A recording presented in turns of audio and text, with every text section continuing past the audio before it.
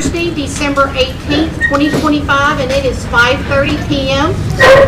At this time, Councilman Carrasco is going to do our invocation. Councilman Arona is going to lead us in the Pledge of Allegiance.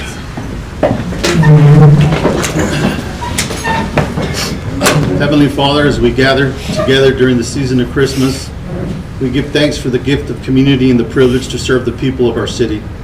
We ask for your guidance and wisdom as we make decisions that affect the lives of our neighbors.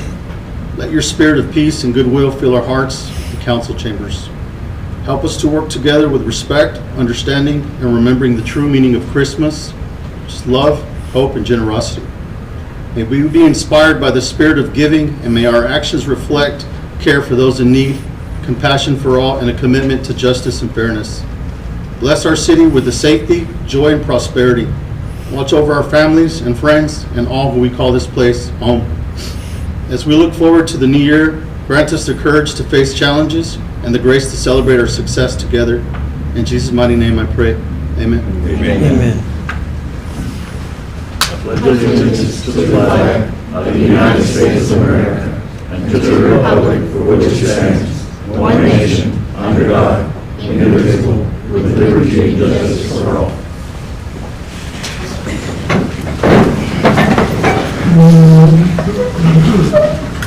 For the record, at this time, all council members are present except for Councilman Trujillo. I'm going to open the floor for public comments. As a reminder, this is a time for residents to share with the council any comments, concerns, and/or complaints that they may have. It is asked that each person limit their time to 3 minutes, as we do have several scheduled agenda items to attend to. Also, reminder that we cannot comment back to you as it's not on an agenda item. And then for record-keeping purposes, we ask that you please stand at the podium and state your name for our record. So at this time, are there any public comments? Hi, my name's Kevin Duke. I've lived here all my life. I'm running for County Commissioner Precinct 4, and I've been walking the streets on the north side of town, and a lot of concerns I'm hearing is why don't we have curbs and gutters on that side of town, and they have a problem with lighting over there, and they're very upset, and I hope I represent the precinct well, and that will be in our precinct. And also, they have a problem with with F Street, with cars racing up and down that. But I'm not telling you what I'm thinking. I'm telling you what I'm hearing on the streets, and I think it's fine to go out and get more land and to induct it into the city limits. But at this point, I think we just need to work on what we already have and clean it up and go forward with that. That's all I have to say. Anyone else? Public comments? Okay, so my name is Yadira Mendoza Natividad, and my concern is over the annexation of Lindsay Addition. And one of my concerns is by Chapter 43, it stated that y'all were to provide a service plan. And that should include, of course, the construction of capital improvements necessary out in Lindsay Addition, which I believe none of us that live out there have received. Another one of my concerns is the fact that our city structure itself right now is really not up to par. Our roads are pretty bad shape. Our sidewalks are pretty terrible as well. There's really no places for people to walk and stuff. So I feel that the city already has a lot on their plate to still want to take on some more. Another thing is that there is really no benefit to us residents of, Lindsay Addition to be annexed. We have been provided services from Madera Valley Water to provide our water. We have our propane tanks that are sufficient for gas, and I think we're all pretty happy with, not being part of the city. And quite honestly, that there's no benefit to the residents whenever you can't even keep up with the city stuff. So, that's definitely one of my concerns. I do speak for the Lindsay Addition people, and we feel fine the way we are. So, and I think our county commissioner does pretty well keeping up and, answering our concerns and stuff. So, thank y'all for your time.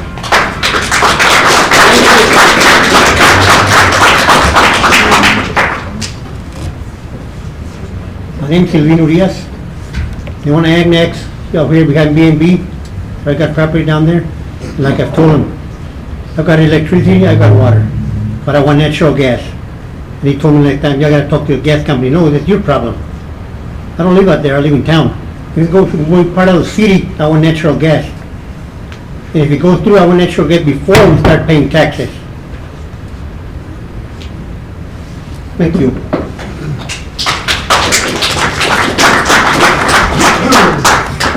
Just a moment, if you have your cell phone with you, please put it on silent. Thank you, okay. Good afternoon, my name is Javier Mendoza. I'm also a resident of Lindsay Addition.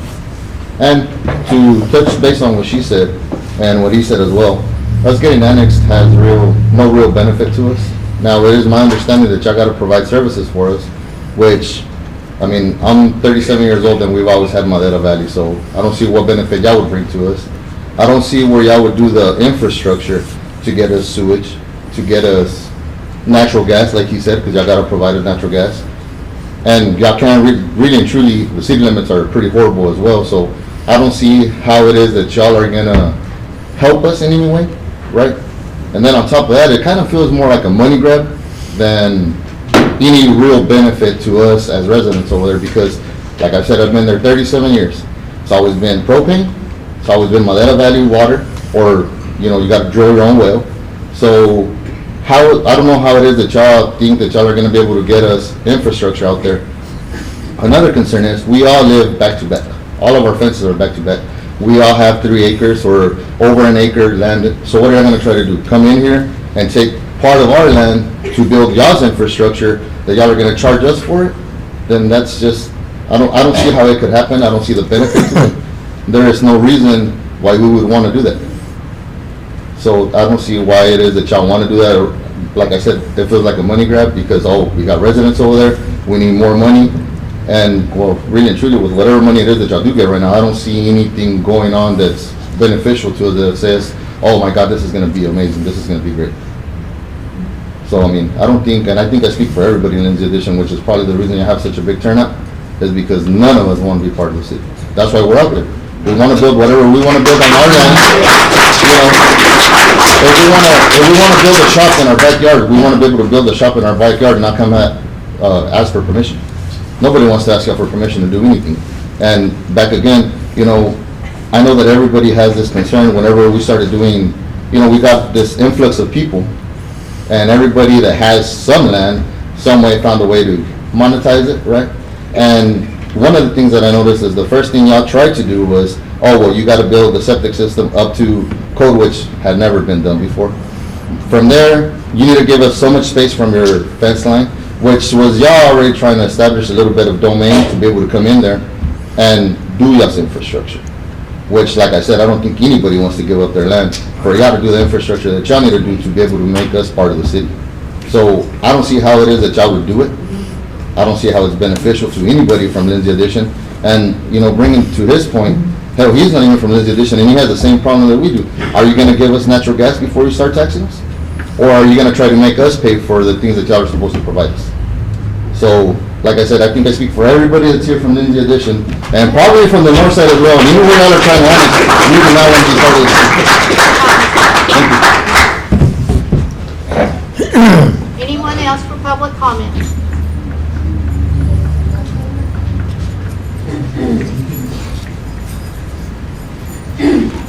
I'm from the Lindsay Addition as well, Arturo Munoz. My concern is that we've been there since we could see the drive-in theater, the Texan, from back in the day. So now,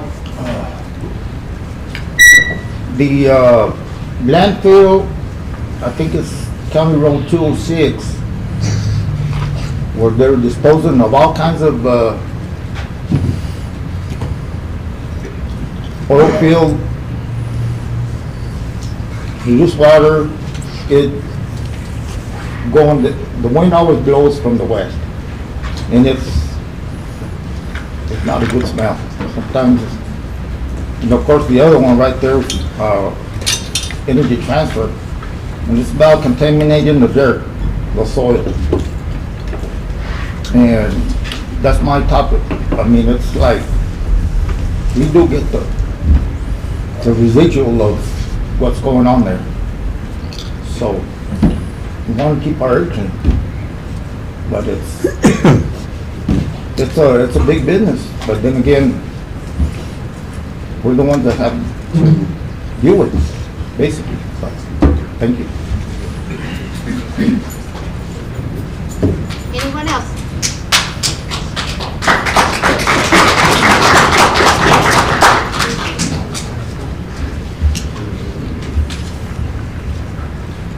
Good evening, Mayor and members of the City Council.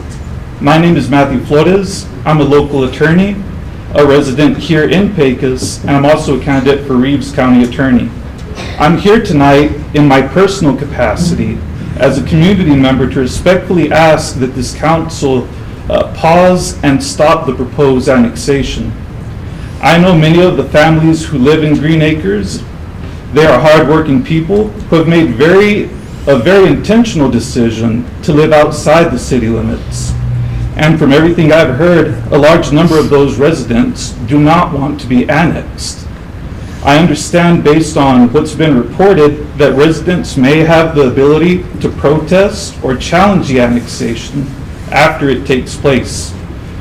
But my question to the council is a simple one. Why move forward with an annexation that affected residents clearly do not want in the first place? The residents are not asking for special treatment. They're asking to be left alone. They chose to live outside the city, and that choice should matter. I'm also concerned about the practical and financial realities of this annexation. If the purpose is to increase city revenue through property taxes, I respectfully question whether the cost of the extending infrastructure obligations would truly be offset by the projected tax income.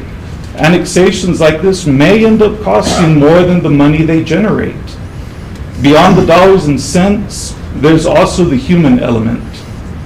There's already plenty of work that needs to be done within the current city limits. Roads, utilities, and services that deserve attention. Annexing an area filled with residents who are upset and opposed to the decision does not foster cooperation or trust. It risks creating unnecessary division and frustration between neighbors. Even if the city has the legal authority to rely on an older rule or statute that y'all are relying on, I would respectfully suggest that just because something can be done does not always mean that it should be done, especially when state policy has evolved and when the community sentiment is so clear. I ask this council to listen to the people speaking to you here today, to respect their choice, and to reconsider moving forward with this annexation. Good government works best when it reflects the will of the people it serves. Thank you for your time and allowing me to speak here tonight.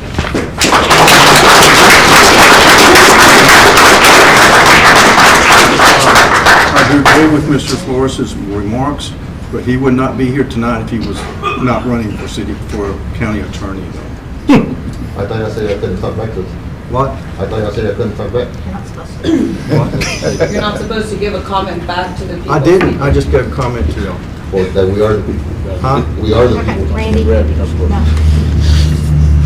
Okay, so does that mean that we're on for dialogue now? I'd like to make public comments. My name is Paul Hinojos. I'm County Commissioner Precinct 3, and all these people are in my precinct. And I was asked to speak on their behalf to the council to let them know that there's a reason why they live out there. They don't want to be regulated like they live in the city. they have horses, they have all kinds of different issues over there that if a city was to try to impose all the regulations and things that you do in the city, it doesn't conform at all to what's at Lindsay Addition right now. The other thing too, as they've said before, is they've already got water. They've already put in their sewer systems with septics. What is the city gonna give them that they don't already have, other than being taxed at 40 cents per $100?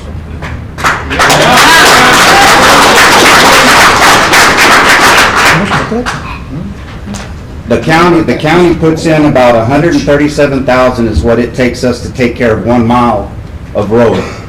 And in Lindsay Addition, there's 8 to 10 miles of road right now. When y'all annexed the highway area, y'all took those perimeter roads only. And are they being kept? The perimeter roads? No, not at all. Okay. We spent about $137,000 per mile, county funds, which are citizens' funds, to maintain 1 mile of road in Reeves County. Y'all are gonna wanna take 40 cents per 100, use that money, and you're already in the hole $140,000 just to maintain the road. That's not mowing them, cleaning them, and right now the county's in a deal right now where we're gonna put $2.4 million into a park for them. Which is already being worked on. It's being done right now. Yes, it is. So my deal is, the people do not want to be annexed in. And what benefits are y'all gonna give them that they don't already have? They like their way of life with less regulations and being able to do what they want to do. I would put it up for a vote. Let the people decide what they want to do. Don't force them, because there was a plan that was created by a city manager that's not even here anymore. He's the one that put that plan up to say, hey, we're going to annex all these areas. And you don't have to ask for permission if we get this approved now. And so that's what y'all are working on. But none of y'all were here when that was done. But y'all do have the ability to stop it now and let the people decide whether they want to be annexed or not with a vote. So listen to the people. Thank you.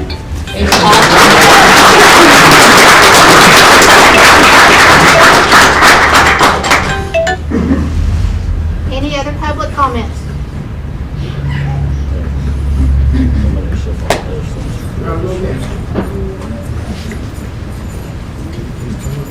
Hey, what about all the trash dumping out? Tires, they want to do a little maintenance as far as mowing on the bar ditches and all that, but there's trash out there. And I've talked to the guys out there, they don't consider it as far as picking up trash. And they go like, well, it's gonna mow anyway. It's gonna mulch. You know, but we can take that into consideration as far as being trashed out there for what? Because we're out of the city limits? That's not fair. And it's been happening. This been going on since forever. So I think that's something that needs to be addressed as far as keeping everything clean. But as far as that anyway, people just, because it's out there in the country, go out, whatever. So that's another issue.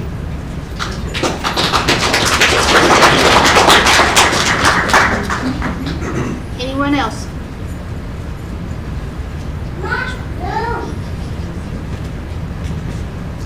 Good afternoon. My name is Ramona Arenivas, and I have 3 acres here at 407, and I also live here in the city. I don't want to be part of the city with that property because I already have to obey a lot of things with my own, the place I have in the city. And over there, I don't want to have my neighbor call the police because the music is loud, because there's big trucks parked in the property, pay taxes for that. Because I already do, I obey the rules for my property in the city, but that's why I bought one outside of the city. So I don't have to come and ask permission for something that I want to do there, and I don't want to be part of the city for that property on 407. Thank you.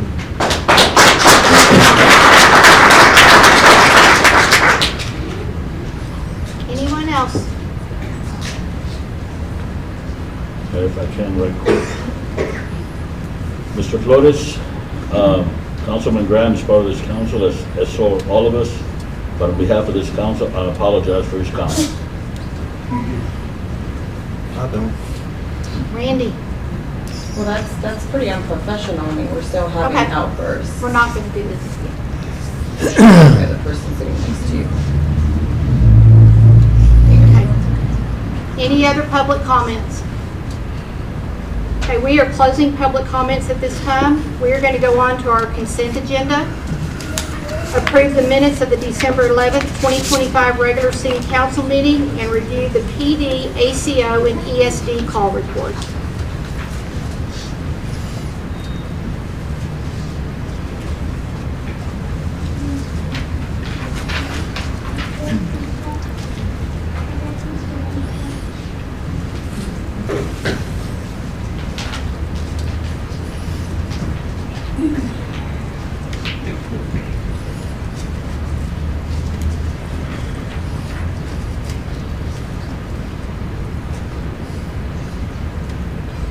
Chief, are you here? Item E2, missing persons. Can you elaborate more on that, please? We had 7 missing persons. Can you kind of just elaborate? So a lot of times when we get a missing persons report, it can be a juvenile that hasn't come home, it can be an elderly that hasn't come home. That's what those kind of calls are. But without getting too far into the call, so that's about as much as I can get. Okay. It's not anything to do with kidnapping or Human nothing? trafficking, stuff like that, no, sir. It's just this. That's all I have.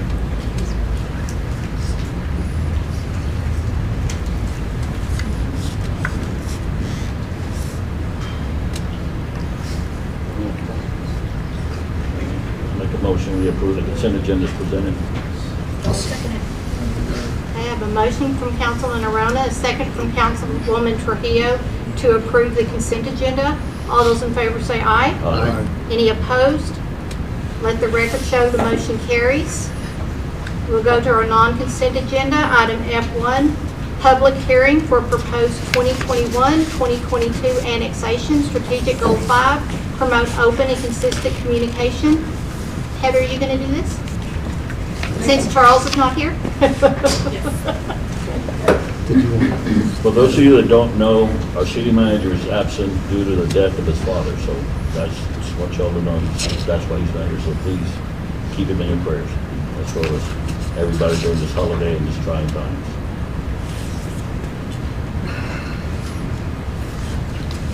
Did you want to move item F18, Heather? If we'd like to. We can do that too. No, sir. You want to do this first, or? Mayor, they had asked to move item F18 at the top as we have the DA's office and the law enforcement here. And we don't want to hold them up. I was told to do it after F2. Yes, ma'am. Welcome up. We doing F1 or F2? I do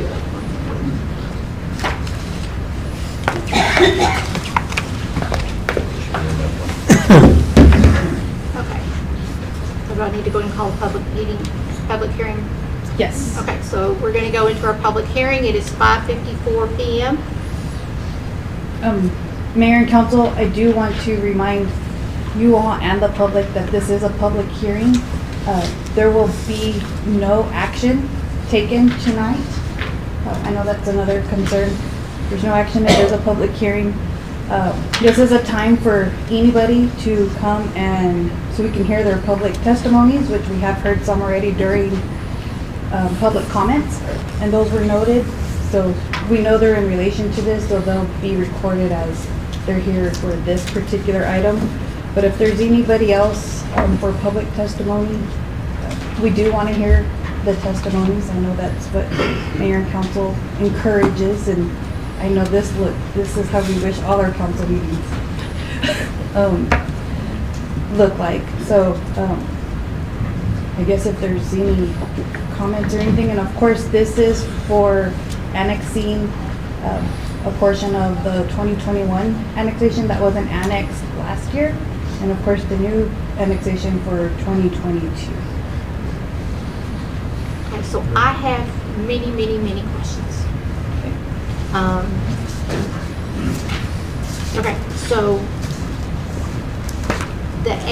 the property that we've already annexed, do we have them full staff, full service, water lines, sewer lines, streets, all of that? Is that all up to date?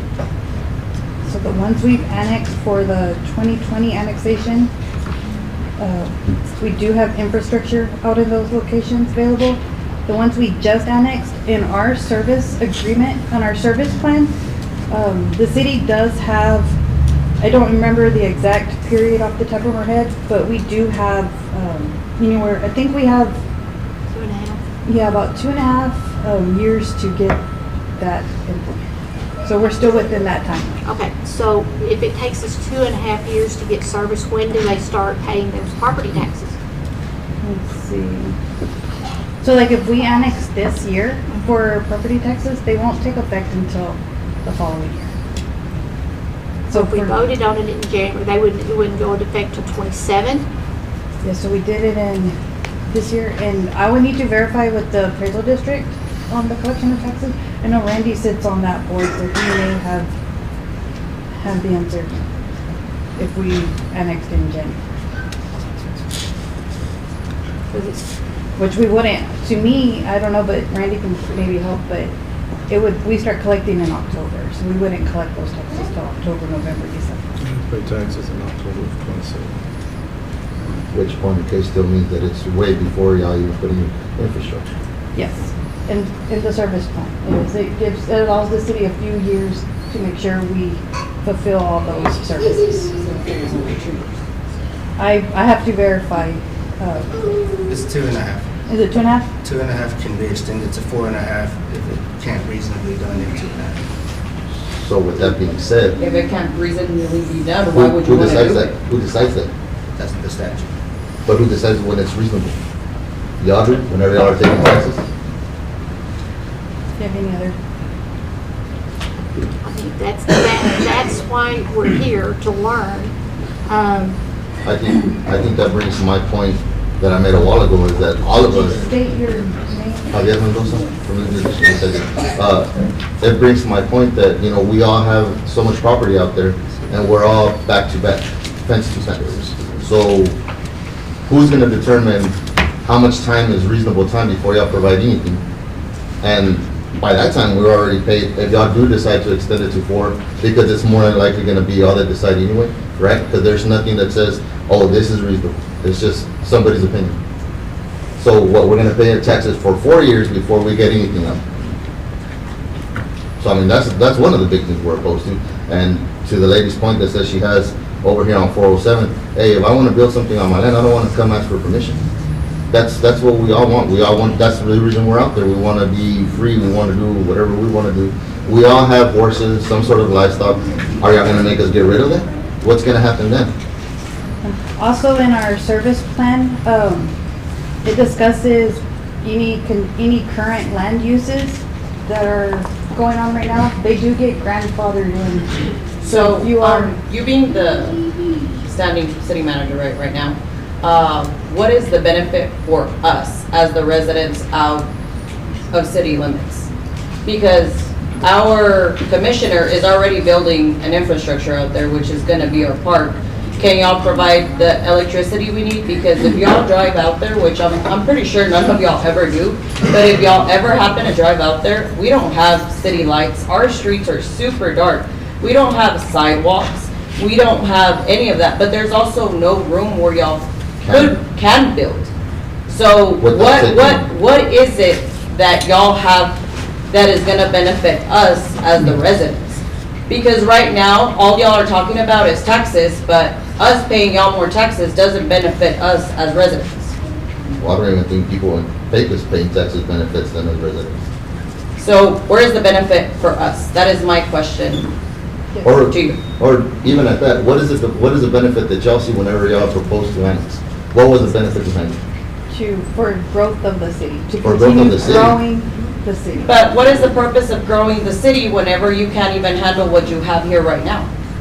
Yes, so in a nutshell, annexation is to continue growth of of the city. But you're I supposed to have understand- developmental infrastructure, or there should be some kind of developmental, advantages to this. Like, what is the developmental, you can't build housing up there, and you can't build it because there's not any property for sale. Every property out there already has an owner. And nobody's selling. So, and nobody is selling their property.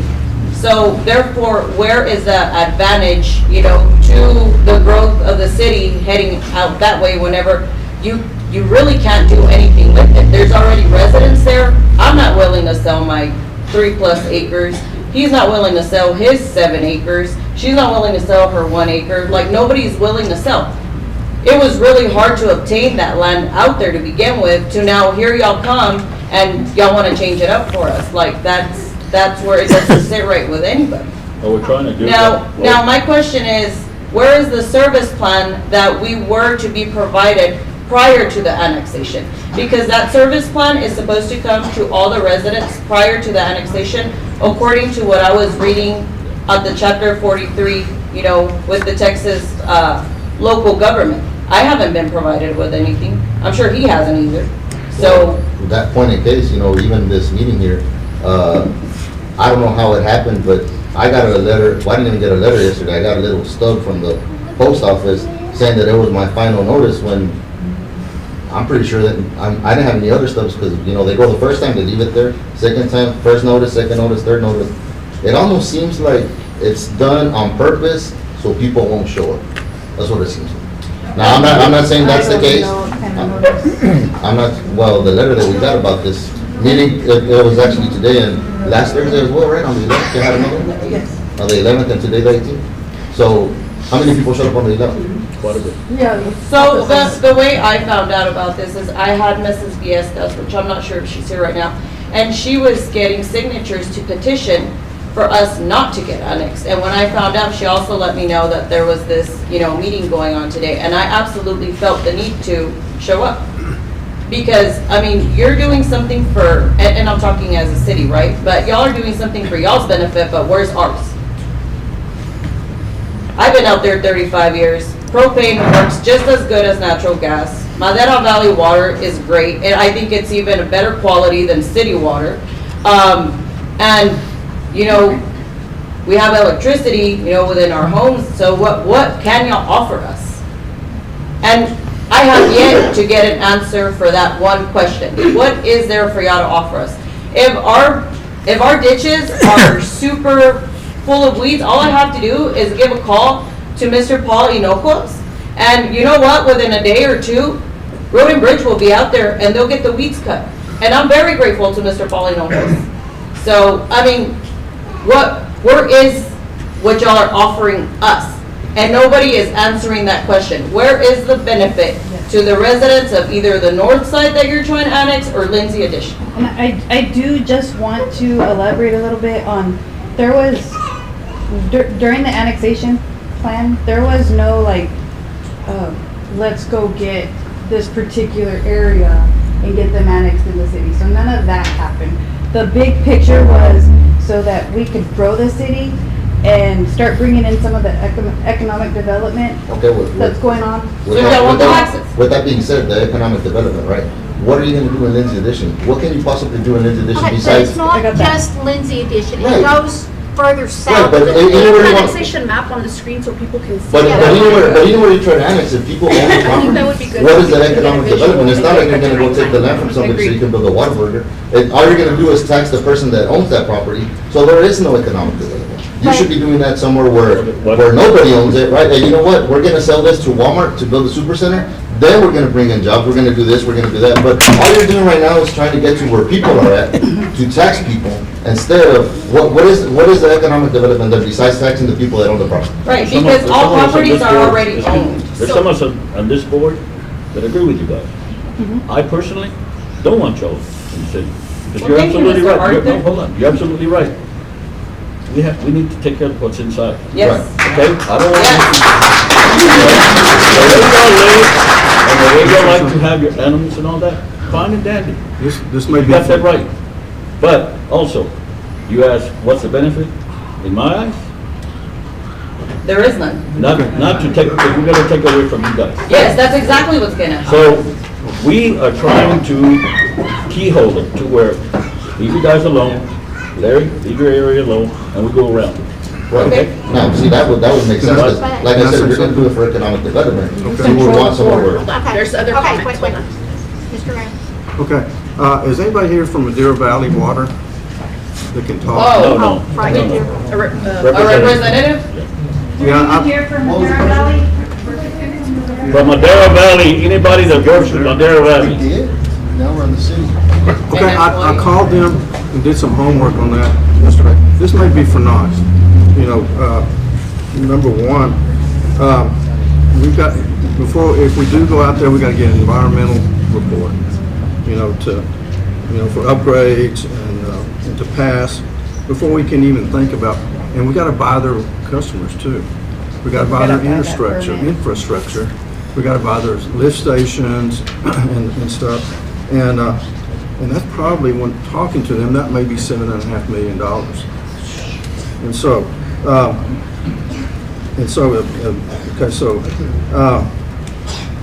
And they're right now in the process of getting a loan from USDA to make improvements on some other lines that they have that are not in that area.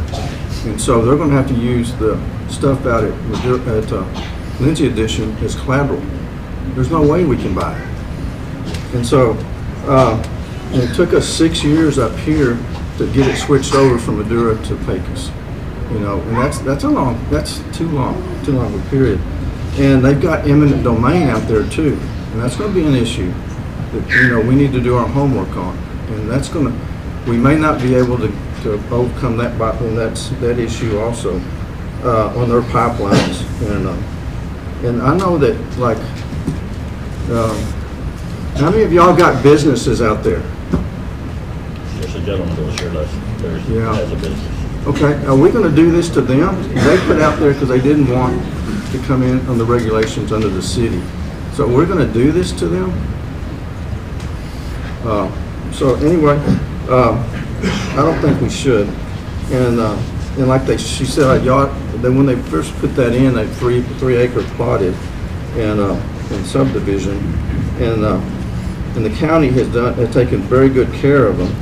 They've maintained the roads. They redo what about the septic tanks? Are we gonna put a sewer system out there, sewer lines out there? Y'all got septic tanks. Wouldn't that be part of the infrastructure that you have to provide? That is part of the city's promise. Yeah, and that's gonna be expensive. Yeah, these are questions for all of us. Do you have a cost, how much it would cost? No, because I've been asking for the cost, to Charles, for the cost of this, and how much is it gonna benefit the city? Since last year, a year before, you've been asking for the cost. And also, One more too, thing. also, Okay, Some of you are asking. Wait, Randy still got the floor. okay, how many of y'all have animals out there? Oh, a lot of us have animals up there. Yeah. Okay, if you got, for example, if you got 2 horses, and you come under the city, you can't increase that. You can't get 3 horses. Or what do we already have, 4 or 5 of them? Well, that's grandfathered in, but I'm just saying, You can't increase. you can't Wait, but we increase. can't control Mother Nature, sometimes they breed on their own. I mean, But, yeah, I mean, what are we gonna do there? Like, we gotta call Dr. Box out there, perform abortions, and take more animals, like, we can't do that. okay, so go back to the 2 horses, and say one of them dies. I don't know that they can replace that one. I'm not sure you can replace that. So basically, we're just gonna let you live it out and then you're screwed? So that's just, it's just like makes no everybody's sense. saying, it just doesn't make sense. And even at that, that's one of the perks that we have of living out there. But the big one, to touch on what you were talking about, they can't provide you a cost to provide a sewer. Are they gonna go dig out our septic tanks? I don't know. Get all the leach lines out of there? That's a get good everything out of question. there? That's a good Because question. wherever you have a septic tank and the leach lines, that is pretty much that land that you have out there that you cannot build on, you cannot do anything with it. It's a dead piece of land, right? But I think the big roadblock is Madura Valley Water. I'm looking at it, you can't get past that I think roadblock. eminent domain comment makes a lot of sense too. Like I said earlier, we are back to back. Where are you gonna put that sewage system? Well, we want to do the infrastructure, the roads, for instance. That's part of the plan, that the roads have to be fixed. The only place, because of the properties belonging to you guys, right, the infrastructure would be done under the roads. You can fix the roads until you do the infrastructure, and if the infrastructure can be done, how is the city gonna connect to the water lines of Madera, when right now Madera is not allowing a lot of connections anymore? Yep, As well, it they is. don't even wanna be, like, people that have properties out there, if you don't already have a water meter with them, they really don't even wanna sell water meters. That's right. Now, to bring it on his point, if you gotta go under the road, what are you gonna do, tear the road up Yep. to do it? And then what are we gonna drive on to get home whenever y'all are doing it? I just don't think this is gonna go through. I don't think we can get Yeah. past Madera Valley Yeah. with this annexation. One of the main things that I think is gonna be the hindrance is people's rights. Because I used to live out in the city, outside of Odessa, because I wanted to live out there, because I like doing my thing. I like but like what Councilman Orona said, the city is growing because of what's coming into the city. There's a lot of things, companies coming in that we ourselves don't even know, but they're calling because of things that are happening, especially on the south end. But if we can, like he said, keyhole, and we gotta look at that, make sure that we can do it. Because what we need is the property around, not you guys. We don't wanna affect you guys at all.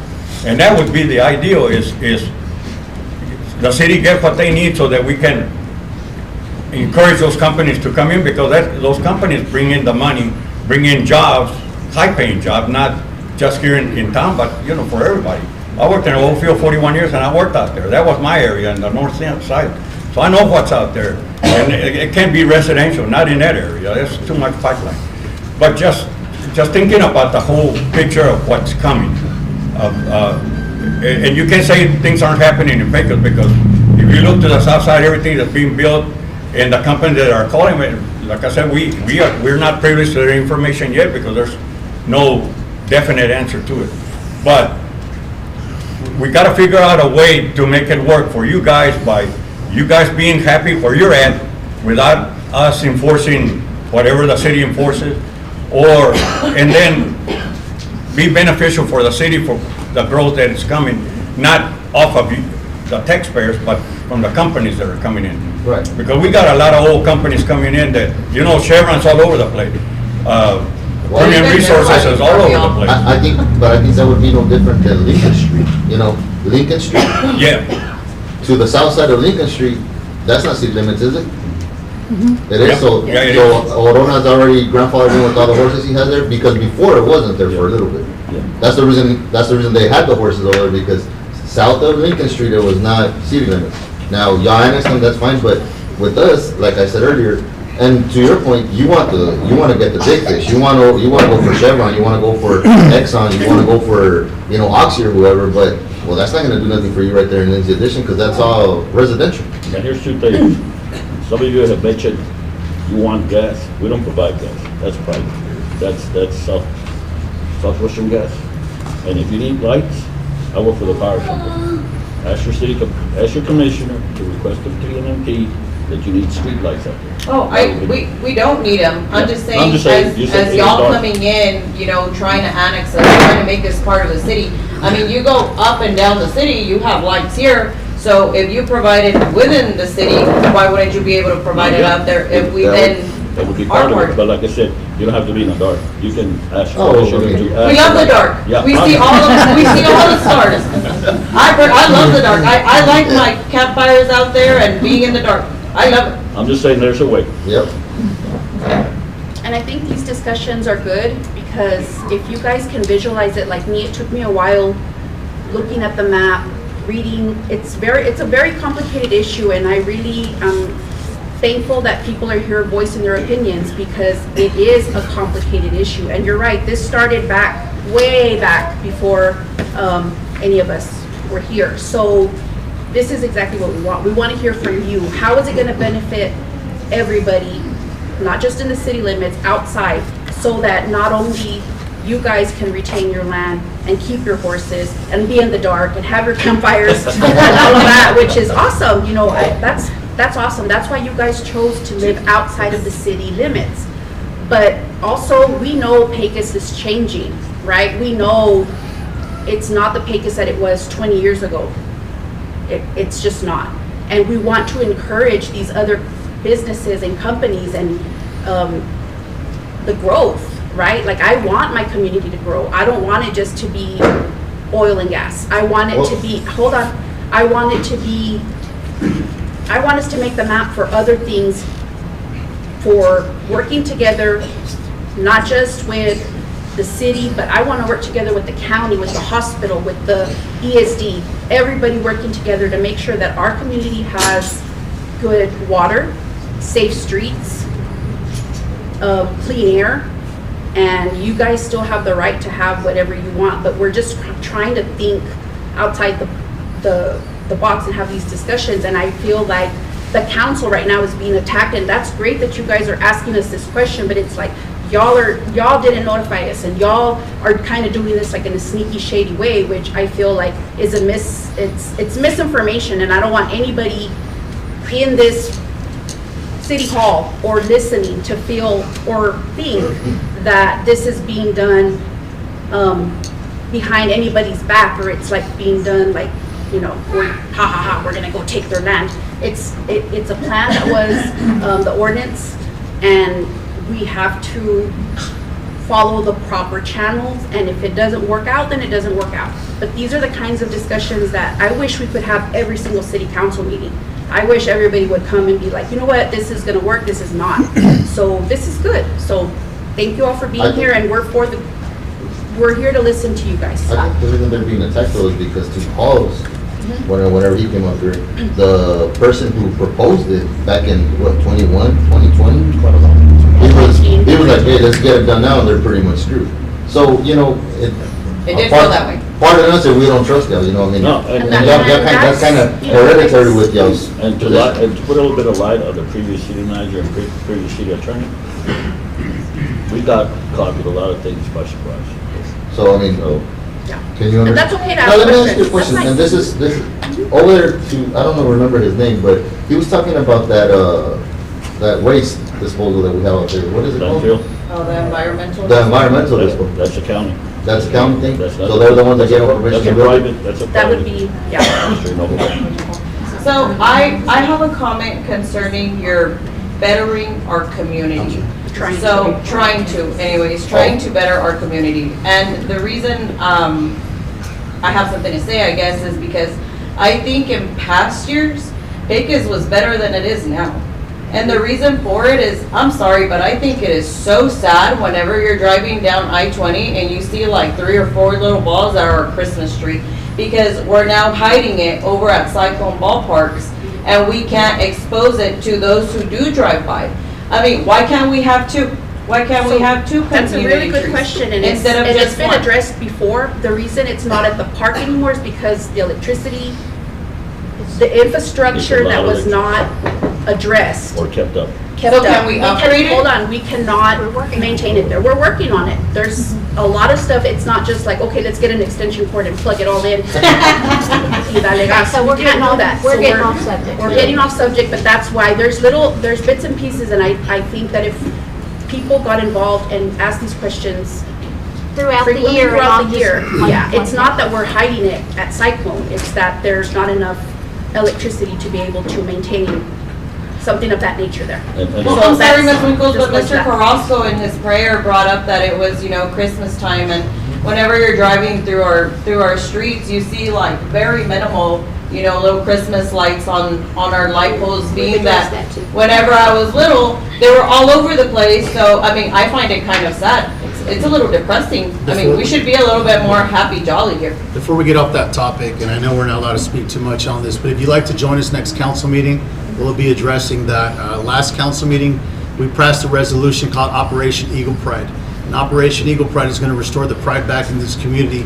We're moving forward in the future where we need to start taxing these oil field companies and anybody that wants to cross the toll without paying the tax to start getting involved in the community.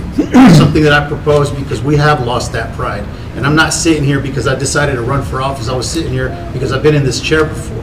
And being in this chair before, I've heard your concerns of many frustration topics that have been addressed already with our intermediate staff, such as where's the pride for Christmas? Why are we settling for less, right? So there's a lot of things in that thing. I don't want to say we're working on it. It's being done as we speak.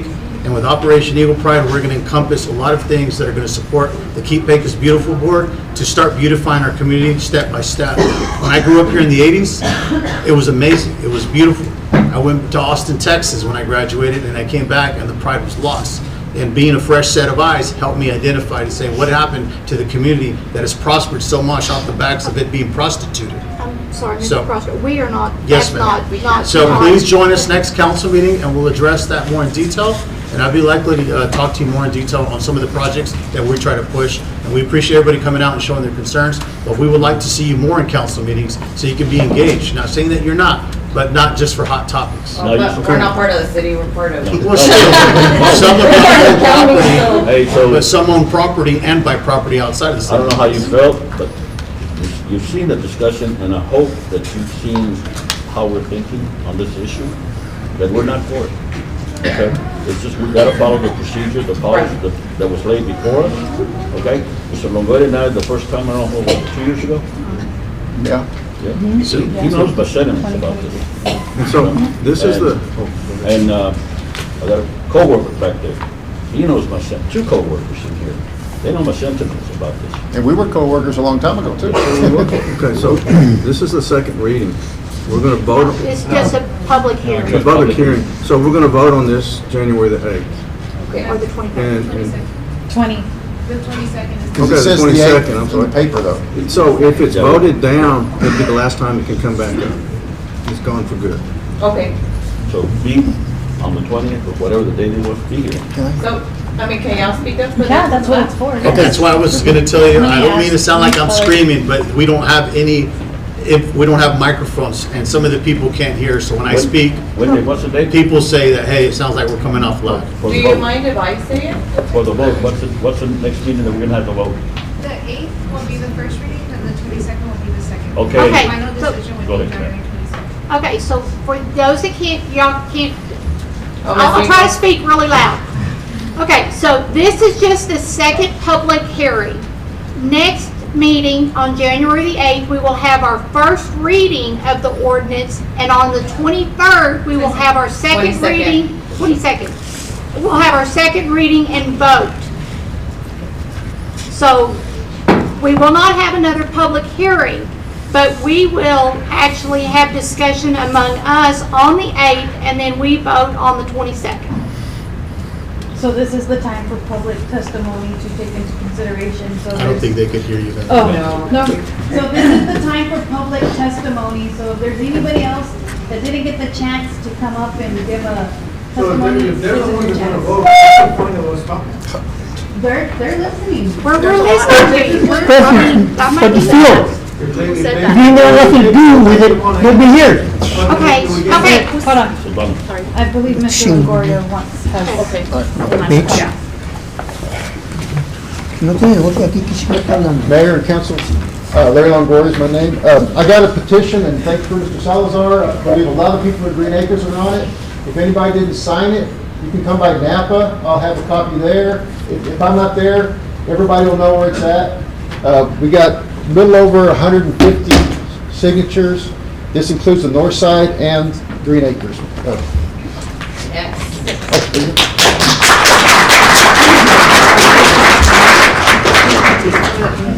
And same sentiment as y'all, they can't give us that we don't already have. We spent money on sewer, water, electricity. We're happy where we're at, same reason we like moving out there. Now, I'm glad y'all came out because y'all put a lot of power into our opposition to get them, and that's all I have to say. Thank you. Thank you. I have a question. Who was it that said that, what's the point of you being here if we're just gonna vote?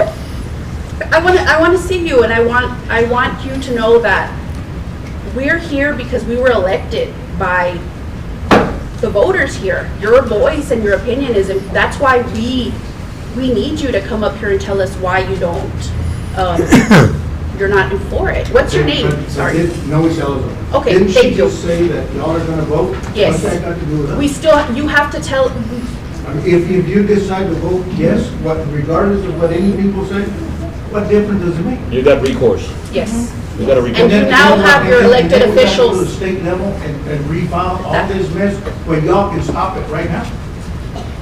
There's a lot of people here. Yes. We just want to be left alone. We don't vote, see? If you could state your names or come up here to the podium, please, so we can get your testimony for the record.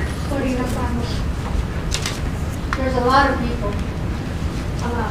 I just want to say that the first letter, I didn't come on the 11th because this letter was, I had to sign for it, and they left me the note the 11th. That same day, that's when they left it, the note, but I didn't get the letter until the 12th. So I couldn't come for the 11th. And what's the date? Sorry, what date was it mailed off? I don't know. Sorry. I can show Yes, it the to you. snap. I would like to see that because I That's know. when it was, that's when the post Me office. personally, there's been a lot of issues with the post office, so it was mailed, okay. It was stamped December the 7th. And, So, they there just was left a me lot. that note, where I had to sign on the 11th, and I couldn't get it until the 12th, so that's why I didn't come. And are we gonna receive for that next time? No, it's just a public hearing, so, I mean, this is our last public hearing. Okay, so we don't have. It was mailed off on the 28th, but even myself that live out there, I didn't get it till the 12th. So, the meeting was already. And then the post office still have a bunch of them that. Yeah, we still don't haven't have really control get 'em. when they deliver it, They still have unfortunately. I wish them there. it could be the next day, but it's not, it doesn't work like that. We have no control over that. How many people vote on this? All but the mayor, none I of she don't breaks, she breaks a Unless tie. she breaks a Well, tie. 1, 2, 3, 4, 5 people get to vote on it? Here's one thing that got me. The last meeting we had, there was a lady from Green Acres. She said, I live within the UTJ, the mile outside the city. But she has to follow codes, Right. you know? And she said, but I don't get to vote for you guys. And that hit me hard. We want our freedom from England because of the saying, no taxation without representation. Yep. And that's the way I feel about this. So, I just, nice going down, and I see what y'all are saying about you need maybe run some lines, get businesses, but can y'all do that without taking our land and making us pay high taxes and everything? Leave us alone, so hey, I want to run a water line right by your road, right by, a little bit of your land. Yeah, go for it, but leave me alone. I don't want your stuff, I don't want to pay your high taxes. Thank you.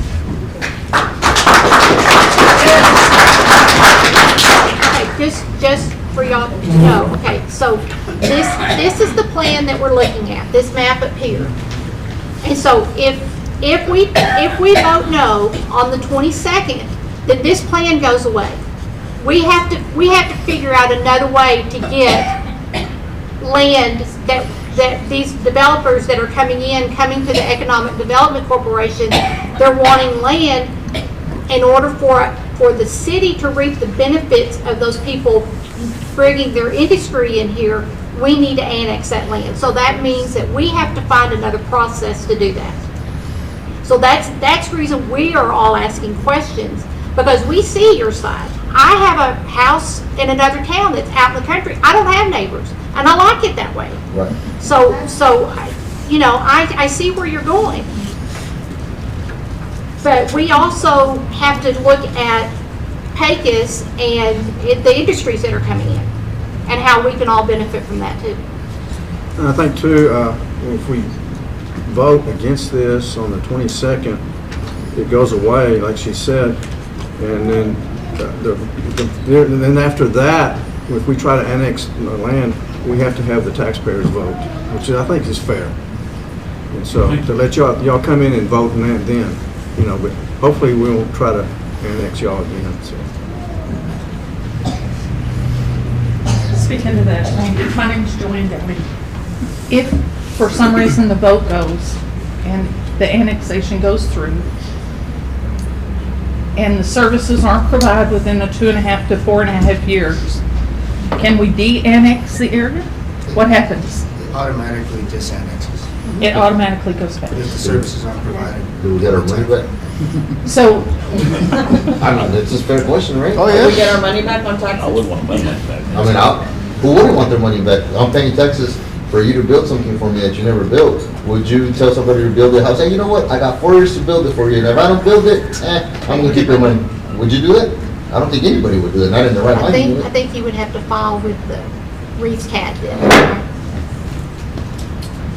also, if it does go through, if the annexation does go through, when can we get the process or the steps of how to appeal to the state so it does go to a vote for the citizens? My understanding, if it proceeds under the old 2019 law that they grandfathered into by that resolution back in 2019, before the change in the law, it's a unilateral annexation. It can't be appealed or challenged. But we can petition according to that same law. I thought Lino said the other day that we could appeal it. He did make that statement that there's recourse.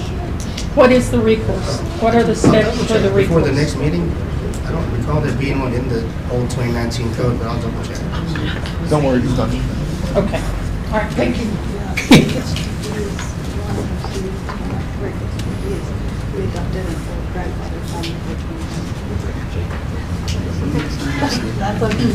Just Anything else?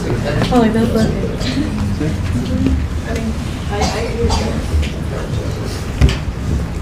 You're saying a lot of companies want to come in to Reeves County. 5 years ago, I got a lot of calls from different companies. They don't want to pay. They don't want to pay my price. They want me to give my land away to them. That ain't gonna happen. They just want to come in and take over. They don't want to pay what I want.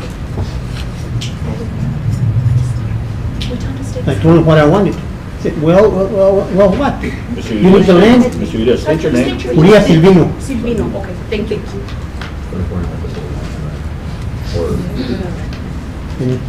I understand people want to grow, but okay. 2 years ago, I asked the city manager, but the trees in Pecos, they all died or let them die on Jackson and Ross. Why is that? Huh? I agree. I mean, why did they let them die? I don't know. Last time they had the meeting downtown, I asked the lady, she said, we got water forever. So the water's not the problem, why can't they let the trees die? Trees give life to a city, a town. I agree. And he couldn't answer that question. He didn't say nothing about the trees. All Jackson had 3-4 blocks of trees, nada. So Michael Baca here. Was there a reason that we removed those trees since we're on that topic? Water lines, roots, I mean, anything you know of? Nobody knows. My understanding was when city manager Mr. Reyes was here, the town was in a downslope economically, and they stopped watering. That's my understanding. That's what that lady told me. Well, that's That we got water forever. Okay. For 100 years I'm or not more. argue with you, but that's So the what I problem, was told. they like to lie, there's a problem, they lie, okay? And then they try to find out, nobody gives a damn, nobody finds out for anybody else how come the trees are gone, nobody cares. Like they said, the baseball fields they built outside of town. The one we had in town here in Walthall, was been there forever. They shut it down. The baseball field, yeah. I coached Little League for 17 years. What the hell? It's not closed. It's on a paper field. Still open. They're still using? They using it? The county uses it. It's a county. County. Yes, sir. Yes. My daughter practices there sometimes in the same. Misinformation. Yeah, it's still open. So nobody knows nothing about the trees.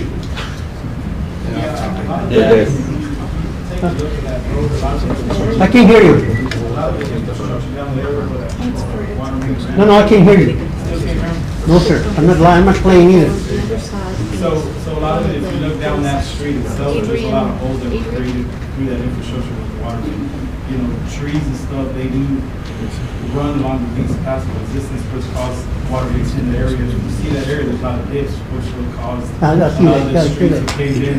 And due to time, you know, the trees maybe died out, but I think that had a lot to do with it. Because somebody didn't care.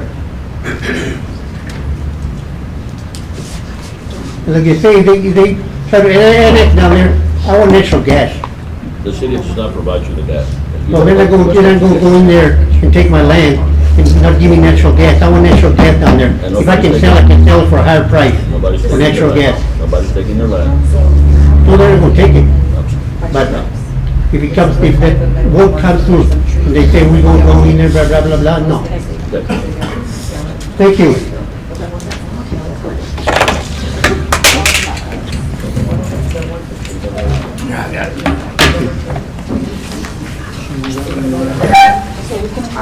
any other comments? Okay, we're going to close our public hearing, and it is 6:35 p.m. I want to share.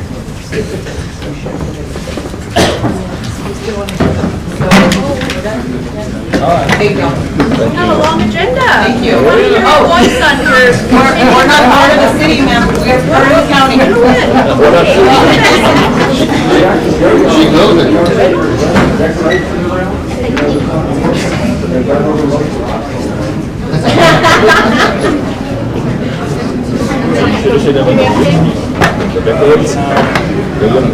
They used to be beautiful. They did. It was really, really pretty, and now we look like the Grinches of so Christmas. But guys, y'all have a Merry Christmas. Thank y'all.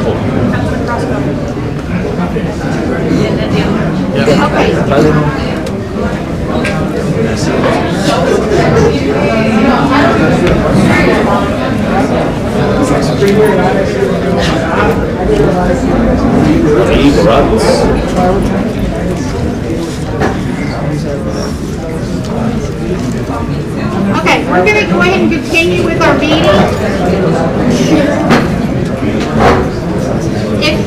If y'all can go ahead and go to the back for your conversation so we can go ahead and continue.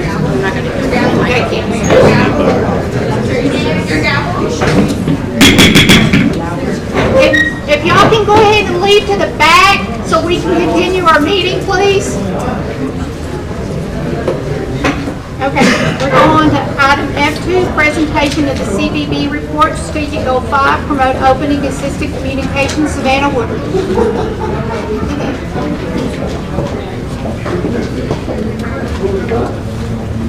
Good evening, Mayor and Council. Savannah Woodward, Director of CBB. I'm excited to give a report and update on what the CBB has been doing since I started with the city in August. And so I have provided some additional handouts, and I'll point those out as we get through our presentation this evening. I'm happy to answer any questions along the way as well. So the first slide that we have is kind of an overview of our budget and financials. These numbers were pulled from last week's City Council meeting. So we have 96.37% of our fiscal year budget remaining. Currently, we have about 80% of our fiscal year remaining, so we do still have a healthy balance left in the CBB budget. That is not reflective of any encumbered expenses, such as our professional services used for rebranding right now, our website that we are updating and launching. So that number realistically looks closer to about 83% of our budget left for the fiscal year, which is on track with percentage left of the fiscal year. I did go ahead and pull some hotel performance metrics here.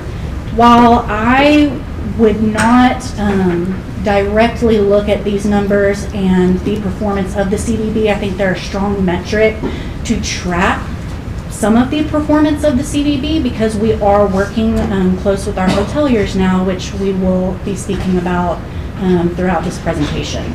So currently, year to date, the average daily rates for rooms in Pecos are that $104.64 number. This is a weighted total, so it does take into consideration how many number of rooms each property does have. Our hotel occupancy rate is 58.2%, and just comparatively to where we were this time last year, that number was 65.1%. So we're about 9% off from where we were last year. We're using these as benchmark numbers moving forward, so this will be our baseline in line with when we started the CBB as a municipal department of the city, and we'll be looking at these closely as we give reports to council. Our quarterly hotel occupancy tax funds that we collect at the city, total in Q1 that was collected is $565,795.17. So the comparison for this time last year at the end of Q1 was that $835, almost $36,000 number. Where we get this year's Q1 numbers, the last payment that we received was December 1st. So this does not account for any payments that we will receive through the rest of the quarter. We'll give an updated number once we receive all of those payments and have an update on it. I don't think you were here, but why the drop, drastic drop? I do not have an answer as to what that drop might have been. I'm happy to look into it and see if there's something we can point to identify that.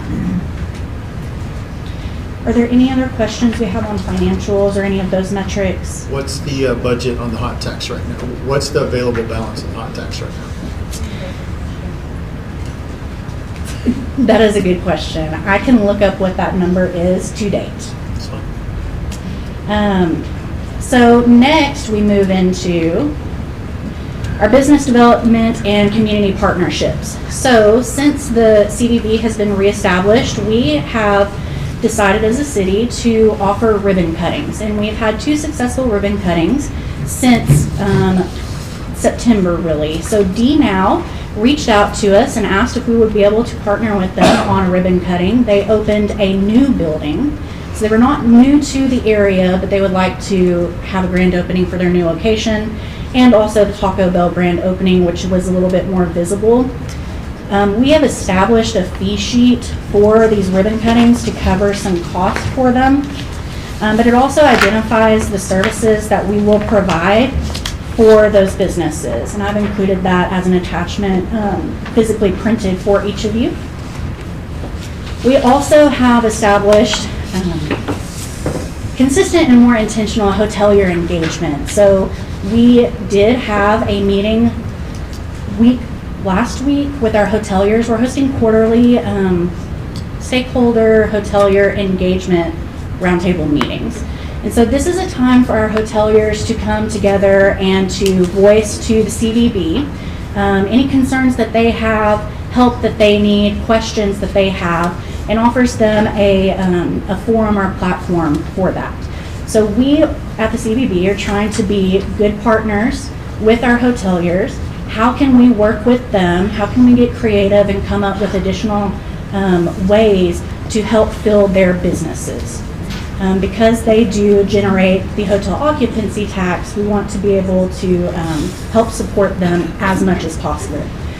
Part of those initiatives are also going to be hosting a THLA, Texas Hotel and Lodging Association training workshop where, because the CVB has purchased a group listing for all of our hoteliers, we provide advertising for them. We also are able to get representatives from THLA, Scott Joslove, who wrote the hotel occupancy tax law, to come and speak to our hoteliers and host workshops on things such as how that law works. We are also offering for all of our frontline staff, customer service staff, not only in our hotels, but in any business that would like to participate, a customer service training. So we'll have a third party that will come in and will be able to effectively talk to all of our frontline workers who are the face and the first people that a lot of our visitors see when they're coming to Pecos. We want to make sure that they have a great experience, and this is somewhere that they want to come back. Right quick. Yes. For these prices, what do they get for the 250 and the 500? So below in here, what the CVB is doing for these businesses that would like to have a ribbon cutting. We are coordinating with those businesses what the best date and time is, not only on their calendar, but to try to mitigate conflicting with any other event that's going on locally. So we work with different calendars that are going on with the county or any other entity as well as the city. How do we come up with the numbers? How do we come up with the numbers? The 250 and the 500? There was not a lot of research that went into this number. This is the research that did go in, this is a lower number than other CVBs that are offering ribbon cuttings. Normally they're offered through a chamber. Yes, ma'am, that's what Yes. that was my next question. Did we not reach out to other chambers in the area, see how much Or do we have information from our chamber, maybe not? Not that I'm able to access. But our chamber, they had to become a member of the Yes. chamber in order to have that ribbon The cutting. CVB will not be establishing a membership understand program. Mhm. The question that I had, and we had this in our meeting as well, was the businesses down the road are going to want to see how they're going to be promoted. And maybe that's something that, I don't know if it's on this slideshow or something we could kind of talk about down the road. So should I be a new business? One of the biggest frustrations I had as a new business owner was we weren't promoted enough, but you did. I mean, I'm not here to talk about the past, but you wanted my fees, but yet when somebody would come in, you didn't know who your businesses were in the community, as small as it was. So an example would be an electrician, a plumber. I can name all the companies here that I know off the top of my head, or electrician, plumbers, security companies. You want to get to know the companies so that if somebody were to walk through your door, you would have their brochures. In talking about this itself, a lot of business owners are asking now to me is what are we going to have in place down the road that's going to promote us instead of us being overlooked? Yes, so there is a bit of a difference between services that a chamber provide, which mostly focus on supporting our small businesses. However, there is some overlap that goes into the CVB as well, natural overlap. So we do want to support our small businesses while we're not hosting memberships and taking funds from our small businesses in order to promote them. We're still looking for other ways to promote them. So we will have advertising throughout our website. We will offer advertising through the CVB. We are currently advertising through the state governor's office right now with the Travel Texas Co-op. And so that offers many different avenues for our local hotels, small businesses, and Pecos as a destination to be advertised. Additionally, with things such as offering coupon books or even just marketing pamphlets, handouts, and advertising to visitors as they're here. When we direct people to our website, that's where we're going to host our small businesses, and they can see where can I go shopping, where can I eat, what are the attractions and things that I can go do while I'm here. If I'm into museums, if I want to see where the historical markers are in town, or if I want to go geocaching. So we are looking at getting creative in ways that we can support our businesses. Would that be incorporated in the $500, or would that have to be a separate fee for us to be part of that brochure? That will not be a separate fee. That is a burden that the CVB will bear, so we are not going to be asking for any fees or funding in order to support our businesses that way. Pretty much promoting that little part. Yes, and we really encourage any businesses that we may not be aware of, whether they're new businesses that pop up, even if they would not like to use the ribbon cutting ceremony services. We still would like for them to reach out to the CVB, make sure that we can establish that partnership. We are trying to actively reach out to businesses that we know about, and so we can establish that relationship and help them as best as we can.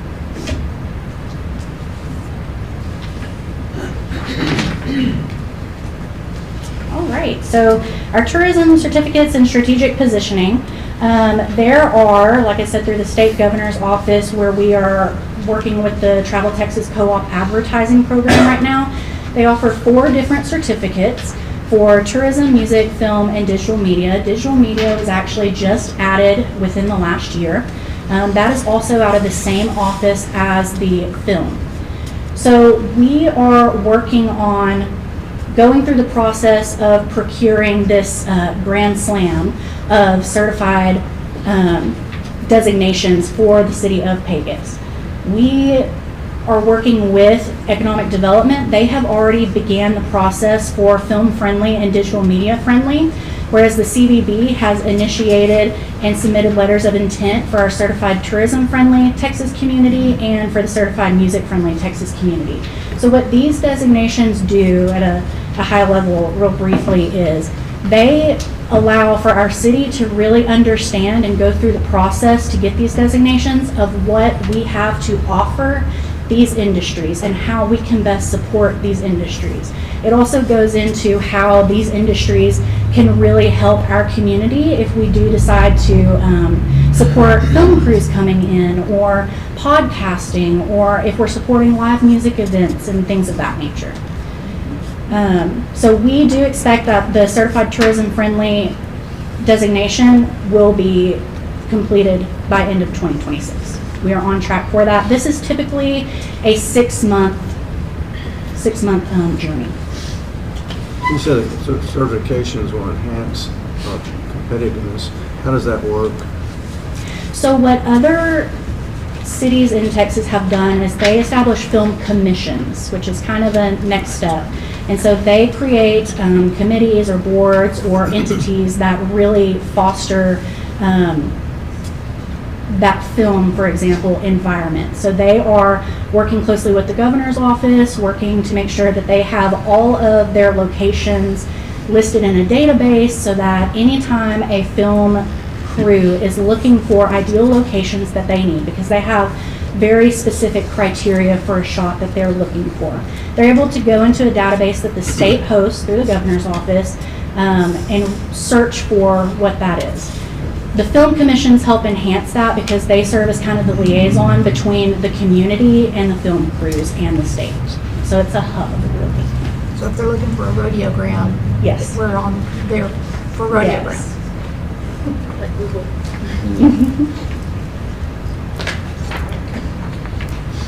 All right, so our branding, marketing, and digital transformation. We have come back with our logo. We did send a survey out to internally to get some different perspectives and ideas on what that might look like. We went through tone and feel of what we want the CVB logo to invoke. And so we are still in the final stages of building an entire brand kit and brand guide that we will be able to share with our partners for any advertising and that we can have internally as well. With that, we will be launching the website in Q2. We will be, like I said, plugging in all of our attractions, our restaurants, all of our partners, hoteliers. There will be full functionality in our website, a lot of cool features, and we will use this to direct a lot of our traffic through the CVB. We'll be able to pull metrics on visitors, first-time visitors, and many other things to be able to gauge performance for the CVB this way. A big item that we are checking off for the CVB that I felt was very important and wanted to prioritize is a CRM implementation. What this is a customer relationship management system or a software. And this is really what the CVB and any additional staff that we ever add to the CVB will be working through. This will track all of our sales calls because it will integrate with our emails. So it can track sales calls, sales leads, emails, and we'll be able to generate detailed reports so we can show exactly what we're doing to promote Pecos through the CVB. It will also maintain our inventories, as well as many, many other things. It speaks directly with our hoteliers. I'm working on going directly with them to onboard them to this software so that they are able to submit room blocks, booking links, rates, and any information for events that are coming. If we have an event that a hotel would like to host, if they had a meeting space for that, this is the place that we would be able to send it out directly to all of our participating hoteliers. They could give us any information so that we could submit that on their behalf. So it's a more consistent way to be able to speak with everyone, track all of that so we can show what we're doing and see where we really need to improve. Mr. Costa, does that help you with the baseball tournaments and stuff? We haven't really incorporated and talked about that more in detail yet, but there's been discussions of bringing our CVB and our marketing, Edward as well, and our marketing Bryant together and promote. We'll talk more about that here, I guess. We could talk about item F4. But there's been conversations of them coming together. I have a question. As far as the logo Visit Pecos rebrand, is that, I guess I can see, This is not it. Okay, but like, No. it's But not yeah. gonna have a direct impact on any of the existing logos that we have, like for the city? No, this will be a sub-logo to the city. So we really wanted to be mindful about incorporating existing logos. but this will be CDB specific. Yes. Attractions development and major initiatives. So we will be developing and moving forward with the Pecos Boot Trail. I'm very excited about this project specifically. We are looking to find closer manufacturers for the boots. So we have identified 2 or possibly 3 manufacturers that are located inside Texas. This will cut down on shipping and freight, bringing our boots to us. And we are also looking at working with regional artists that are closer. The CBB would like to ideally be able to host our artists on site, have them paint on site in Pecos. There are several that we've identified for a list that we can work with. Anyone who purchases a boot, they can look through portfolios of previously vetted artists that we've worked with in the past, or some that have worked on our murals as well. And they can talk through, well, I really like this style, and kind of like a pick book almost.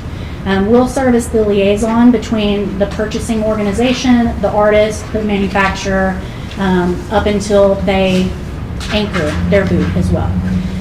We're also going to digitize the boot trail, so we've already purchased software where we will be able to host it on our website as well. And you will be able to check in via GPS with your phone to each of the boots.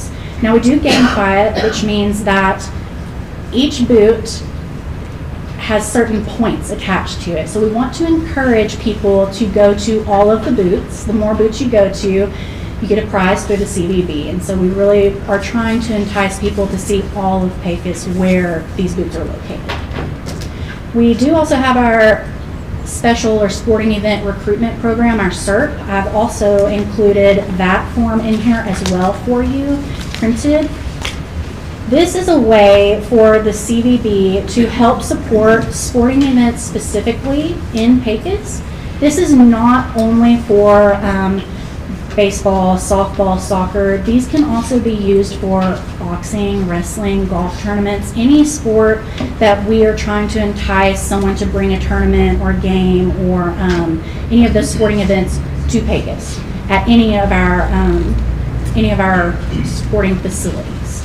So this is a way that we can ensure that if all of the venues are helping to submit these to anyone interested in hosting their event here, that we can make sure the CVB is aware that this event is coming here. We want to at least be in the know. We want to know how we can support, whether that's through registration, whether that's through helping with the awards, providing any swag bags, promotional items, or setting up for advertising and marketing on site as we have visitors here. We're really trying to meet the visitors where they are while they're in Pecos.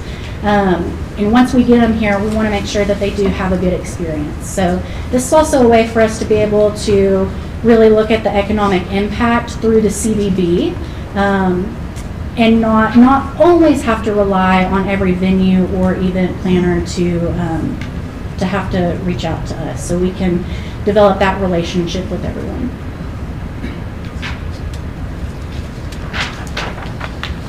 So we do have an established relationship with our Cyclone Ballparks team, and so we are working closely with them. We've had several initiatives we worked on. We did letters to Santa at the tree lighting. We're assisting with some marketing where we can, and we are trying to help with planned events at Cyclone. So supporting again through registration, helping with those room blocks, helping with we can provide a raffle during those events. We can make sure we have QR codes to our boot trail, coupon books. Everyone knows about all the restaurants that they can go to. And again, meeting them while they're here at Cyclone. I thought that was pretty cool. My son got a letter in the mail. He was all excited. Yeah. So, from Santa. So, moving on, I have a section here for the Delaware Basin Oil Show. This is an event that was previously planned in the prior CVB that collectively, speaking with City Manager Mr. Lino, and myself, we decided we did want to move forward with. I think that this can be a really good event for us, where we're placed, all of the activity that we have in Pecos. And so we've decided to move forward with the Delaware Basin Oil Show. That event is scheduled for September of 2026. We are already underway planning.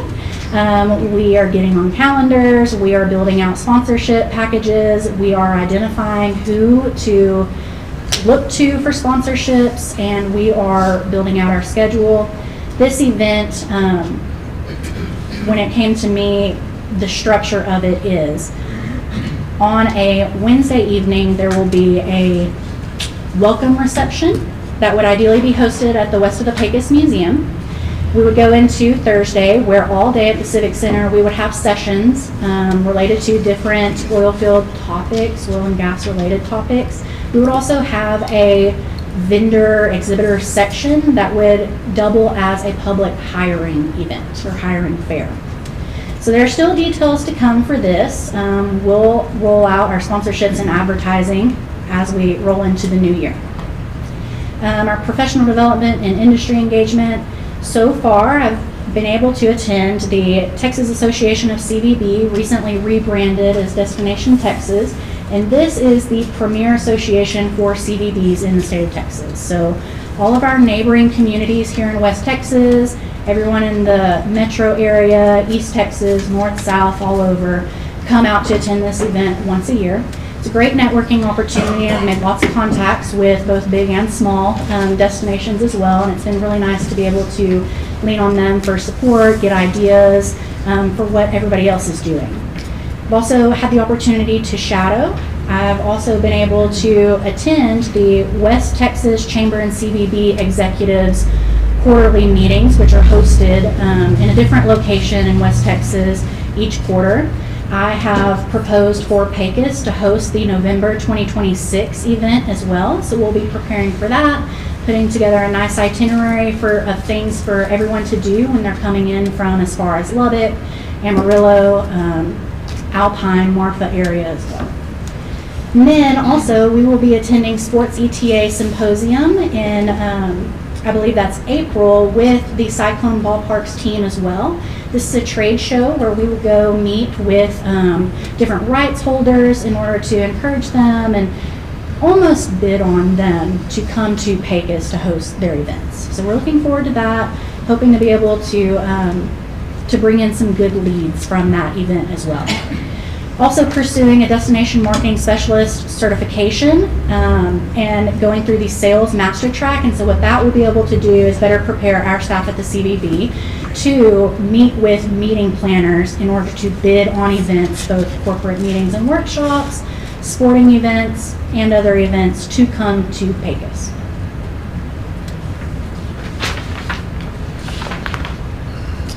Our future projects are to hire an additional CVB team member. So in thinking about what we really need on the CVB team first, I thought about a sales and service coordinator.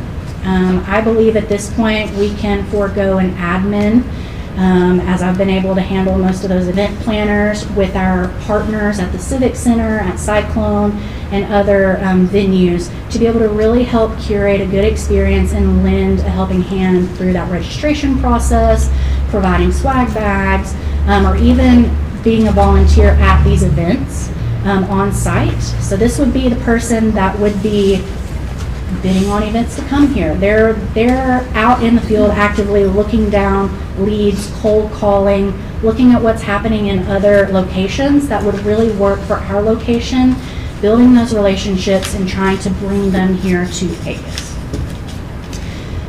Additionally, a mobile CVB unit, because we are in City Hall, and as I mentioned earlier, we really would like to prioritize meeting those visitors where they are at.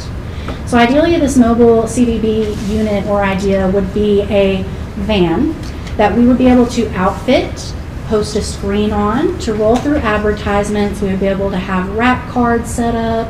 We can serve swag out through this. It would be wrapped, so it would be a photo opportunity to encourage people to take photos with our branding, so it's memorable. that lives on, and that's been content that we can use through the CVB when we're promoting, as well as something that's mobile. We can put it in local parades as well, which doesn't always attract visitors, but it's still a community-minded event. So we would be able to set it up at Cyclone. We could go to the Civic Center. We could go to any other location that we needed to that was hosting an event as an added service for those events in those locations. Of the hiring of the recruitment service, sales and service coordinator, that's going to take a lot out of your plate. Okay. It will. I would also be helping with this. I think this is a very large task. I think it's all hands on deck, but this would be the primary responsibility of that role. Well, you know, as directors, we must be willing to get our hands dirty as well and be boots on the ground. Yeah. And right now, you're going to have to make the cold calls and start getting this program off the ground. I really don't see a need for an assistant at the moment because right now, we as directors have to be able to write the tickets, be out there calling, getting out of the office once in a while and putting in the field work. So I would agree. This is not a request for this currently. This is looking down the future once we do have a need for it. So future thinking. Not trying to shoot it down, but I hope it gets to that point. Yes. Yes, we're working on it. We're going to get there eventually. I hope you need 2 assistants. Yes. Any additional I do. questions? I have additional questions. So the CVB is also plays a role in helping small businesses. So one thing that I would like to incorporate, if you haven't thought about it, I'm sure you have, but I didn't see on this slideshow, is how to make small businesses succeed, such as creating a workshop for somebody that did successfully and worked hard and now they want to start a small business. So you want to walk them through to inform them of all the grants that are available in this community, coordinating with the EDC as well. Some of the times people feel like we hide these grants from people because they're misinformed, but they don't understand that if I were to open up a $200,000 business and yet the EDC is giving a $20,000 facade grant that got moved to $50,000, I don't want to know about it. These are some of the things that I would like to know as a business owner, but at the same token, I would like to see a relationship that maybe you have it already with Sol Ross, because that's the nearest, small business, satellite office? I think UTPB's campus is. So we'll but do yes. that to where they can come in and say, hey, want to start a business? Let us show you how to make sure that everybody's covering, from the beginning, because nobody really knows how to start a business. And when they come out here and they have funding, marketing, and to start promoting. Well, it also helps if they're looking for loans, they help put. Yes, ma'am. Small business development helps put loan packages together because you can't just walk in and ask for a $200,000 loan. And I hope one day our chamber will rise up again so where you can 100% your time is promoting Pecos, bringing them. There is a need for I've this. seen it work in Fort Stockton, CUB and Economic Development Board and the chamber working together to try to attract and bring in new businesses. Each working in its own track, but working together for the betterment of the town. I am noting that feedback, so we will. I think Sol Ross used to have somebody on staff full time that helped people apply for SBA loans. Yeah, they had a small business development center. Any additional? I do have 6 unpainted boots over in my warehouse on Cedar Street. Yes. Are you selling them? That were delivered a year ago, and, but if y'all want them, I'll make a good deal to you. Okay. That was my next question. How much were these boots? They're spoken for. So we're trying to lower the cost for these boots right now, which is why we're trying to resource where they're coming from in order to help promote our businesses being able to feasibly I purchase think them. originally they were 3,000. 3,000? And then they went up to. Okay. I think I've seen some I'll take you up on documentation before. So are these 6? A booty. Not a full So are boot. these 6 boots, have they already paid for? We are still trying to track down all the documentation on that. The CBB is working to help honor any agreements that were made. So then you've got to look for an artist to do whatever their artwork was. Yes. My co-worker did ours for Texas Mexico. We're linemen, so he did that facade, that motif of our line work. And there's some other artists here in town that it'd be nice to use locally. we really have a preference to serve local before we have to outsource, yes. Some people have a lot of knowledge of the history of Pecos. It's great feedback. All right. Well, thank you. Y'all have a good evening. Good job.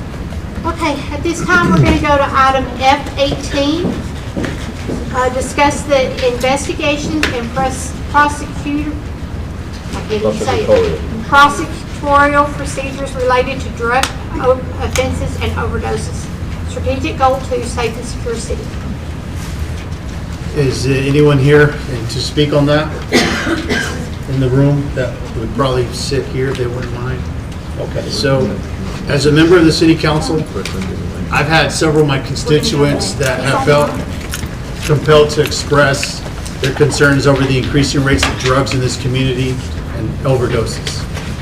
This ongoing crisis not only endangers the lives of our residents, but it's a tremendous strain on emergency services and the overall being of our community. Every overdose represents a life at risk, someone's family member, friend, or neighbor. And when someone in this community dies of an overdose, the question always gets asked is the department investigating who sold the drugs?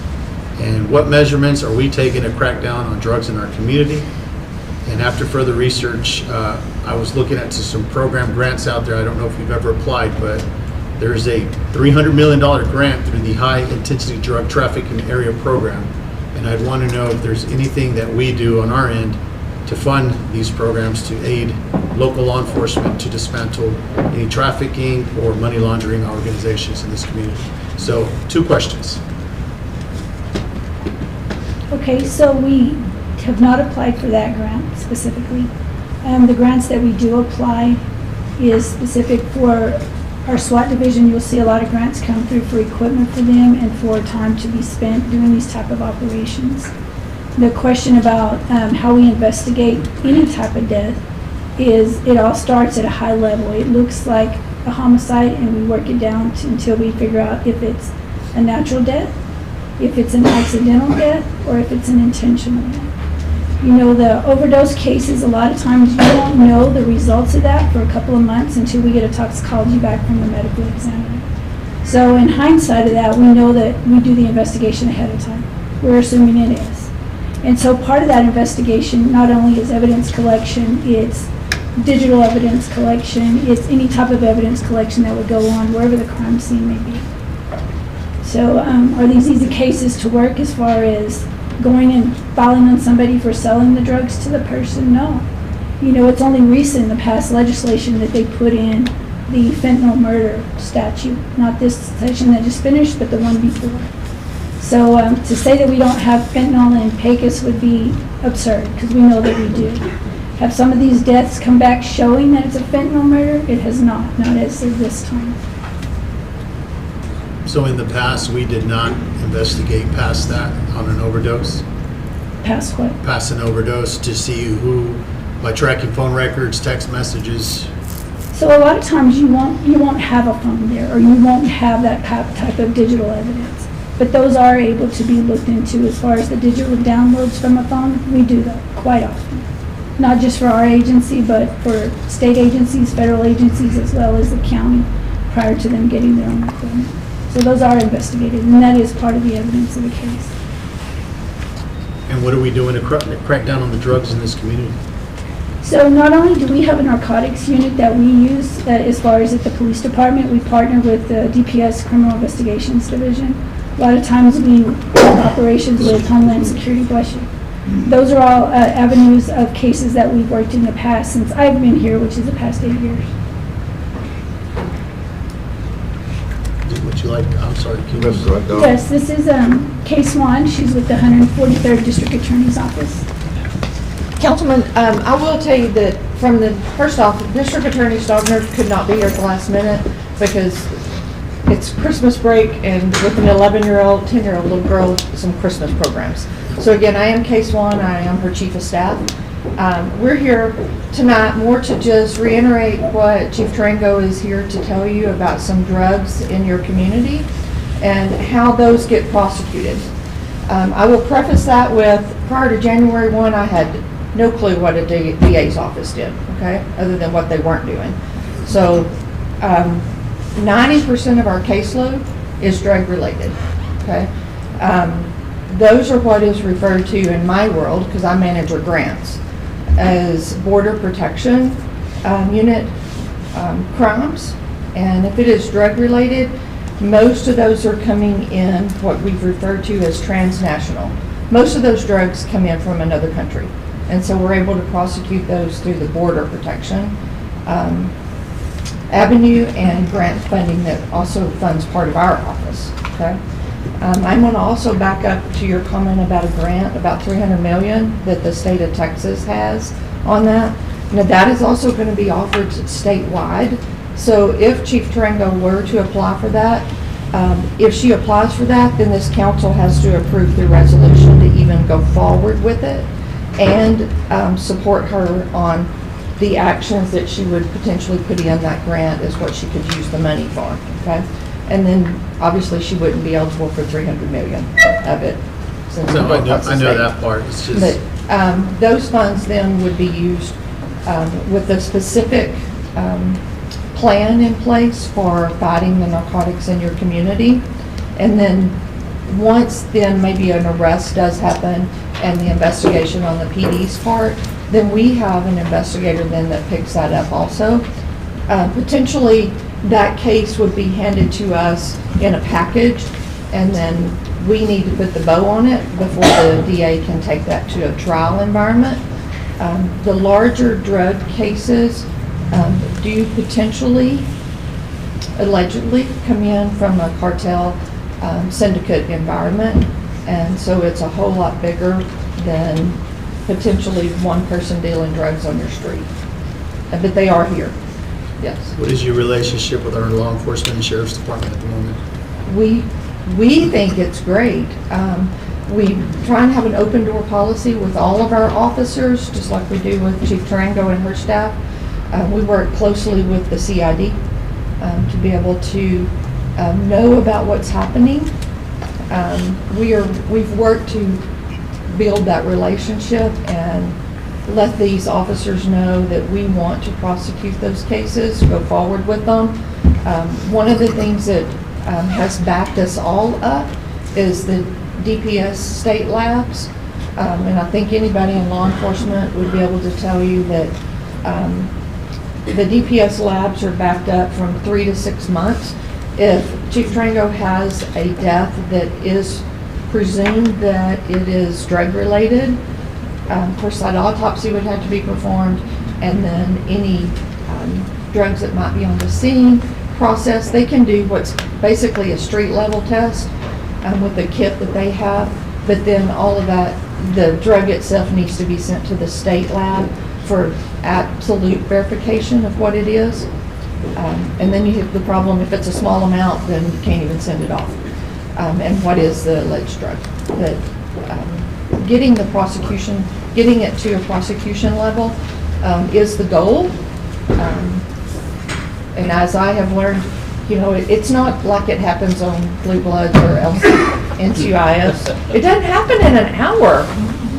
Chief, when was the last time we did something in that nature that she's speaking about? When was the last time that we did that? The process that she just last described. When was the last time that your department did an investigation? I would say probably 2 days ago.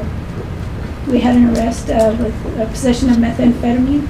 And so from there, the drugs are, like she said, we take it into evidence. It's sent off to the lab, which is a lot of times, you know, the labs are throughout the whole state of Texas, so the delay is obvious.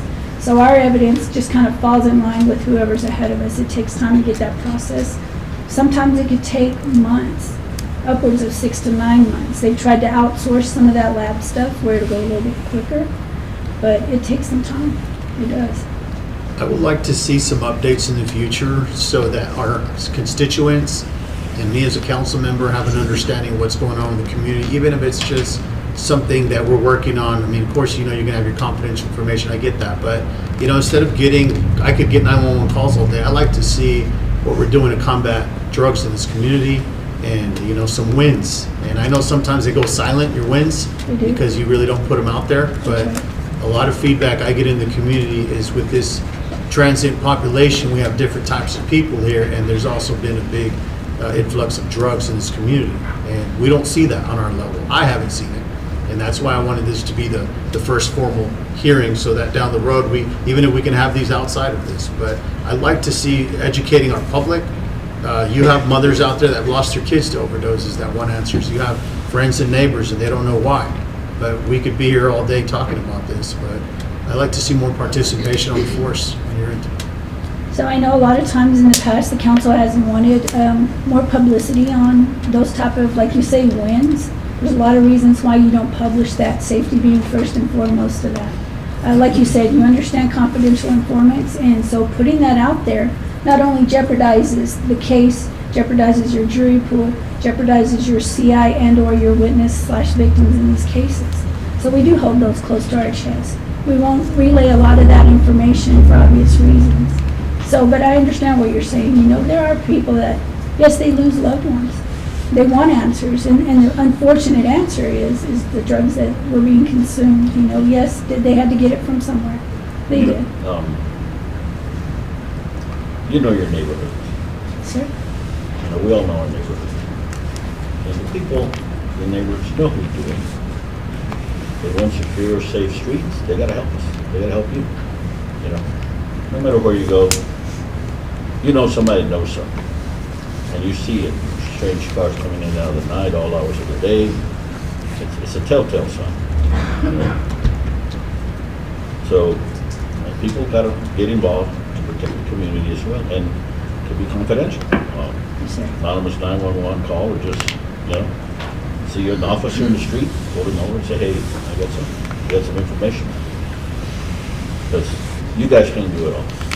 You know, it takes a community to work a community to keep the community safe. You know, and I'm proud to say, I know that we've worked a lot of drug cases. A lot of them end up going fed, so you don't ever hear about it with the federal government. A lot of times they have a really quick process and a really big hammer in the federal system. And I'm proud about that. You know, I know that we've worked those cases, that we've come to you with the prosecutors out of the federal government just to thank them for being able to be good partners with our agency, because you don't see that in a lot of communities. Texas DPS, their CID, unfortunate, it changes quite often. So the agents we had that were working here for a long time, they've gone on to bigger and better things because of the work they did here in Pecos. You know, and to say that I have just one person working narcotics all the time, I don't. That same person may work 5 sexual assaults in a week, and I'm describing last week alone. You know, so I have them working drugs plus all this other stuff. You know, it's difficult, but like you said, maybe a separate meeting away from an open session, I'm open to that. I won't be open to giving out names and that kind of information, but at least a little bit of the information that you'd like to hear. Thank you for being here. Yes, Y'all sir. have a drug dog? We do not have a drug dog at this time. Not sure that we will in the future. You know, I'm exploring. They now have robot dogs for that, so that's something that I kind of jokingly talk about right now, but in reality, that may be the direction we go in. A robot drug sniffing dog at this point. Don't have to feed him. Don't have to feed it, just gotta plug it in, but age out. No, there you go. we have looked at other options. You know, we've tried different avenues of different divisions to combat different offenses that are happening. We're realistic to the future of society in general. It's all gonna be digital, cyber, crypto, AI, and we're trying to stay on board with that as fast as we can as well. When you need a drug dog, do you have it readily available from the county's perspective? At one point, we did have a dog available through the county. From what I understand, they may be having their own dog issues at this point, so I don't know how readily available. They had 2 at one time. I understood that. I'm not real sure what's happening. I know they had one that passed away, but even the DPS out of Fort Stockton, they have a dog. And if they're available, I know that they're usually willing to come out. When we do our drug operations, a lot of times, that's the dog that we use is DPS. You know, unfortunate the turnaround of what we were using the dog for, it wasn't working out. You know, so it's a hard venture to go down the canine path. I'm going to add one more thing about some of the lab work that we've both referred to. So this year, we had a case that it was more THC related, and it comes in, this case it was like a candy bar. We didn't want to wait for the state lab on the situation, so we went ahead and sent it to a private lab. Think about one candy bar. It was $900. We sent it to a private lab. I signed the invoice for that. So that is some of the ways on a drug combat that maybe you think about adding to your PD budget for some private lab if there was a case that you felt like was an emergency, to get it to a lab sooner, because it's going to be several months before we get a reply from the state lab. But a private lab, we can usually get within 30 days. Do we have a private lab locally or? Actually, I think that actually went to Lubbock to a private lab. Okay. $900? One candy bar. What are their schedules, 24/7 or just Monday to Friday? Because of chain of custody, that never touched our hands. The officer involved actually managed that, and we just got the invoice for it. They come from Allsup's or somewhere? Jerry Bullard, I met with DPS today, and they say 65 to 70% of their drug cases end up being federal cases because it's all in transit. And it's larger amounts of drugs. So, like Lisa said, there's a lot of cases that go federal sooner than later because of the transport that goes to. And it is unfortunate, but those labs are not like a 24/7 thing. You know, it's more of a Monday through Friday.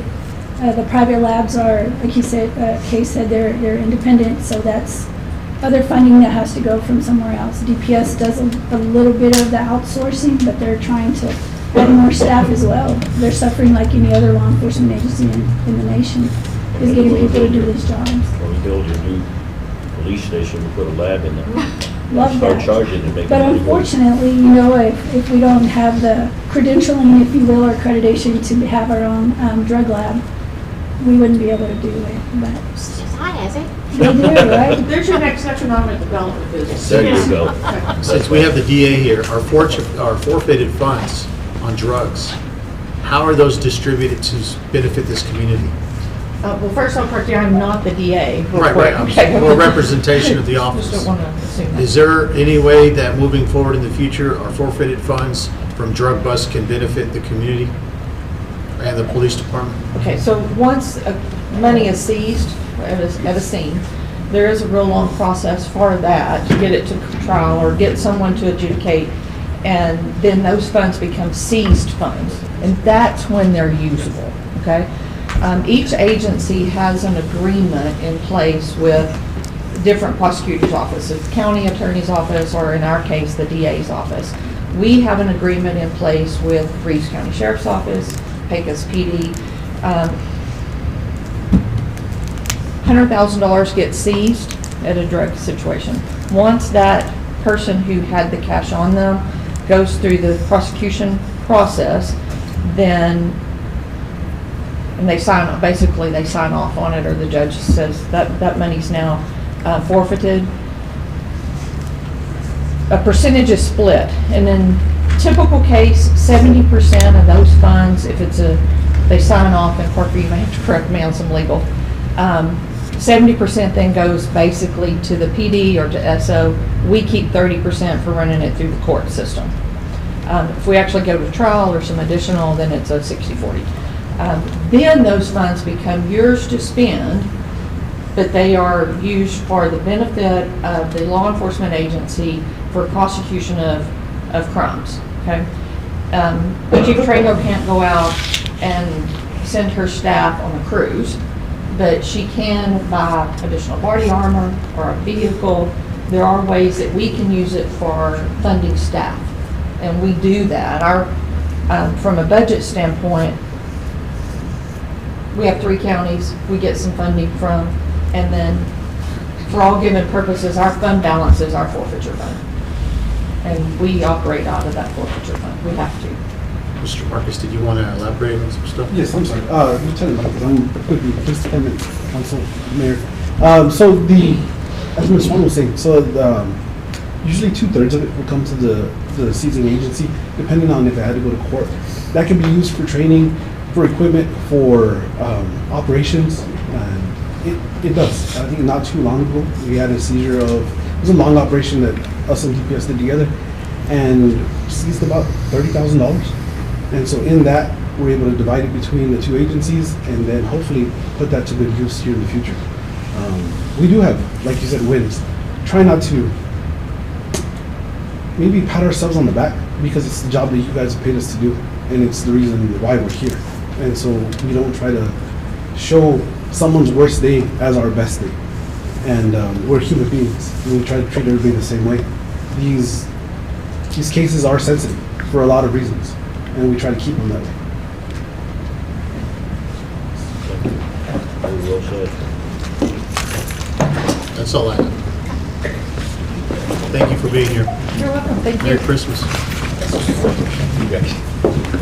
Okay, we'll go to item F3. Brecken, are you still there? Hey, Mayor Winkles, yes, Ariana and I are still here. Okay, so we're going to go to item F3, update on the Born in Denver film. This is under Strategic Goal 5, promote opening assisted communication, and we've got Brecken Hager on the phone with us. Hello, Brecken Hager, Uniform CEO.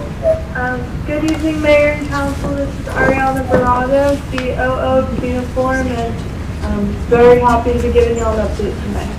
Yeah, we wish we were here in person. It's tragic. We just learned about Charles. We keep him in our prayers.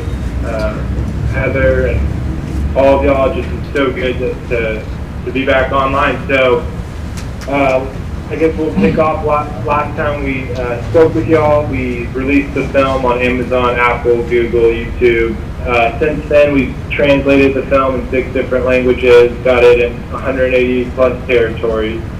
So it's pretty cool that Japan, people from Canada, UK, and even Russia can learn about Pecos. Right now, as we speak, we are running ads. We obviously, our best performing ad is an asset is the trailer, which is very Pecos heavy. So one update, I'm sure y'all have heard or aware of, but we went to the commissioner's court because we got an awesome meeting, phone call, and relationship with the head of Fox Nation. So they loved our movie. They specifically loved Pecos too. So they were planning to make y'all kind of the face of a lot of different things. They'll really align with the Fox News media and all of their brand guidelines. And they wanted to put Born in Denver in the catalog. We gave a thorough presentation to the Reeves County Commissioner's Court, and fortunately it was tabled at the time. We were wondering, okay, how do we get creative? We got a massive distribution deal, and it led us to obviously calling Charles, and we went to the county, Pink Uniform Funds and the promotion through the Arts Fund. We obviously had to find it somewhere else, so we came up with this idea of doing a trilogy or a series. And what this would be would, you still have Born in Denver on Apple and Amazon. We did it there. That's going to be up there for 3 years since we self-distributed it. So the option to renew. And we have the option to renew it, but we can also now, because we've got a major marketing and distribution partner, we can retitle the film, use some of the old footage, and the new title would just be something simple like Town of Pecos City, right? And we've come back and capture all the awesome things you're doing. I mean, just tonight I heard of a Delaware Basin oil show. Like, it was great. That's a brilliant idea. I love Project Roadrunner. I love the wastewater treatment plant. We never got to capture the schools being finished. Even the mural wasn't finished at the time. We've been hearing about Operation Eagle Pride for the first time tonight. So there's a lot we got to tap back into, but we've been obviously calling Charles, asked him, about these 2 other cities. We wanted to do a Texas trilogy or series with 2 other cities, one being Abilene, the other being Odessa. Odessa, a lot of the movers and shakers in that town loved the movie. They really loved Pecos. They learned a lot about y'all there. And so we've obviously presented it to them. We've been doing non-stop meetings going back and forth between those 2 cities, and we're in the progress of a major deal. High tide races all shit. So we think bundling this, we know that bundling this together, we've got a lot more value, and we can bring a lot more marketing and eyeballs and exposure and growth to Pecos. So another update we have is, because we were looking at other cities to include with y'all, we were entertaining the idea of Austin. You know, we went through the process, and it's very bureaucratic, obviously, but we did get close with the Austin and Texas Film Commission, and they are offering incredible opportunities such as, you know, our dream that we shared with y'all to do a studio in Pecos, and that's obviously, these are all goals we're talking about here that we're still working for. And yeah, if I missed anything, I know it's been a long meeting tonight, so try to keep it short, but yeah, this is just quick update of everything that we're dreaming and striving for every day. Obviously, it's a lot, but we're going to make it happen. Yeah. Mayor, I'd like to ask a question before our attorney leaves. Okay. Breaker, this is Councilman Hector Carrasco. I'm a new member of the council, and I can assure you that if I would have been a council at that time, you probably would not name that film Born in Denver, particularly given our significant contribution we made to your project. Did we sign any royalty agreements on this film? No. Councilman Hector, so Vanetta sitting before you, she made that point. Vanetta's not here anymore. No, I know that. That's what I'm saying. I'm saying she made that point loud and clear, and we went back and forth on that. That was the title that was the movie, and before we started filming, and then unfortunately the last minute, we were gonna, as you might have known, go with the title Born in Denver, Raised in Pecos, and that was the community kind of what everyone liked. But because we started with that title legally, we couldn't change it last minute because of things that had gone on. So we told Charles that, and it was unfortunate, but it is kind of what it is with that. And then marketing materials, like at the first ever Pecos red carpet, it was all Born in Denver, Raised in Pecos, and every place we could put that tagline, that's what we did. We have our attorney who's, he needs to leave, but how much has this film grossed? So Hector, Councilman Hector, you have my cell phone number. You can call me anytime. I don't want, I'm talking to you in front of all the other councilmen, Breaker. I would like to hear the rest of the board here. How much has this film grossed? Not enough, and that's why we're talking about a whole new strategy. I mean, if you want us to be done with our obligation here, we fulfilled a red carpet and a movie that's on Apple and Amazon. And if you want this kind of information, you can call my cell phone number at any time. But we have not done enough. We need more people to see it. We need as many people as seen the trailer to see the movie. And that's why we're working day and night to make that happen. So the hotel owners are demanding answers, and so am I. So if y'all can just refrain from sugarcoating the situation, if you're unable to deliver on these promises, which clause in this agreement, if any, allows us to recoup the substantial amount of hot tax money that we allocated towards this film? Councilman Hector, I'm talking to our attorney at the moment. I have no idea what you're talking about. I'm actually just... Hold on. If you look up right now, the Breck and Ariana, they're asking the attorney right now. So I don't have the agreement in front of me. I have to take a look at it to answer that. There's, I guess, kind of two concerns, thoughts I have in having this up for an update. One is when the city gives hot tax funds out, I don't think constitutionally we really have any say in the content of it. Second is, I mean, obviously the purpose of them, right, is to generate tourism, put heads in beds, and not to generate revenue. So that's why I don't know, even if we wanted a royalty clause, if we could have done that, since I don't know that the statute expressly authorizes it. I don't know that it prohibits it either. It may just be a question that's not answered. But I do feel recollection is that they were to recoup or to repay the amount that we. But we didn't get a contract on it. So if there's not a written contract, I would have to see what's in the resolution or ordinance or what was passed to give you a better answer. Who were the primary contributors to this film? Did you guys secure any funding through the city of Denver or any other outside resources besides the city of Pecos? Absolutely, Hector. And honestly, I feel a little ambushed by you right now, so I don't feel too comfortable talking to you the phone. I mean, I would. For $900,000, you better be talking to us. you, and you had my number. You knew about the movie. We were texting about it. You actually bailed on me a few times. So I don't know where you're acting, trying to put on a show in city council. It's not going to work with me, man. So you're talking about a show. When you encountered this community, you exploited former council members and board members of the Hot Tax Committee to seize the opportunity to sell your snake oil and promising an increase in tourism. And we're caught with the end of the stick because our hoteliers are the ones demanding answers. So it's not an attitude, it's a realistic fact. I'm speechless right now. I'm not going to get emotional or anything about this. I have no idea what you're talking about. Oh, you know what I'm talking about. Well, Councilman Tyser, the movie exists. You were invited to participate, and I don't know what happened, but I was not. We had a phenomenal red carpet. Chevron was involved. Most of the community was involved and had a wonderful time.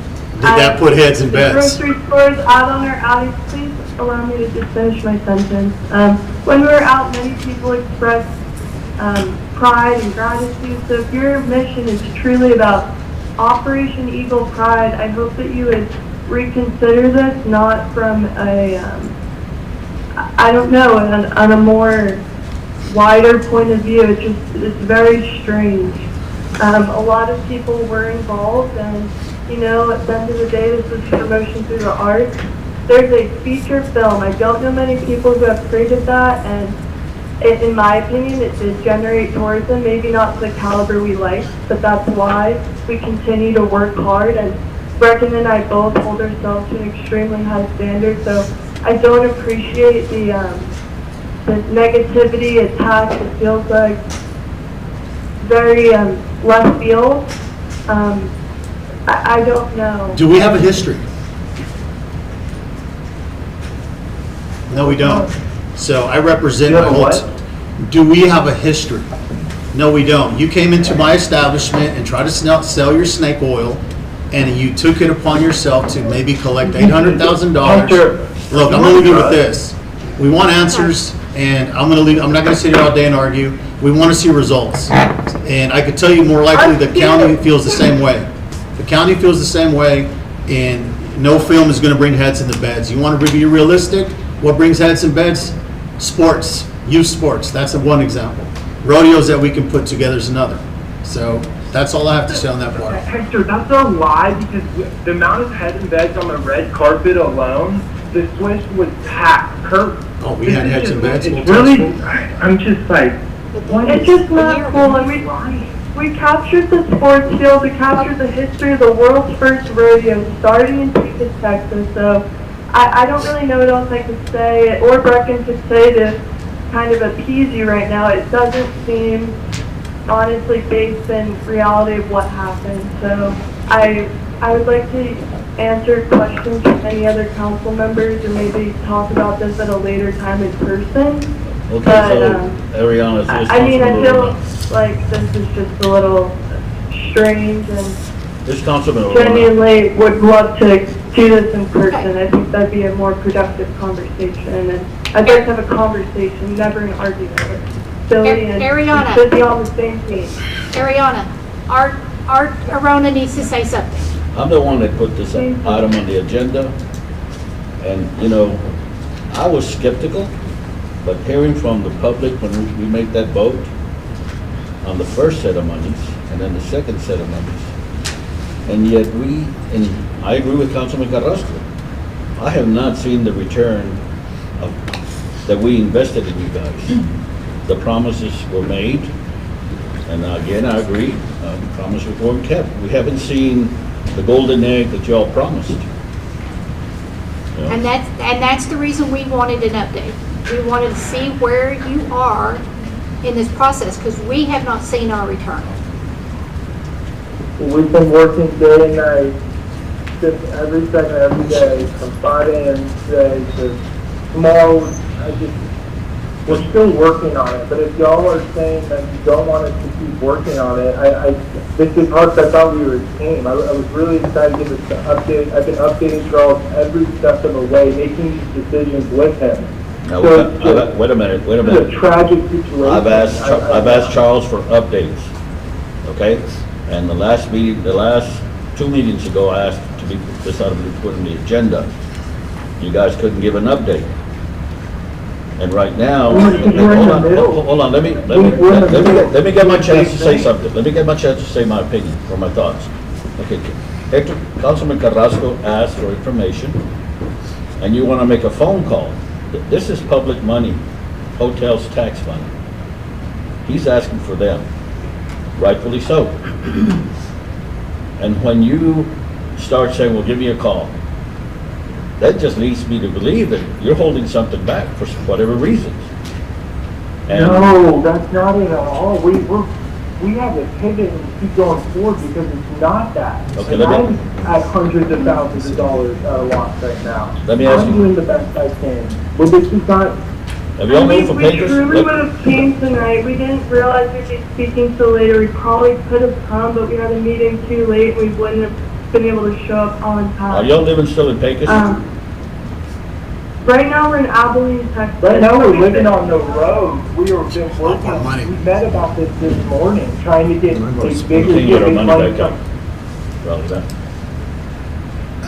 Don't We don't think have a it's clawback. contractual that it can be compelled, no. There's no Legal clawback. compelled. I don't know what y'all are talking about here. This is a hot, fun deal where it's promotion through the arts, where we told you our obligation was we will make a movie about Pecos, which we did. We will put it on the platform, which we did. We will throw a red carpet, which we did.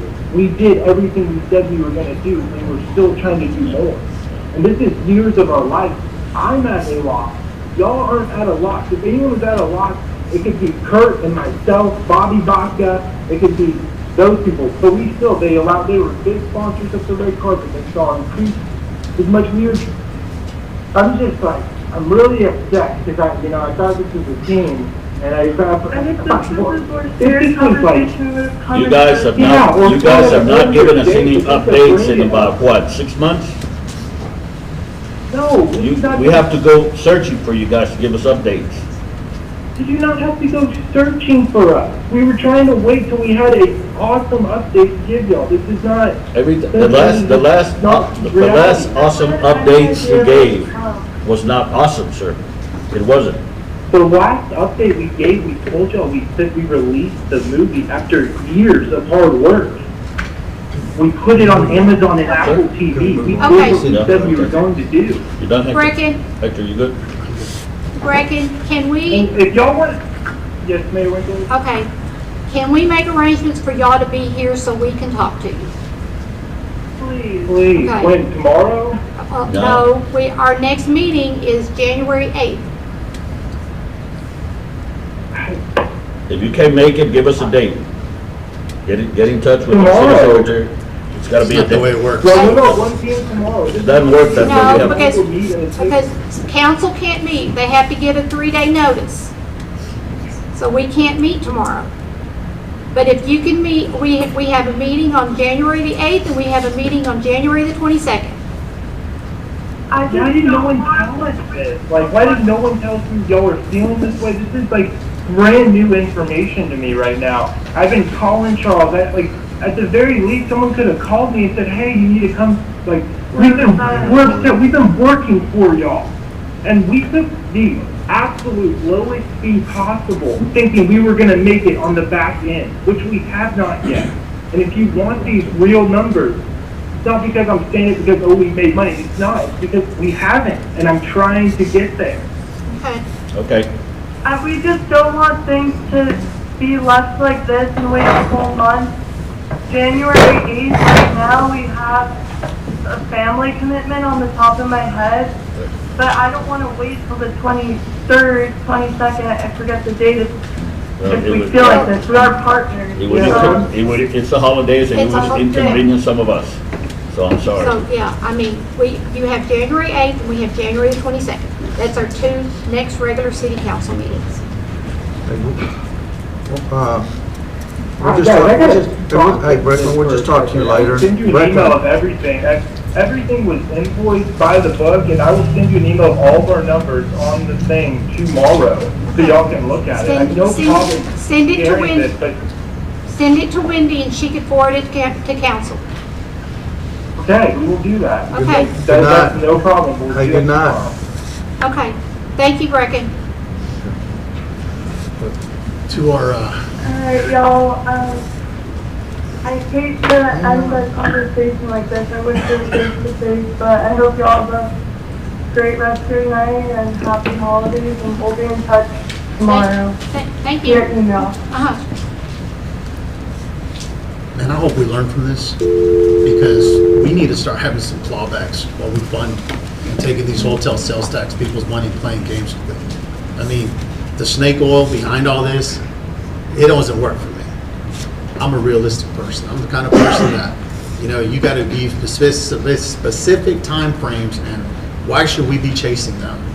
And for us, I am so disappointed right now that we didn't have a clawback or any repayment method for what we gave them. Was it $750,000? $800? And I don't want to beat that dead dog, and no disrespect towards anybody in this council, but moving forward, we need to better protect ourselves from things like that.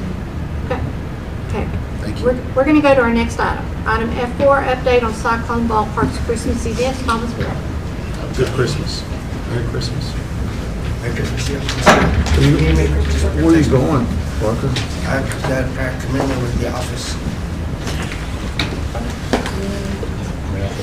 Thank you, Madam Mayor, City Council. Thomas Ward, General Manager for Cyclone Ballparks. Got some more lighthearted things to share with y'all. So I first wanted to say I am joined today by Bryant Hummins and Alex Cruz from Cyclone Ballparks, as well as Jessica Cools, Vice President of Venue Management. She's my supervisor, so she's here to help support and help kind of share information, answer any questions. On the screen here, you're seeing a video from the tree lighting that we shot. That we were highlighting it, so we've shared this out on our socials. We've also shared it out to Odessa news stations. Hopefully they'll play it. That way we can kind of really highlight what a special event we have here in town.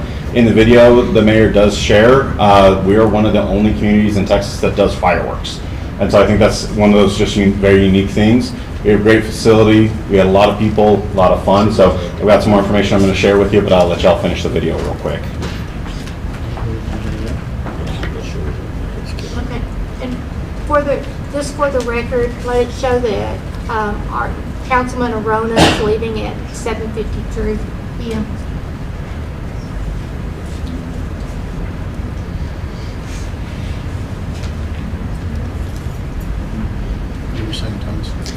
So in the video, you can kind of see, we see all these people running around. So we actually counted how many people came. We counted 1,400 attendees this year. Last year we had about 800, 750 to 800. So this was a 45% increase over previous years. This is also the largest one that we have actually hosted there at Cyclone. Next, we have a slideshow that's just going to play while I talk. It's got pictures of some of the events that we held this holiday season. All the people having a great time, enjoying the tree lighting, enjoying the other holiday events we had.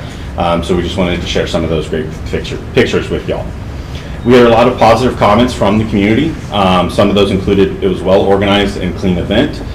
The adults and kids loved that we made it snow, especially that it went over the playground. That was probably the best part, is that the wind shifted and sent it right onto the playground where the kids just had a blast. We had new lights and a new tree this year that looked fantastic. You can see them in some of the photos. They looked really good. Tommy Trevino, he's our maintenance manager, that was his vision. He helped put that together with his team there at the ballpark on the maintenance side, and they did a fantastic job.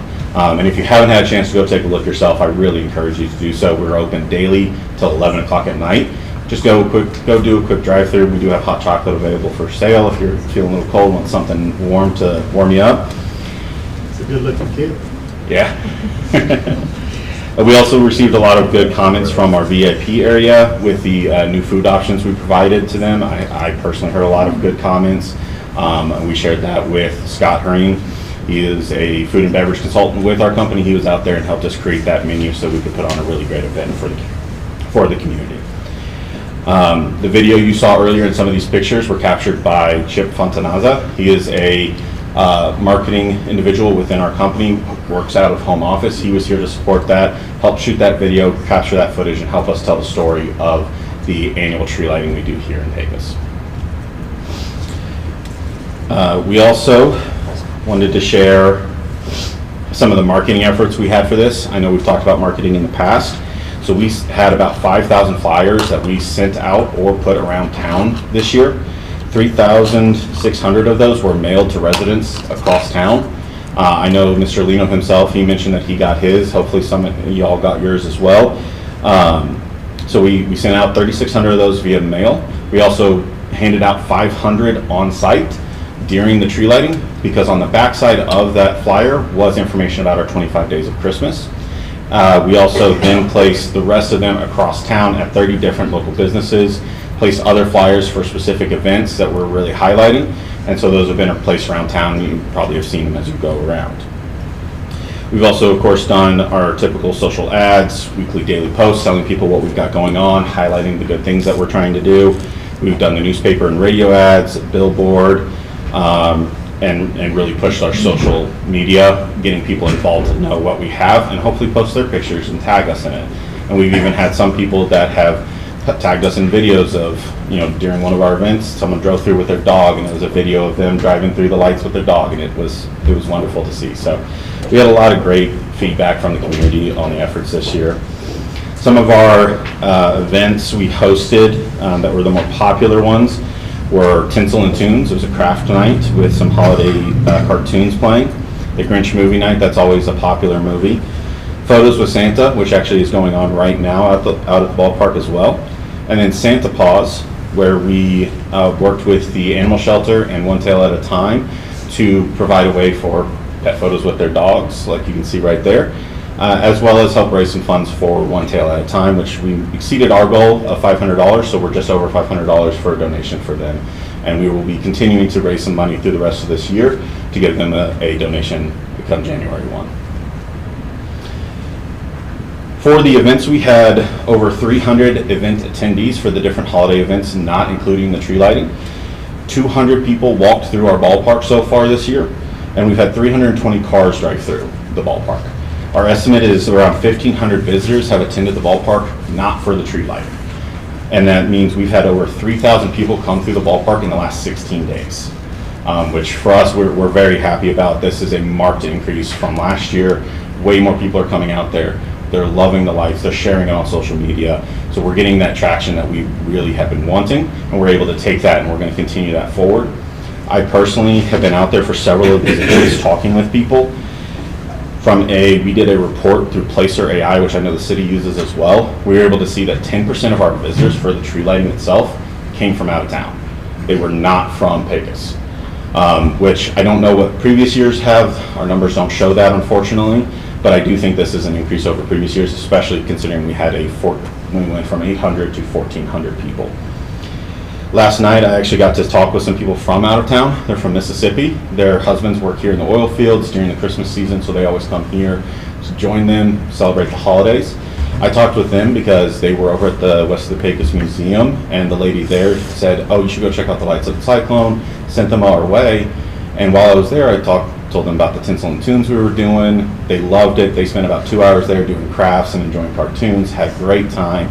And after they were done, they said they're going to come back tonight, and they're going to come back every single day that they're here. So we're getting a lot of great feedback from the community for the events we're hosting, and of course next year we want to ramp it up and do even bigger and better. Those are all the kind of holiday updates I had. I'm happy to answer any questions anyone may have. You mentioned you could drive through it with your vehicle? Yes. So we have a walkthrough option. So there's a gated portion that allows you to walk through safely, and then we also have a drive-through portion that is open every single night. 3 to 11? About 6 o'clock to 11 once it gets dark. Yeah.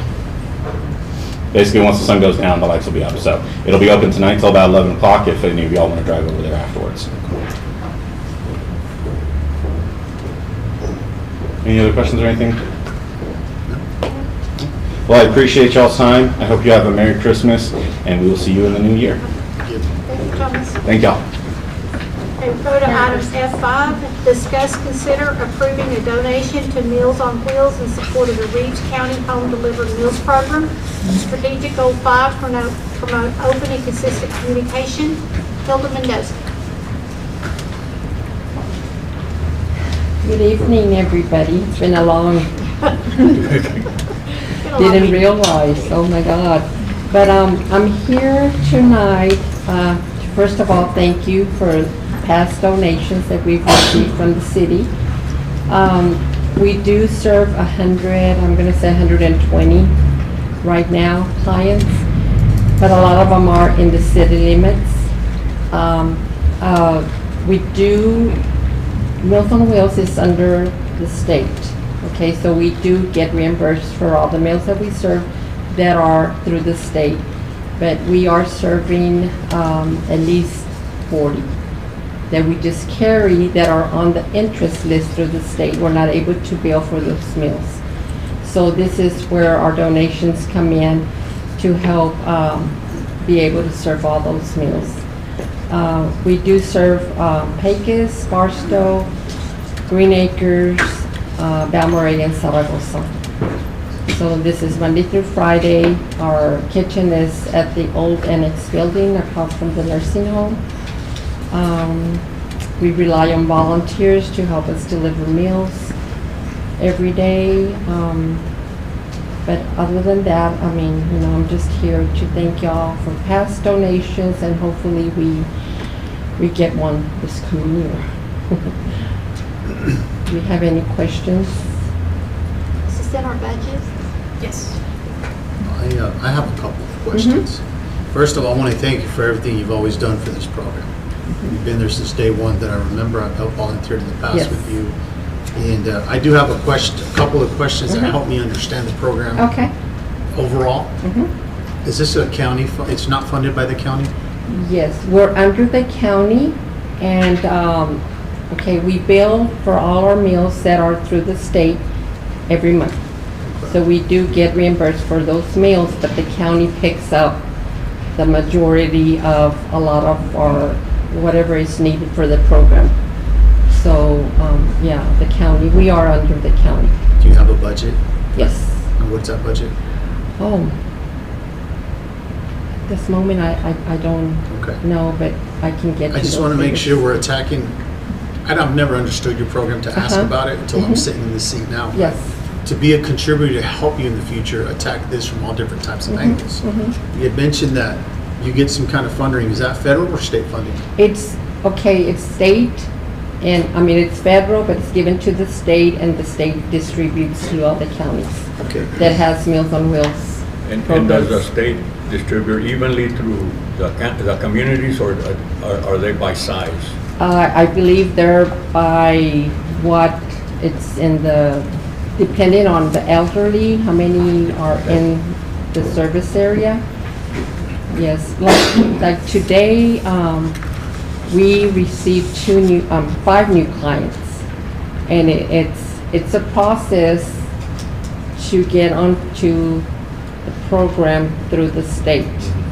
So you do have to qualify to get through the state, and there is a waiting list. Someone can, you know, they'll give them all the information or whatever, they remain on that interest list until money is put back in there, and they're able to release those clients, give me paperwork, and I can start delivering to them. A lot of times we might be carrying a person for like months before the state will pick them up. And so this is where our donations are needed.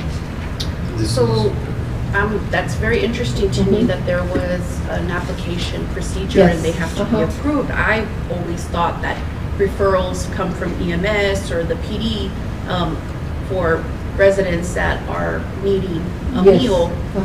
Let's say there was no requirement from the state on average, how many meals daily? You mentioned 100. So let's say we would supplement and try to help anybody that needs a more meal. What would that look like? How many more? What are you, I mean, you get the referrals. Yeah, through the state, we're serving at least maybe 60 people. The rest we carry. We don't charge them. Family members, I mean, we get referrals all the time. So what they do, they call me, and then, you know, I kind of ask the personal questions. A lot of people think that, you know, we're a program where we can just serve anybody. And we can't. It has to be disabled, elderly. Homebound. Yes, homebound. They're referred by doctors, just everybody. So there's a process. So what I tell them, I do give them an 800 number. They do have to call the state. They're the intake screeners. And once they're certified, they're on that waiting list. They call it an interest list. And I always tell them, but call me back. You know, we can pick you up, we'll carry you until the state releases your name, then we're able to bill for those meals. So most of the time, so they have to get into the system just to. Yes, and that's what I tell, a lot of people call me and they think, and I say, we can help you, but I need you on that waiting list. Yes, to start the process. Because that waiting list will help us. This is just the way our program, we get reimbursed for the meals. And it's not very much, we get reimbursed for $6.46 a meal. Heather, how much do we have on the budget? Sorry, for tonight's donation, the 15. Just like we did last year? Yes, we just plugged in exactly what it was. Can we increase it due to, I mean, food prices are up, can we, I mean, I don't know, I guess just to increase that Can to we allow offset them it? to. That is, we are able to absorb. I have a couple more questions. You mentioned Barstow. Are you advocating for, out there for the commissioners in Worth County? And another question is, are other entities getting involved to help you run this program, such as our school or ESD, any other tax in hospital? No, I mean, you mean money-wise? Right. No. Have you approached them? No. The only, I've never thought of, going with the hospital. Ward County, we do serve Barstow because we're closer to Barstow than Monahans. And how they used to make a donation every month, years back, but they started coming in and picking up our meals, and they deliver to Barstow. So they do that every day to help us out. But they don't pay nothing for the meals. No, it's only 5 people that we serve in Barstow. And your cooks, are they volunteers or they get paid? No, they get paid. They're part-time. Okay. Mm-hmm. All right, well, I know there's a Housing Finance Corporation around the corner. You could probably talk to Ms. Baeza out there, see if she'd be willing to put you on their agenda. Who is she? She's with the Housing Finance Corporation. She could help. With that being said and done, is there anything else we need to discuss? I'll make a motion. 20,000? Yeah, that's what I was thinking. Yeah, me too. So you want to make a motion? Yeah, go for it. Make a motion, we donate 20,000 to those meals. Thank you very much. Thank you for what you do, Hilda. I Yes, know it's thank you. a challenge every day to get drivers and Yes. help, so. Okay, thank you so much. Merry Christmas. We were waiting on the mayor. Wait on the mayor too. Oh, Make that. The mayor pro tem's gone too. Done, done. My name's Abby Baeza, Ms. Mendoza. Excuse me? Abby Baeza with the HFC Finance Corporation. Okay, thank you. You're welcome.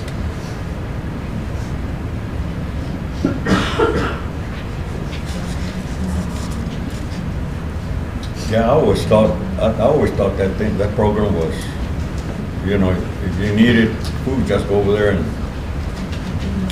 No, but I guess to get reimbursed by the state, you have to go through that. And I'm sure it's taken years Through to the system. finally get your system going and you get your list going and then it's just the cycle, so. What was the question? I'm sorry. We were just discussing amongst ourselves that we weren't aware of the application process and, Yes. it's. Yeah, there is a process to get on the meals program. A lot of people, like I told you before, they call and, I don't have anything to eat or, this or that. And I tell them, okay, because they might be like 30-something years old. They're not working, but there's food banks. There's other, Resources available. Yeah. So I give them those resources, so hopefully they're able to get that help. Okay, so we have a motion? Ms. From Mendoza, can Councilman you Graham? tell us how many meals the Sorry, I hear county your pays back. for Councilman somebody Brennan, and I second it. applies, the county is funding that.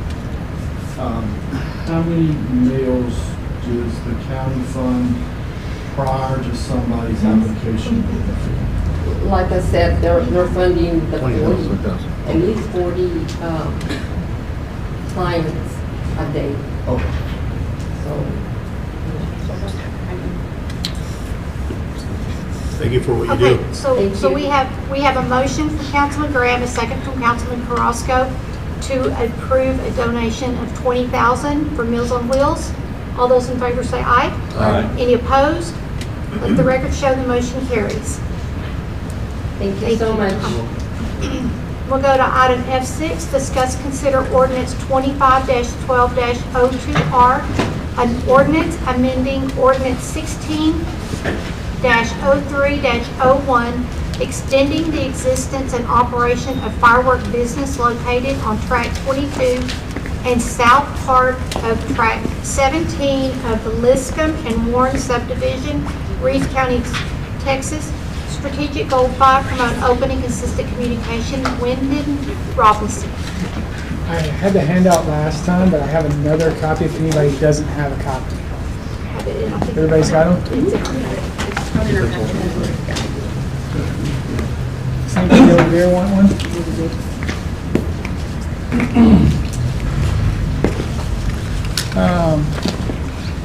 I am Winton. Like I said, I'm with both Wildman Ranch and Mr. W Fireworks, the same owners.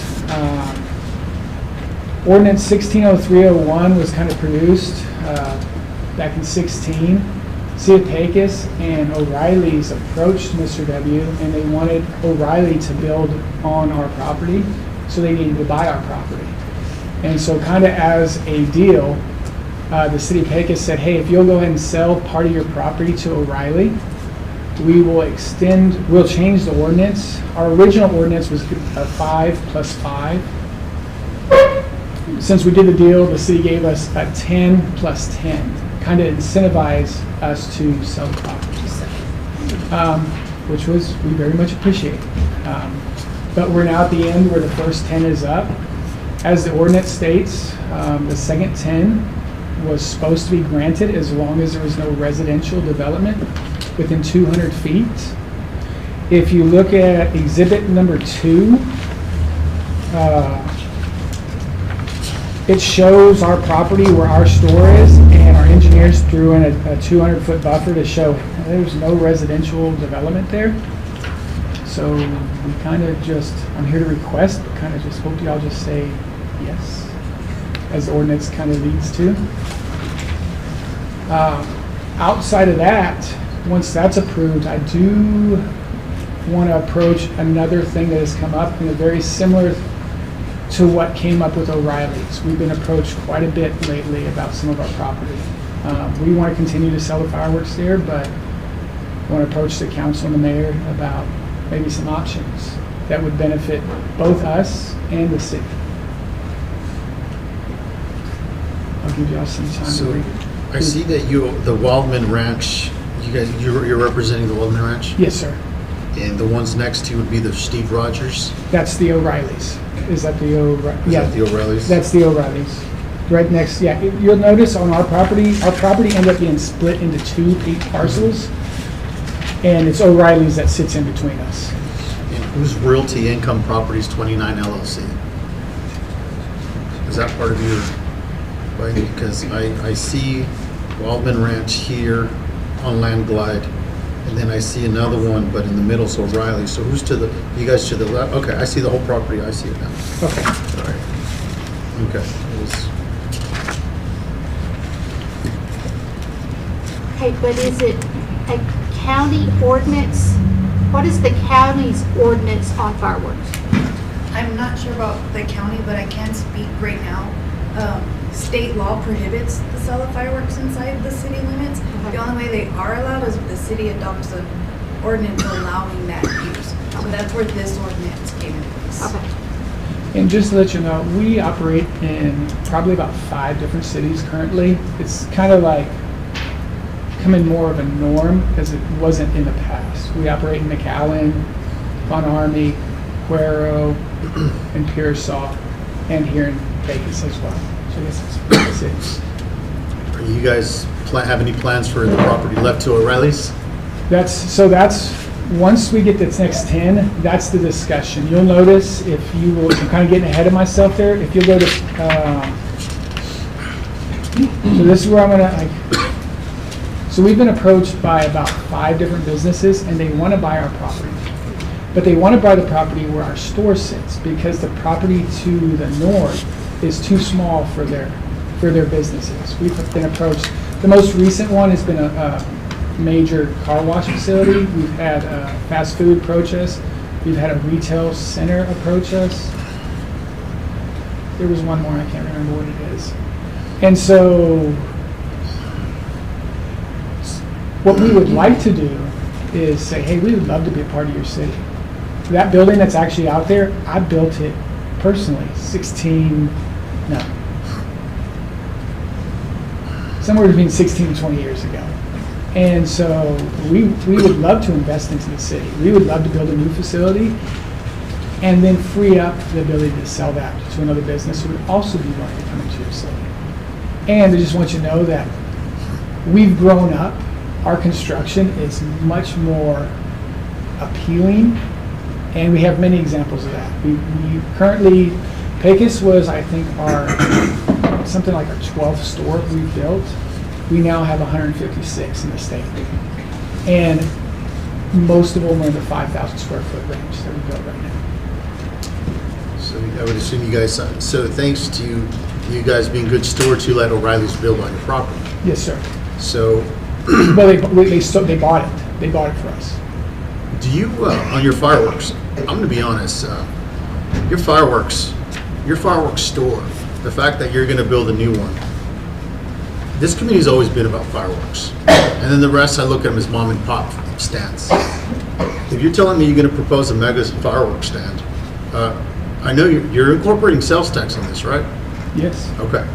Because when I go into the only person I do buy fireworks is from your business, by the way. Thank you. And we spend thousands of dollars, and everybody else does. So, I mean, I think I like that you're proposing a new superstore because that's what makes the community, even though the county gets mad that they make a mess at the rodeo grounds, but that's what makes Pecos Pecos right now. Well, fireworks. What we promote is, this is how we promote our business. You know who pops fireworks? Families do. That's right. And what we try to do is, I'll be honest with you, this is my sales pitch now. My personal job is to price everybody, and we try to stay lower than everybody else because if we can get the young kids to pop fireworks, I'll get the next generation to buy fireworks. And that's how we just continue in communities. And like I said, we would love to invest in the Pecos. Okay. That being said, to invest in the Pecos, it will cost to build a building that we're talking about, including the asphalt parking lot, and then it depends on what you guys would require on the insides of the building, would be substantial. 10 years will not recoup an investment. It just won't. Like we could sit with what we have right now and do another 10 years and it'll be profitable. But for us to actually do what we're proposing, it needs to be extended. We have 3 of the cities that we currently deal with have grandfathered us in for life, as long as we continue to own it and we don't change anything. And we say, like, this is, I think, our 68th year in business. I've been with the company for 25 years. I love it. I think the owners are great. And we're here to stay. We would rather sit where we are, because the other option for us is to go out in the county and buy another piece and build just outside the city. And where the people are going to buy, and they're still going to go where they're going to pop it. So we say, we understand there's a little bit of, like, some issues with maybe some trash that get, we would love to help be a part of remedying that. If there was a way where there was the part is, I don't know what cities can do where maybe there's a fee that can be taxed onto us, like a sin tax, which then can go back to the city to help clean up some of that stuff. These are all things that, as I sit in city councils, I just say, guys, there's lots of options. When was the last time your company was involved in sponsoring fireworks in this community? in this community, we haven't done this. In the city of Pearsall, we've done the fireworks shows for them. So city of Von Army, we do their fireworks shows. A lot of those cities that we sit in, we're like, hey, we're part of the community. What do we need to work together with, right? So we didn't even, I mean, I just thought we go buy fireworks the 4th of July at your state. Are you open year round? We're only open twice a year. Oh. But we have 2 organizations that put on fireworks shows here. Yeah. So we didn't know That we could do this. you did that. So So just to know that if that's something we can do with, we'd have to partner with, we don't anymore carry a pyrotechnician on staff, but we can sponsor the product. And like, I'm sure we would be all for that if we could work out something. because, I mean, the city puts on one of those fireworks shows. Yeah, I just saw the video of them shooting out there. So about the state law statute, there's only 2 times a year that we can shoot fireworks because we're outside the 100 miles of the border. There's 2 other times that they shoot fireworks within 100 miles of the border. It's actually, and it's increased. I think there's now 8. But, so just that, there's times to sell. Shooting is allowed as long as you have the fireworks. Right. Selling is not allowed. So you only sell fireworks 6 days prior to an event. However, a donation is not considered a sale. And the other thing is, if you have a licensed pyrotechnician, which is probably the person putting it yourself, a company can sell to a licensed pyrotechnician year round. So whoever's shooting your show can come to us and we can provide. So there's a lot of compounding things here, right? So if we have a burn ban in the county, we have to set a designated detonation zone, which is usually across the street, and the county employees usually windrow that trash when it's said and done with the broom, because everybody leaves their trash, and you put a roll-off dumpster over there, and they set the dumpster on fire, right? Because I mean, that's true. That gets to my point. That's a really good point, because I personally love the look of fireworks. I think they're beautiful, they're spectacular, but I'm not outside my bedroom window at Friday night. I'm gonna make a lot behind us. Yeah, like all in the city. So I understand you're established, you've been there a while, but I feel that by continuing to have your stand in the city limits, Then we're encouraging the continuation, and that, I mean, we can't control what everybody else does. I get that.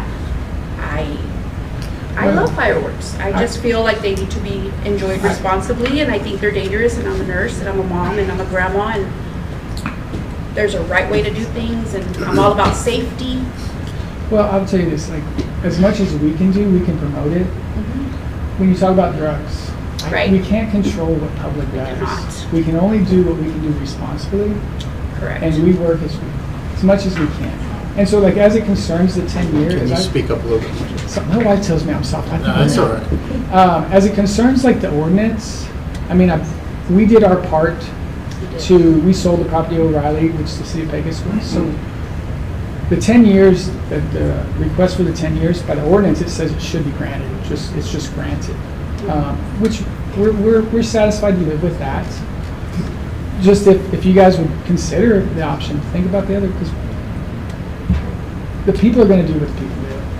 And so I just tell you, like, I'm from San Antonio, so I deal a lot with them, and we talk to them. Do you have the issue in other communities of that we're dealing with? It's everywhere, right? It's everywhere. And so the reason why cities are starting to, like, kind of, if you've already been there, so they're not like, they're allowing it because they're saying, whether you're there or not, you're going to have that problem. Like, we can't control the public. We can give them, like, recommendations. Down south, we used to provide safe zones to shoot your fireworks. You think a lot of people use those? No, they went home and they still did. So, like, we've tried to work through a lot of those issues. They just don't. A lot of people do use it. I mean, Yes, yeah. yes. There wouldn't be trash there if a lot of people didn't use it. Right. And the majority of people go over there and shoot their fathers. That's not a problem. And we windrow it and we pick it up the next day. We try to keep it from blowing off of county property. We try to do all that. But if we're going to grow as a community, I think that we need to really study this and see what we can do. I know that he's not in violation of the pavement of the ordinance, but there's another one that is. This was in the ordinance in 2016, and the other one is not paved. So, I believe those other ones. and I'm not pointing a finger at him because he's the only one here, but his establishment is paved where the other ones are not. They need to go and give him the business.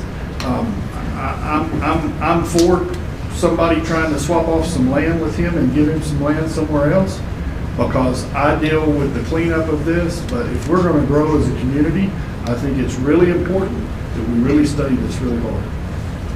Yeah, I think this would be something like, when I present this, I'm hoping that the request for the 10 years, because it affects me this year. You know, the January 1st, I can sell through the 1st. Right now, when I emailed, I forget who I emailed a bunch of people. We want to be able to sell through the 1st. So that's why we're here, presenting at least the first stage, which is say, hey, per the ordinance, I'm here requesting our extension. Where's the next Mr. W Fireworks superstore within this area? If you guys... The reason I say this is because when I go visit my son in New Braunfels, I make it a point to stop in San Antonio at your business because I get a better price sometimes. Yeah. So where is the next one compared to Monahans, Fort Stockton, Odessa? So just last year, we built one in Fort Stockton. We built a 5,000 square foot in Fort Stockton. We just built one in Alpine. I just drove past it today to check it out. It's opening its doors. Grand opening is Saturday. In the city limits? No, not there. So those are ones that aren't in the city. Also know, like, the annexation laws are, since the change years back of annexation laws, I mean, we're right on the city limits. A lot of times we would prefer to be in the city. We would prefer to, because we understand there's issues as what you guys are talking about. And right now for the city, there's no recourse or no incentive or money to help pay for any of these things. If we're inside your city, there's ways that we can potentially tax and help provide some income to pay for some of these issues that are going to be present probably no matter what. So when you say, where's the next super center? I hope it's either right on the same lot or on the north lot. If not, we'll start looking somewhere else. Well, I can tell you it probably won't be on the north lot, because you would have to get with TxDOT to get a curb cut, and those are hard to get. We have in-house engineers. That's one of the things we've done as we started growing, and I understand the difficultness of getting a driveway through that.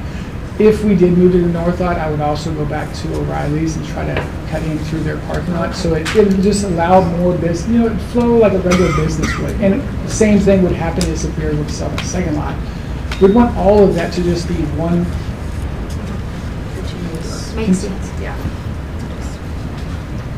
You know, I'm all for that. I love fireworks too, and I'm all for a new one. The only problem that I have is the other ones that are not in compliance. Well, that's... And we really can't control that, I guess, can we? Well... I mean, if we allow one, but not the others, isn't that kind of... He's in compliance. Yeah. His parking lot is paved.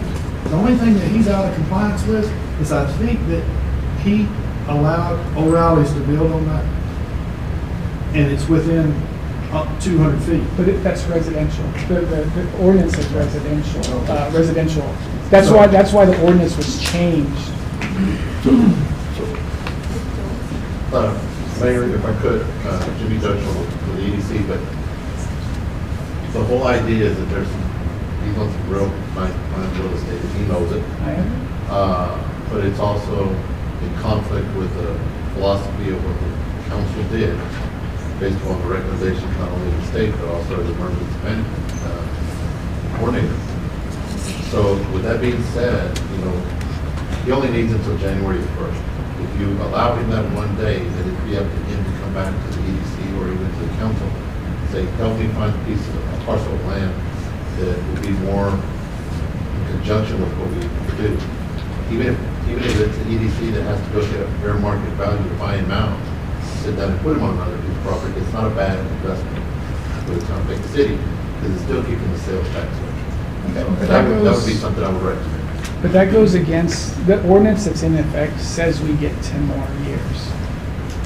Mayor and council, I also would like to point out that even though it says 10 years because there needs to be residential, I'm not sure what it was zoned back then when this ordinance was created, but today it's not zoned residential, so that use wouldn't even be It's like a allowed. It's So like a there was no opportunity for, yeah, there was no opportunity for the city to even allow someone to build residential. So Well, my point on the 10-year being like, should not be a discussion point here, is when the city came to us to have O'Reilly's buy it, we were already guaranteed to this date. So the city said, hey, sell your property and we'll extend it. So if you guys come back and say, hey, there's no extension, basically what you just said was, we got what we wanted out of it, and now we're reneging when you get to what you get out of it. And I would say there would be,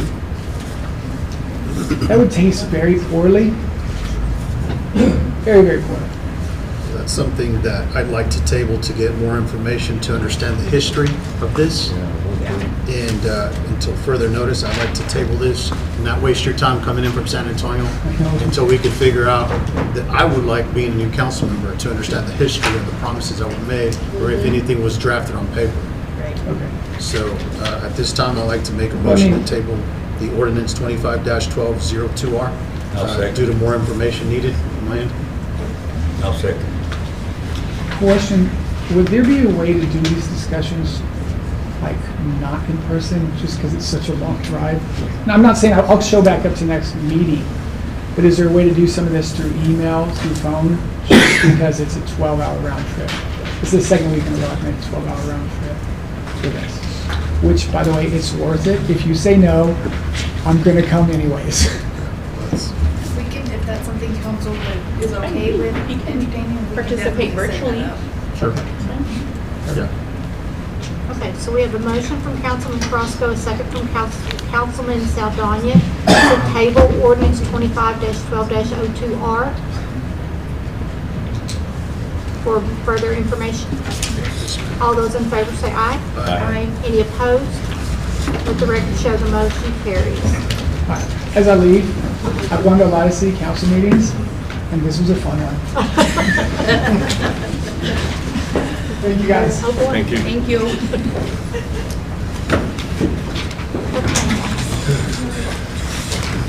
Item F7, discuss, consider resolution 25-12-06, a resolution approving the purchase of full medical flight memberships through AirMed Care Network for Town of Pecos City staff for a total amount not to exceed $55,000. Strategic Goal 6, sound governance and physical management. Sarah Nichols. Council, I am a horrible cop. You all asked for Mr. Ahmed to be present, so if you have questions, I'm gonna go ahead and let him take over. What happened? I didn't want to talk tonight. You didn't start that until right now. I know. Good evening, council. We're here, we were told that you guys had questions for us, so we have returned.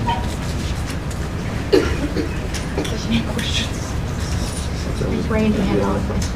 I can give you an overview of the membership that we purchased, if that's what you want. Yes. Okay, perfect. First again, I would like to say, we are not in any way advocating for the city not to provide benefits to the city employees. That is nowhere close to what we're doing. Correct. The whole goal was just to ensure or remind the city of the membership that we purchased and how the city is covered from that.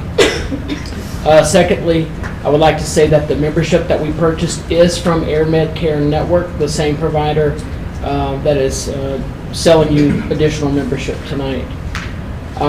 So the membership that we purchased, the District ESD2, we pay $89,000 a year to AirMed Care Network. Now what that does is that covers everyone that lives in or works in the county. And if you're picked up in Reeves County or any of the counties that touch us, with the exception of Eddy County in New Mexico, you're covered. We pay $89,000 for that. The city has agreed in the past to pay 1/6 of that, of the 6 taxing entities, which we greatly appreciate. For those that want to upgrade that membership to a national coverage, right, where you're covered across the United States, a household could pay $55. That's So, not correct. excuse me, if I'm allowed to finish. You could upgrade a household for $55 to cover you nationally, right? And that covers all of the AirMed Care network bases, right? It's a little confusing. You think, well, I got national coverage. If I get picked up by any helicopter in the U.S., I'm covered. Not true, right? AirMed Care, right? They are a large provider. I mean, they've got hundreds of bases across the U.S. However, for a small example, they don't cover El Paso primarily, right? There's another aviation provider there. So if you're picked up there by Native Air, which is an Air Methods program, you're not covered. So when we say national coverage, there is a large benefit. But Within network. within network. So if the city wanted to upgrade all their 170-ish employees, I think is what the city has, to that national coverage, it's about $9,300 a year, or $2,800 if you want to do the 3-year membership. My understanding is Mr. Rivera is proposing the fly you home and some international coverage, which is great. But I think the city offers to its employees MASA, right? Yes, sir. There is some differences between what MASA provides and what AirMed Network provides. I'll let him explain that. One question I would, if I was a council member, pose to Mr. Rivera is, of that $55,000 I think he's proposing to you guys, did they take into consideration the city employees that already have purchased that national coverage? I know Mr. Winkles, him and I spoke, he has purchased that national membership. So I want to make sure that the city isn't getting double charged, right? And I'm sure there's many other city employees and residents that have upgraded, because it's a pretty good deal, have upgraded that to a national coverage. Any questions for me? Okay, what if the weather's bad? Okay, do y'all have an ambulance? Oh yeah, y'all got ambulances. We have ambulances, yes. So helicopters don't typically fly in bad weather. You know, strong winds keep them down, heavy rains. We don't get a whole lot of fog here, but fog keeps them down. Really, the biggest thing that keeps us aviation-wise down around here is blowing dust. You can't fly in the blowing dust. So, you can use it, I guess they're covered with, if they have to go through the ambulance, to drive since the weather's bad, the employees are covered, they've got that option. Yes, so remember, the ESD is not associated with or affiliated with AirMed Care. We're two separate organizations. We just buy their membership for the community. Currently, the ESD, the way we practice is if you live in or work in the county, we bill your insurance, but we do not ever balance bill anyone else. So no one will ever get a bill from ESD, unless it's required federally by Medicare. There's co-pays and stuff that we can't get around.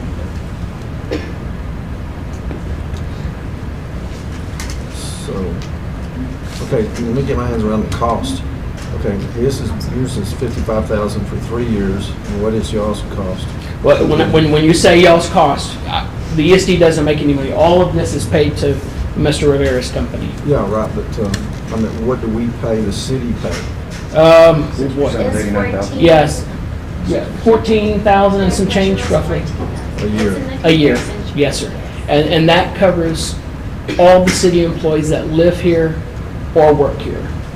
And it covers you if you're picked up by any of their helicopters, which is AeroCare, Eagle Med, Shannon, Guardian, Kite Flight. There's a bunch. And that covers not just Reeves County, but the surrounding counties as well. Yes. As soon as it touches you. Any adjacent county. Except for New Mexico. Except for any, yeah, they couldn't cross the state line. So, you know, the big deal is going to be that national coverage, right? Which the city can buy that for the employees, which is a good deal. Like I said, it was $28,000 for 3 years. You know, if you wanted to piggyback off of the agreement we already have, the big difference is going to be the fly you home that he'll talk about and the international stuff. But I think the big proponent of the MASA program that the city offers, they cover ground ambulances, they cover helicopters, airplanes. Now, it does put that burden on, my understanding as a city employee, to opt in that during their insurance enrollment. And again, I'm not here advocating for the city not to buy memberships for their employees. I just want to make sure that the city is aware. We have already covered a large chunk of that, which you guys have said that you would contribute to. And for a much smaller amount, you can upgrade that to a national coverage. Okay, so what does, y'all cover everything that he has? What's the differences? So the agreement that we have with ESD provides residents of Reeves County zero out-of-cost flights out of Reeves County, out of the area. That includes Loving County, Reeves County, Pecos County, Ward County, and Culberson County, and Jeff Davis County. So this area, and this area alone, is what the ESD is covering, flights out of. The proposal, and I'll go back to June, when we first kicked this off, being an advocate of city employees who not only travel for themselves, for business, for city council, they've got family and baseball teams, they've got family and football teams, they've got band kids, right? It's a big deal. To address that one concern that you had, Hector. The other concern that I remember Councilman Graham had was to distinguish the difference. So Syra created a chart to show the limitations of the ESD agreement that is with my company. That's not why I So, made the chart. I didn't make the chart for that purpose. I made it to compare the two. Sure, yep, no, absolutely. And that was at your request. It was specifically at your request, yeah. So that was accomplished to make sure that all city council members and everybody who pays attention to the public forum, right, with city council can have access to that information. And then to address Mrs. Curry's concern, when the purchase takes place for the Fly You Home and full coverage, not only does the member receive that full coverage, but so does the spouse, the household, whomever resides with that member. And that's provided at no additional cost from my company. We do have over 320 bases, over 500 aircraft. Depending on where the person is, you can actually find out, where you're traveling to, look up my portal and see on the map which one of my affiliates is going to cover or be there should a medical event take place. I'll make a note of, or update y'all. So the rates that have taken place, I guess since the last time you looked at our website, have increased since December 1. So last week when I mentioned that this is a sweetheart deal, my company is allowing me to continue with this, should y'all vote on it. It's not the same anymore. Effective, 12/31. If that contract's not signed, those rates are going up. And I'll give you an example. So Fly You Home by itself per individual for the term of 3 years is now $159 for 1 year. So it's a significant rate hike, and it costs a lot to maintain and operate an air flight service. It just does. I hope I've addressed all your concerns. I've been an advocate for all city employees. They're my friends, folks that I grew up with, people that think that I think deserve it. Right? This is a retention tool, a recruitment tool. As a Pecos resident for a long time, born and raised here, I say do it. But, thank you. One question. Yes, sir. Going back to Councilman Graham's question about ground transfer. When they're out somewhere else in the state, Houston area, or whatever the case may be, and say the weather's really bad or the helicopter's already used, things like that, does this service also cover ground transport as well, or is Not in certain areas. So Air Medicare does have ground transportation, just not here. I mean, would it be And part travel. of this? This is for air and medical flight only. Yes, sir. I hope that answers your question. I think that's where your MASA membership that you offer through the city, I think it's platinum. You offer 2 levels, you know, and again, I'm not a salesman. I make no commission off of any of this. I don't get anything out of this. Yes. Your MASA membership, right? I think, I don't remember, I read on Cyrus' chart, if the city were to upgrade that for all their employees, it's $86,000, right, roughly, more than what Mr. Rivera is proposing to the city, but it gives your city employees who travel way more options: helicopters, airplanes, organ transport, ground ambulance. It opens up your umbrella. Again, I'm not advocating to do that. I'm just saying, for a little bit more, you get way more. And the reason why MASA is able to do that is because they're acting like a broker.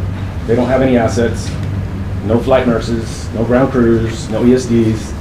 They're selling my service, basically, across the country.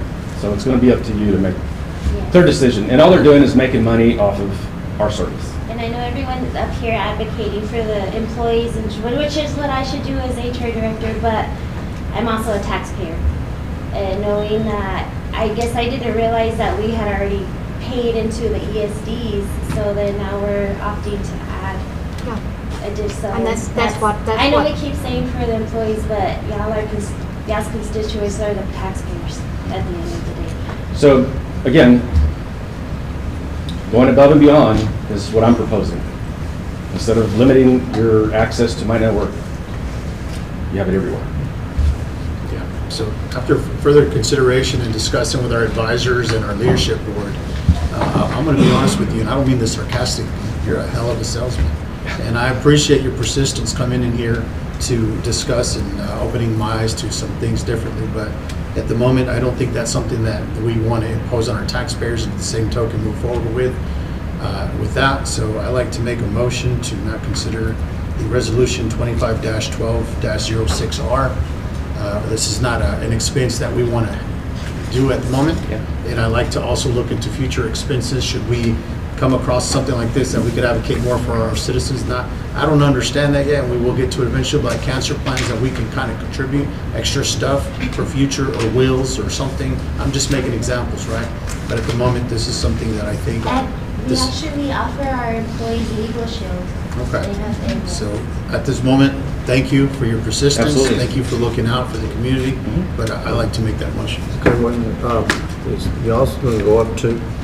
Yes. Well, again, we don't have price They paid increase. theirs in October. This is Yeah. our vendor, right? Yeah. And I'm not arguing with Mr. Rivera, he's right. He's doing a good service, right?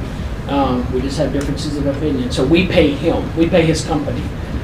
We just renewed our 2026 agreement in October. Yes. We had no rate increase, so we've been paying the same rate for the last 3 years. Yeah.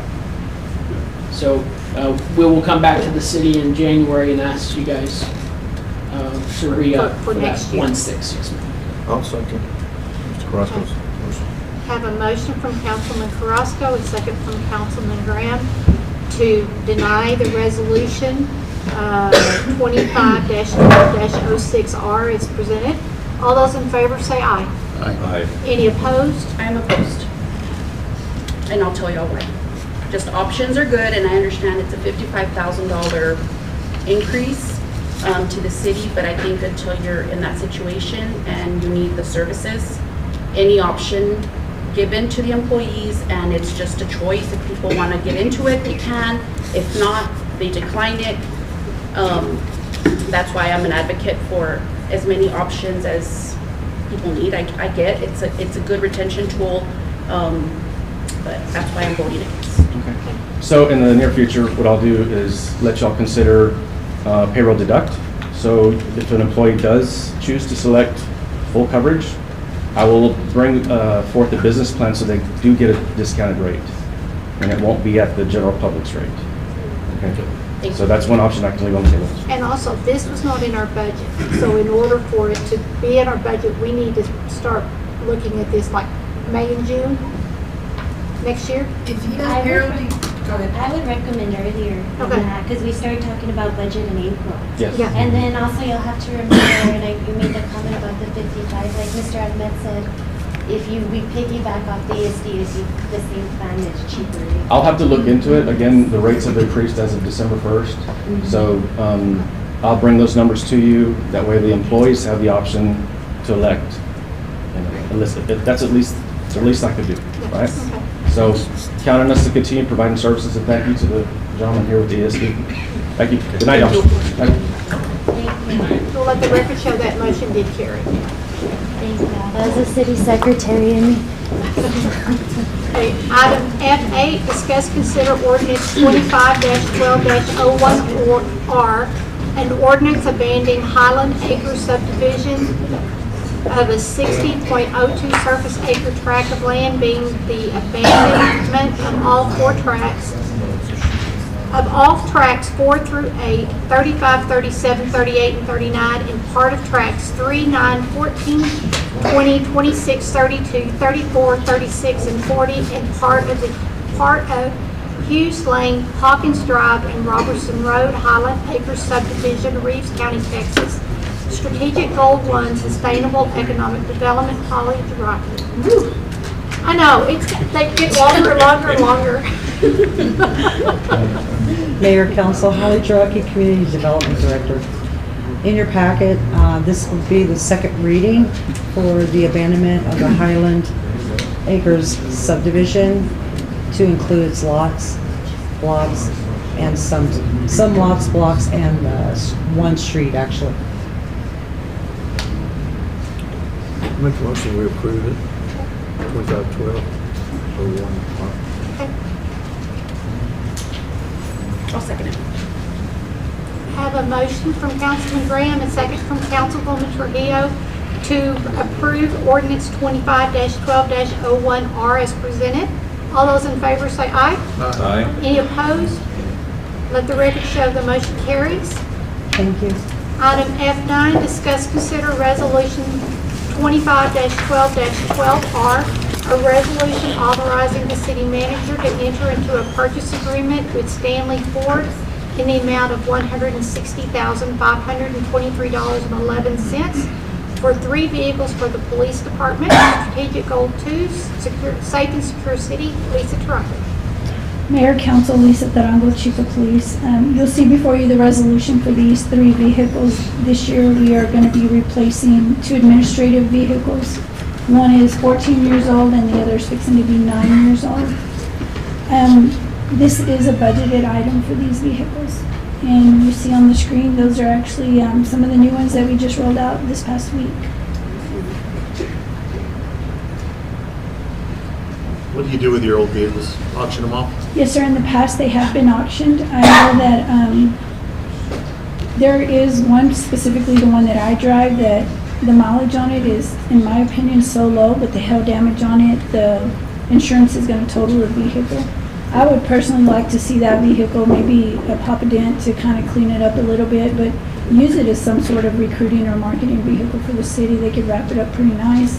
It's got less than 50,000 miles on it. And it's a 2017, so some of the CBB van.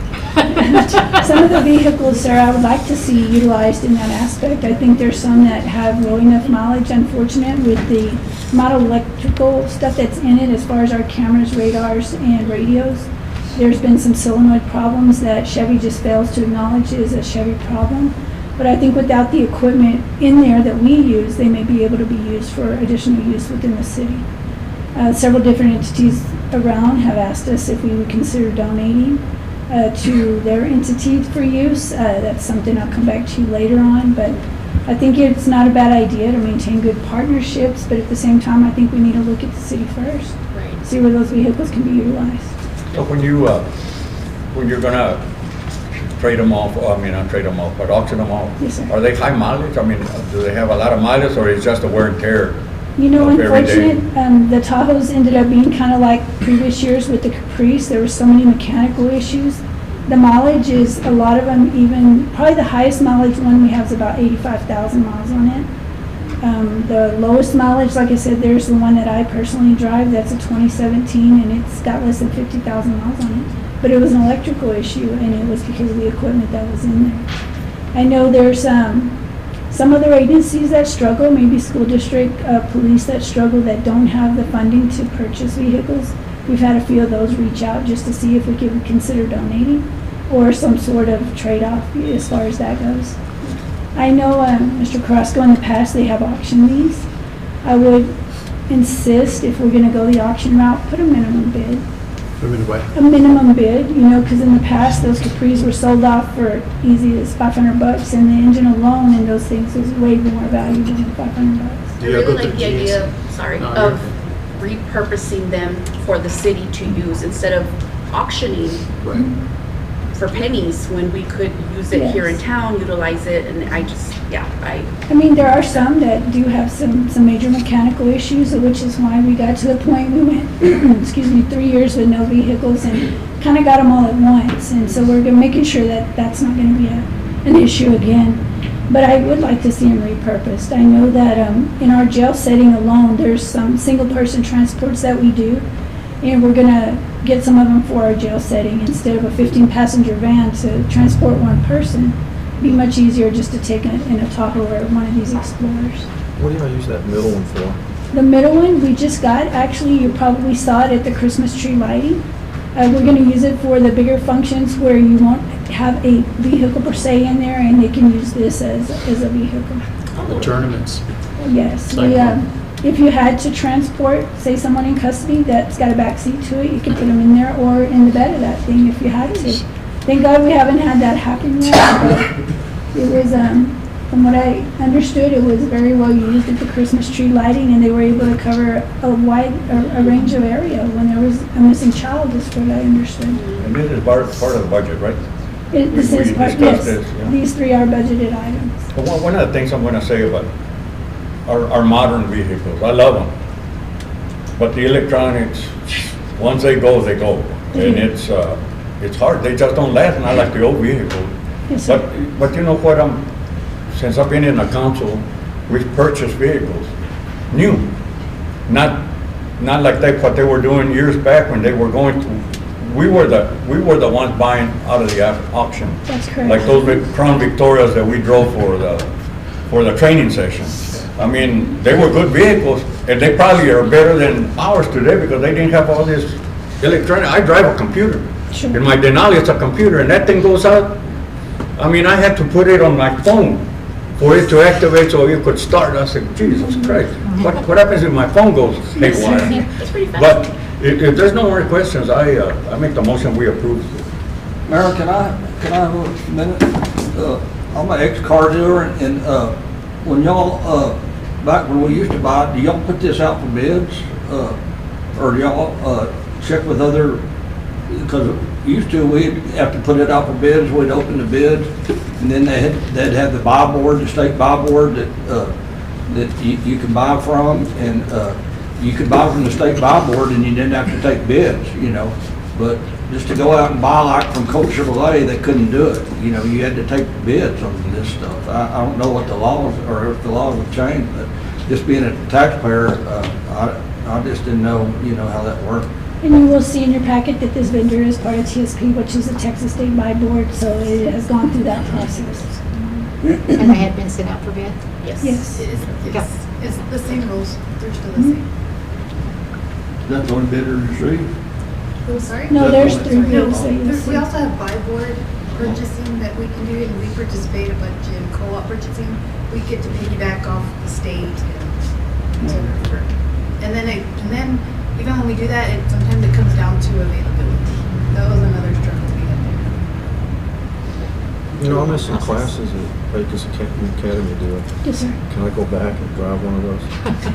Probably won't let you drive one of those, but we'll put you back in a Tahoe. He's gonna hold back on his vote. But we did say we would let you drive these when they came in, so they're here and. I'll second the motion to Mr. Saldana. Okay, so we have a motion from Councilman Saldana, a second from Councilman Carrasco to approve Resolution 25-12-12R as presented. All those in favor say aye. Aye. Any opposed? Let the record show the motion carries. Item F10, discuss, consider resolution 25-12-13R, a resolution authorizing the city manager to enter into a purchase agreement with Lubbock Sound Equipment Company, Inc. to upgrade the fire alarm system at the Criminal Justice Center in the amount of $138,500. Strategic Goal 2, Safe and Secure City. Lisa Tarango. Mayor, Council, Lisa Tarango, Chief of Police. You'll see before you a resolution for the upgrade, and really it's to continue to operate our facility. We got to have this fire alarm system. It's what we have in place already, and unfortunately, it's kind of lived out its lifespan. We have to have this done in order to do inspections yearly before we get audited by the U.S. Marshal Service. This coming year will be a PREA audit that we go through, and these are parts of what they check on and look at. We tried to get the one we have fixed. It's not fixable. There's no way to fix it any longer. This actually, it hurts my heart to do this because it continues to be putting money into a building that's, we're just struggling with it, and we're starting to really patchwork a whole lot of this stuff. This will probably take up the most of our operations budget or maintenance budget for this facility. Have we found any land? We have not found any land that I've been made aware of. Wow. I'd like to make a motion to approve 25-12-13R, authorizing the purchase of the upgraded fire alarm system. I'll second. Have a motion from Councilman Carrasco, a second from Councilman Saldana, to approve resolution 25-12-13R as presented. All those in favor say aye. Aye. Any opposed? Let the record show the motion carries. Item F11, update on traffic control on US 285, Strategic Goal 2, Safe and Secure City. Lisa Tarango. Mayor, Council, Lisa Tarango, Chief of Police. I know there's been several council meetings where 285 and the traffic on it keeps coming up. I wanted to give you a little bit of statistics about the operations and stuff that we work there on 285, namely in the city limits. The total violations this year in the entire city is 2,928. 475 of those have been on Cedar Street. And we're talking about just the city limits, not out in the county. We're talking our little area that's 285. But what was the first number you gave us? 2,928 traffic stops, and that was this morning. So this afternoon, I'm sure it's gone up a little bit more. The total of those on Cedar Street, and you can see it kind of starts from almost to where that County Road 115 is, all the way into like County Road 404. That's which part is the city limits. 475 of those citations are going to be there on Cedar Street. So that's a pretty good number, I think. At least almost a fourth of what we do is right there on Cedar Street. One of the operations we're looking to do is, in lieu of not having a lot of patrol people, we're going to work a little bit of overtime in the mornings whenever there's school traffic, commercial traffic, and sometimes in the evenings when there's school traffic and commercial traffic. I have several officers that's their forte. You know, they do 600 to 800 traffic stops a year. And so they're willing to come out, work a little bit extra, a couple hours of overtime just to see what we can do a little bit more there on Cedar Street. So the comments to say that we are not doing anything on Cedar, that's very inaccurate. Well, A lot of them I see a police officer almost every night when I go to the United to pick up my grandson from work. There's always one parked somewhere, either on the rodeo grounds or across the street. So I always see one, and I see a lot of traffic stops through there. I don't know what people are complaining. I mean, we miss some because they especially at 5 o'clock, it's like it's a war zone going through there. Not only the 18-wheeler, but everybody going home. And I'm not going to say that we don't miss some, because we do. You know, when we have a short shift where there may just be 2 officers on and they're both on a call for service, that's open. Yeah. You know, I have reached out to our county and DPS partners, all of which are trying to provide me their own data of what they work in the city limits. You know, as far as their section of 285, it's way bigger, right? But they're looking to pull in some of their numbers. You know, I know alone in the city limits, the SO's done about 63 traffic stops just there on the city limit portion of Cedar Street.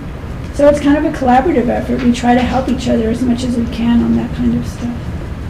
Our call volume, we've worked already over 15,000, almost 16,000 calls this year. That's calls for service.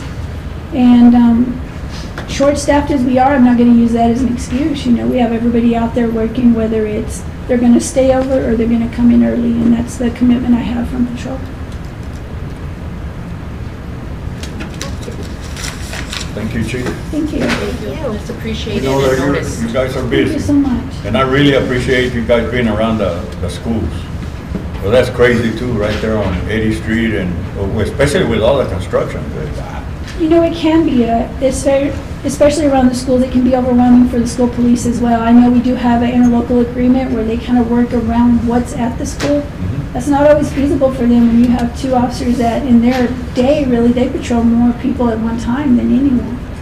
And we try to work with them when they have different kind of threats that come through towards the school, DPS as well. Their CID, part of what the governor put out is that DPS CID would be involved in that.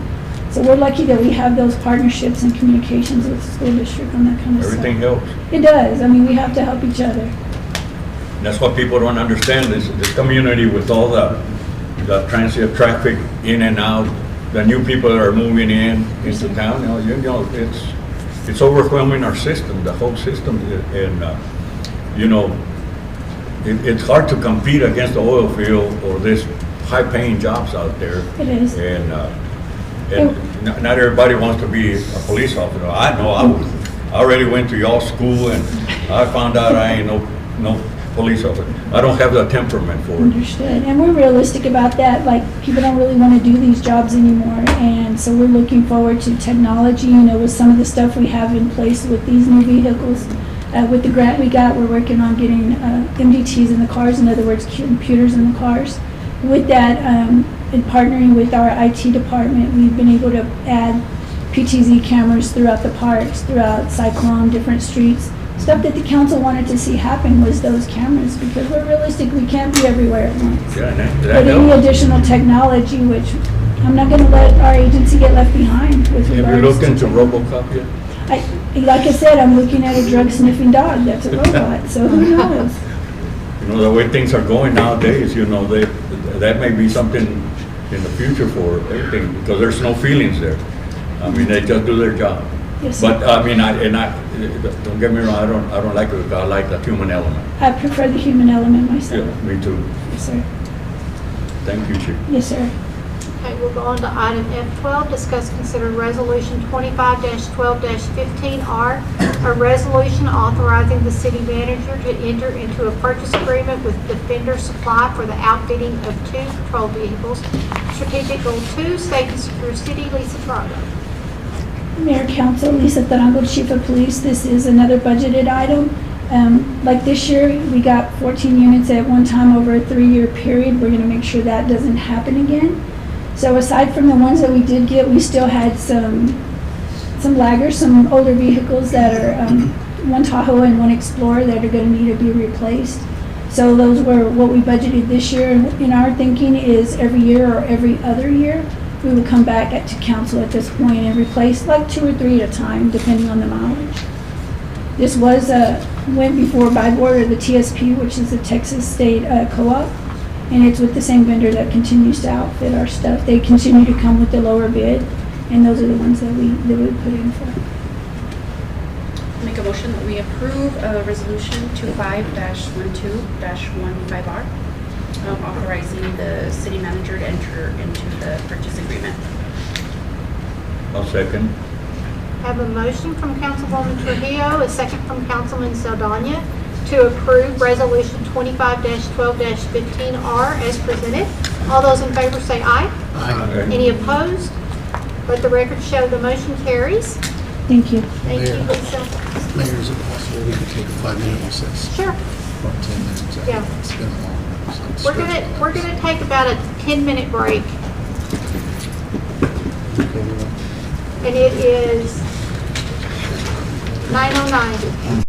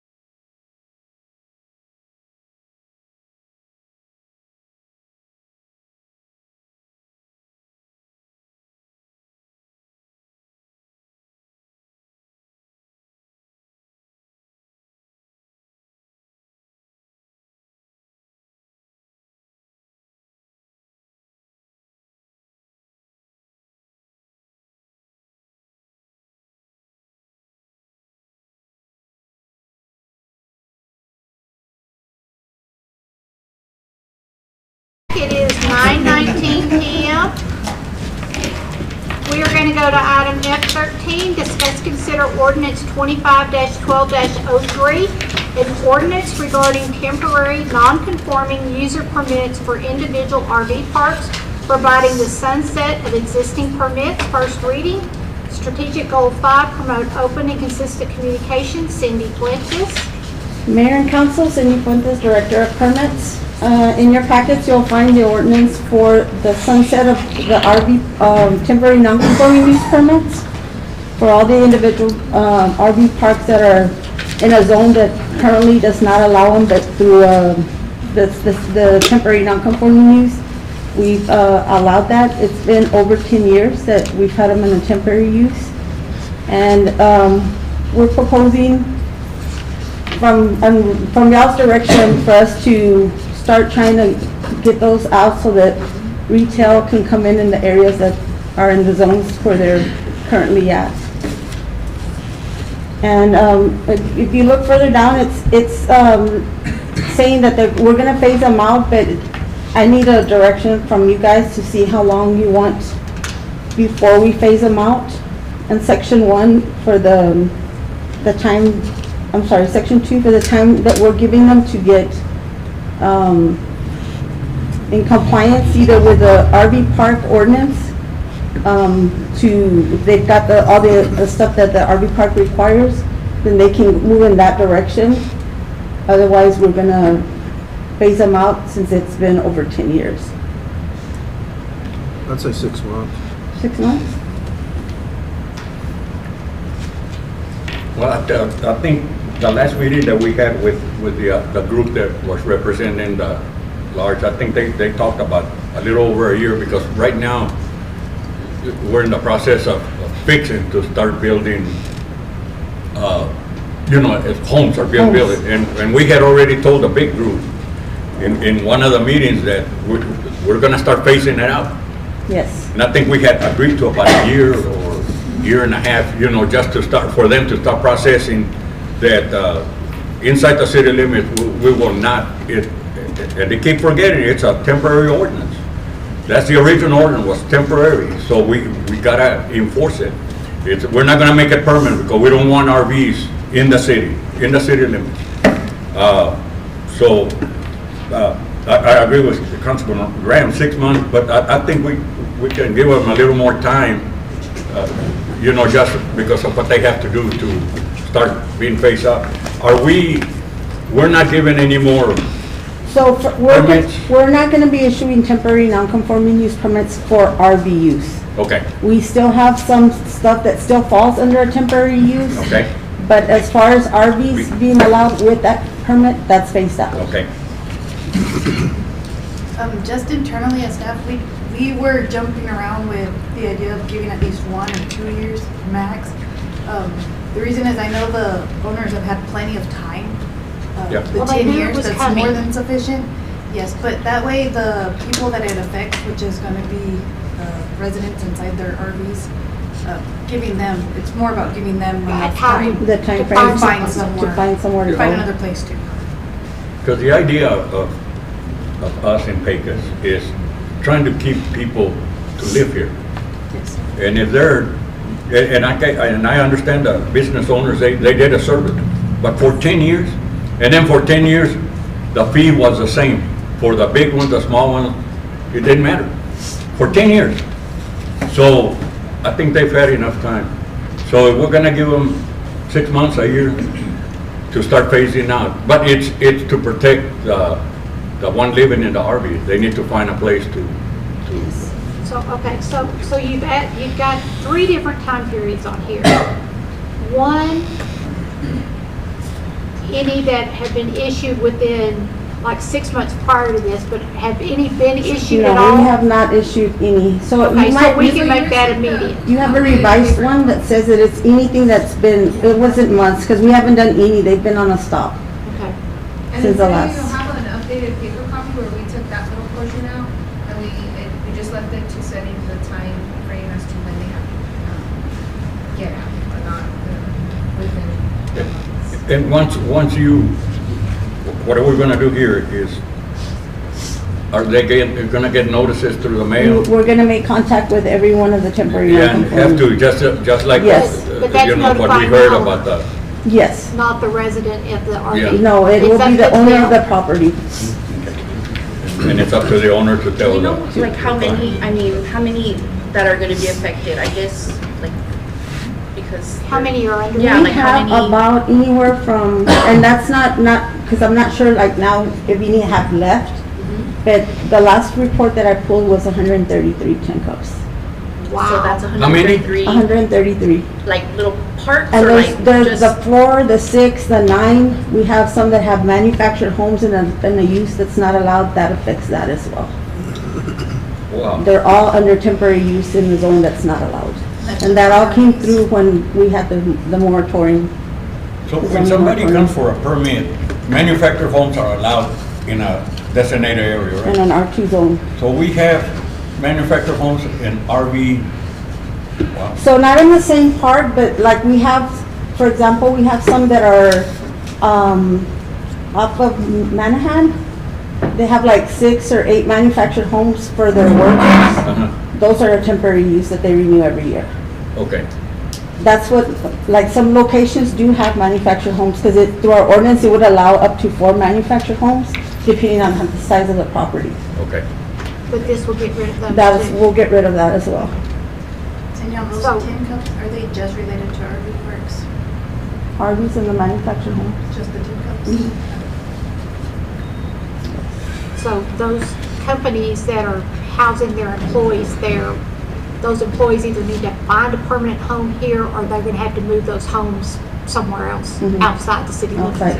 Are there locations available? Like, I don't wanna, I mean, this is gonna be, I get it, they've had time, but these are families, these are kids that are, A lot of them, the ones that are manufactured homes, they're basically employees of no, but like the, I'm saying, like the little RVs that are like stationed. The station over ones? There's a lot, there's, I mean, Well, there's one is there, on yeah. are- HTO. I mean, HTO, I there's know several it's, down we can't 3rd control all of that, but I mean, are there options for them? Yes, there's enough vacant lots or spaces in those that are conforming outside the city limits. However, they are not, the county is not going to allow any more expansion of what they have now. So because there's been a drop, now there's vacancies outside the city limits, they want to fill them up. Once y'all are allowing this to be timed out, they're just not going to be able to go in there and increase the size that they have. Let's say 60 units out there, they're not going to be able to add another 60 up to the front. It's done. and this doesn't affect the outside city limits. Yeah, I'm just, yeah, Because even there's the ones in several town. there's several RVs outside of the county. Okay, this RV, manufactured homes, what about them? So the manufactured homes, those are, I know, we're trying to get rid of them too. that are temporary use in a location that they're not allowed. They're like 'Cause we've got the a- man like- camp, the man camp. Like the type man homes. camp style, They're not a manufactured home that's a double wide mobile home. These are like man camp type trailers. Manufactured Can you give me an homes are example? really It's like a nice, tree. they're not like, double wide. Well, but for the example, main- there's some that the main have like 5 different entrances. Yeah. And they Yeah. have their individual, So I don't these know are if you've like ever been man to camp. one, The the ones that they used location at the. at the kids place that used to be on, we were Target housing all the business. kids. You know, over here with The Target, service room, the service room. On the service road? Okay. those are individual manufacturers home, but they have different entrances. 5 entrances. They don't have, Well, those actually have an entrance at the end and there's a hallway with rooms out on the sides. they got some like that and they've got the other ones as well. So we're not talking about a double wide, what Or used to be single- a double or single wide wide mobile trailers. home. These are man camp style homes that are on RV park lots. So we have those, and we do have, like, the one that I'm telling you that's off of Manahan, that's got, I wanna say it's either 6 or 8 manufactured homes, but they're all in different, they're all in it's all their housing, the workforce on them. So like it's by the rooms, but they're still HUD homes.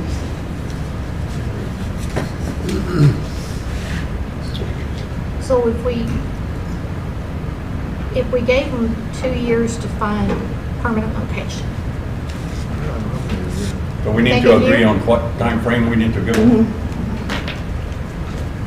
18 months? Like a year. Mayor, the problem is not that, it's that if the concern is to try and take care of the people that have kids, with what's gonna go on, there are vacancies right now outside the city limits, that's not gonna be the case down the road. And those groups are gonna have to be forced to build. So you're just prolonging the inevitable. The longer you give them, the worse with these people, with these groups. 6 to 9 months. Yeah, 180 days, that way it looks like, it's like when you buy something for $9.99, you think you're getting yourself free. Trust me, It is $9.99. It's a good deal. No, 180. 180 days is 6 months. Well, like $9.99, that's a pretty good deal. Yeah, I mean, I understand, I don't know. Well, okay, so what is 180 days? That'll be 6 June. months. 6 months, right, by the end of June. So school will be out, so there'll be, Plenty of time. But I would encourage you to do it by June 30th. That way they have a definite date. If you do a year, it's gonna be during Christmas. so- right. So that's why he's saying if we do 180 days or do 6 months, then they've got some, they've got I honestly think that that's a little bit of short term 6 time. months is too short? I would say maybe a year. Okay. I mean, try I think to- we need to be as a prepared record. for, the decrease in Starting January enrollment the and workforce that are living in those, like, restaurants and nursing home staff that live in RVs in the city limits. Like, that's, we know what the, what the Yeah, goal is to we've kind of build called permanent- around to see how Yeah. many RV parks are in here. So we have like 9 or 10 that are, some with amenities, some without. But I had Ileana do a search, and outside of the county, there's a ton of RV parks. Okay, so there's spaces. So there should be, But we and I do know have- there's complaints that some of them aren't full like that because either they're all in one location, but there's, Yeah, and that's been exploited, I think, not so much from the residents that are living there. I feel like the owners that have known the rules and they know it's a temporary fix, but. and every year that we renew them, I would always say, just keep in mind, we never know if a council comes in and changes the rules or the temporary uses, it's been too long. Everybody's aware that it would go away at one point or another. But we do have compliant RV parks that are in the city limits. Yes. That have all the amenities that they're supposed to, so. Yes. Okay. So it can be done. I'll make a motion, unless there's any more questions. Motion to approve 25-1203 for, and give them a year. Yes.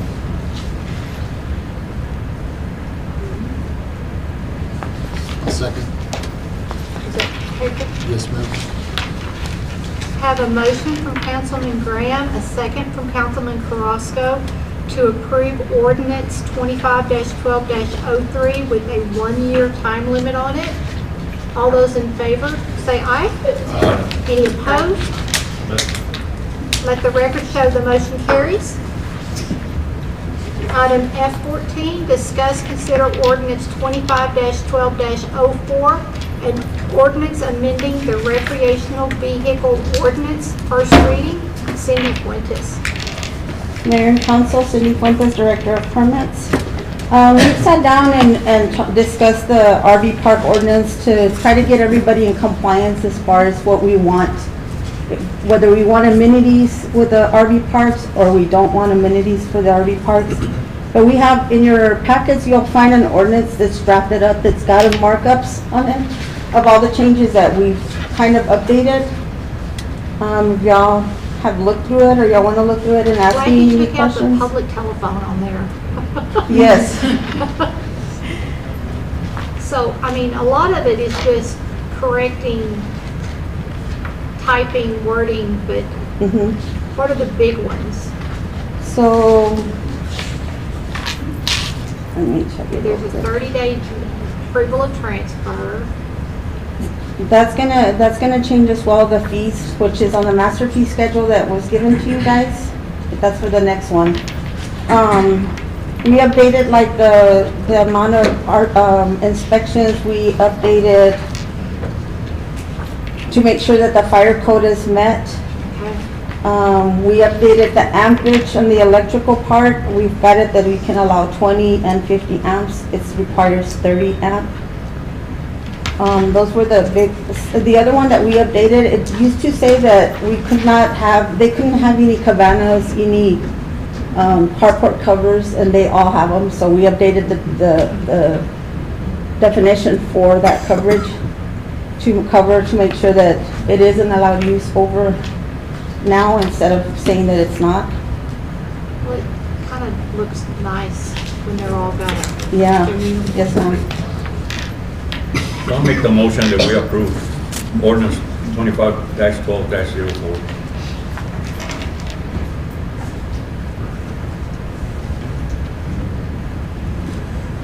But is it, can they, you know, still ride in a parade, special occasions, you know, like a parade and stuff like Oh, that? no, this doesn't have anything to do with those. Those are the ROVs. These are RV parks. Okay, just thinking that, never mind. It's getting late. Yeah, it is. Okay, so I have a motion. I'll second. Have a motion from Councilman Saldana, a second from Councilwoman Trujillo to approve ordinance 25-12-04 as presented. All those in favor say aye. Aye. Any opposed? Let the record show the motion carries.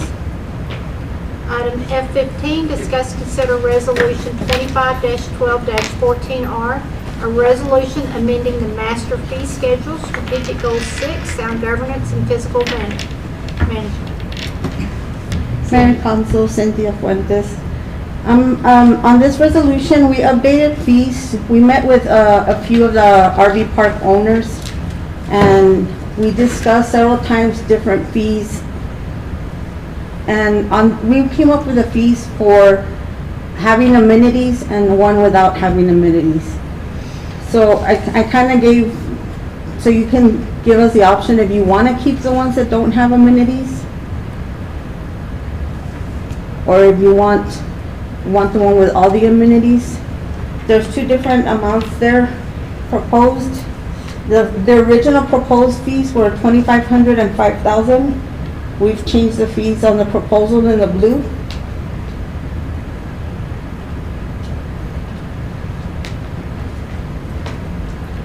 And you said y'all met in the middle somewhere for these fees? Pretty much in the middle.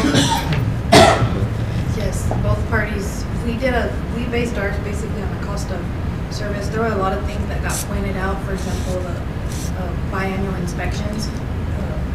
We were not doing those during the time that so there was a lot of things that got pointed out. So if we are gonna do those, the inspections, how long it takes, we talked to code enforcement, how long it takes them to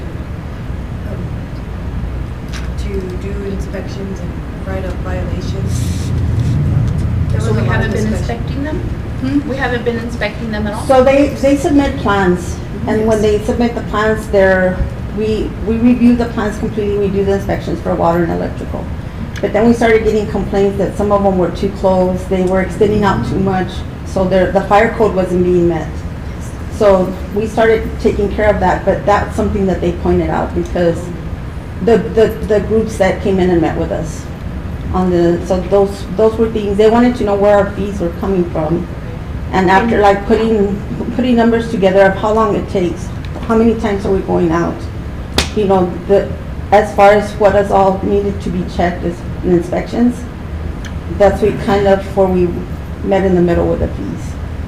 Okay, so is there anything anywhere on the recreational vehicles that were the parts without amenities? Is there anything to encourage them to have the amenities? No, and that's kind of where the fee structure came in. So we did have representation on our committee. We did have an RV park that does not have amenities too. So they don't, of course, they don't agree with this fee structure, but we did discuss as the city, the difference in fees with and without amenities was the city trying to encourage them. Encourage Yes. To provide them, Yes. to upgrade. the smaller fees to go, to try to encourage them to get into a Right. full amenities. Any other question? No question. Make a So, motion. just real quick, you do want to keep both, one with amenities and without amenities? Yes. Okay. Because otherwise we don't have to enforce the, trying to encourage to do amenities. It was just something we wanted to bring. Well, to- but if they don't agree with paying $1,500 for 10 to 25 units, then they can put the amenities in and it'll go down to $750. So that kind of encourages them. Yes, and some of them are, and the ones without amenities, of course, they're against. Right. Some of the installed amenities. They're against the proposed fees, Yes. where from 10 years ago to today, a lot has changed. A lot. And a lot of, the ones that have the amenities, I know of two of them, and they're awesome. I mean, and the one without amenity, I've seen some of them, some keep them real nice, but others haven't. And it goes also to, are the inspections finding that, you know, are they actually on solid ground, or are they just sitting there, you know, that, the warning. So I second whoever made the ordinance. Graham. Okay, so I have a motion from Councilman Graham, a second from Councilman Saldana to approve Resolution 25-12-14R on the master fee schedule. All those in favor say aye. Aye. Any opposed? Let the record show the motion carries. Item F16, update on the Town of Pecos City audit. Strategic Goal 6, sound governance and fiscal management.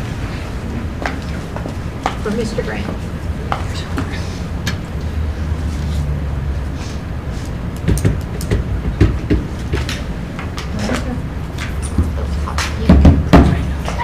Grips on there.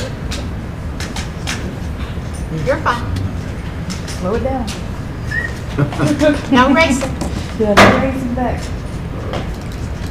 Councilman Graham, so the timeline for our audits right now, we do have an ongoing audit right now with a timeline of a completion date of the 21 audit by the end of January. And right after that, we're going to run concurrently 22 and 23 with a timeline of hopefully having that done within 3 to 4 months right after that. Before this, we are also going to be working on another RFQ to go out for bids, hopefully in February or March, so that we can get another auditor to Okay, fulfill the now, rest. do you realize the county is doing their 2020 audit? We can't let them pass us. They're not going to pass us. We'll make sure. Okay. So Push this is something that you can work on, and, oh, you're not an auditor. No, but we are working with the auditor. And So let me ask this. Mhm.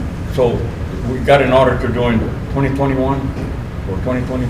It's 2021 right now. Okay. That's what we're fixing to finish up. And then by the end of January. And then we'll start 22 and 23. by the same auditor? Yes, that's what our contract is right now. Oh, okay. Mhm. How much are they charging?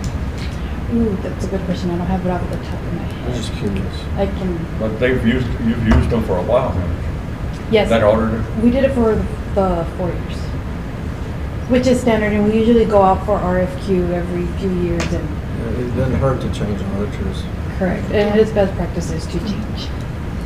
Is this interfering with anything, like such as grants or anything like that, or we're okay? It could possibly interfere with that. So we have a urgency internally to get this Are done.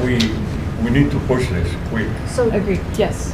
so that we can- I know Charles has said this, but 21 is still under other city manager, but 22 and 23 starts his city And manager. in between all that, we completely changed every single one of our GL account streams and softwares. So that reporting and that transition, that is, not that it's an excuse, that is not an excuse, but that was some of the hiccups we've been working through. Because, okay. Yes, that's how come we're going to do 22 and 23 simultaneously. Any other questions? Okay, we'll go on to item F17, update on the insurance claim for the Pecos Train Depot. Strategic Goal 5, promote open and consistent communication.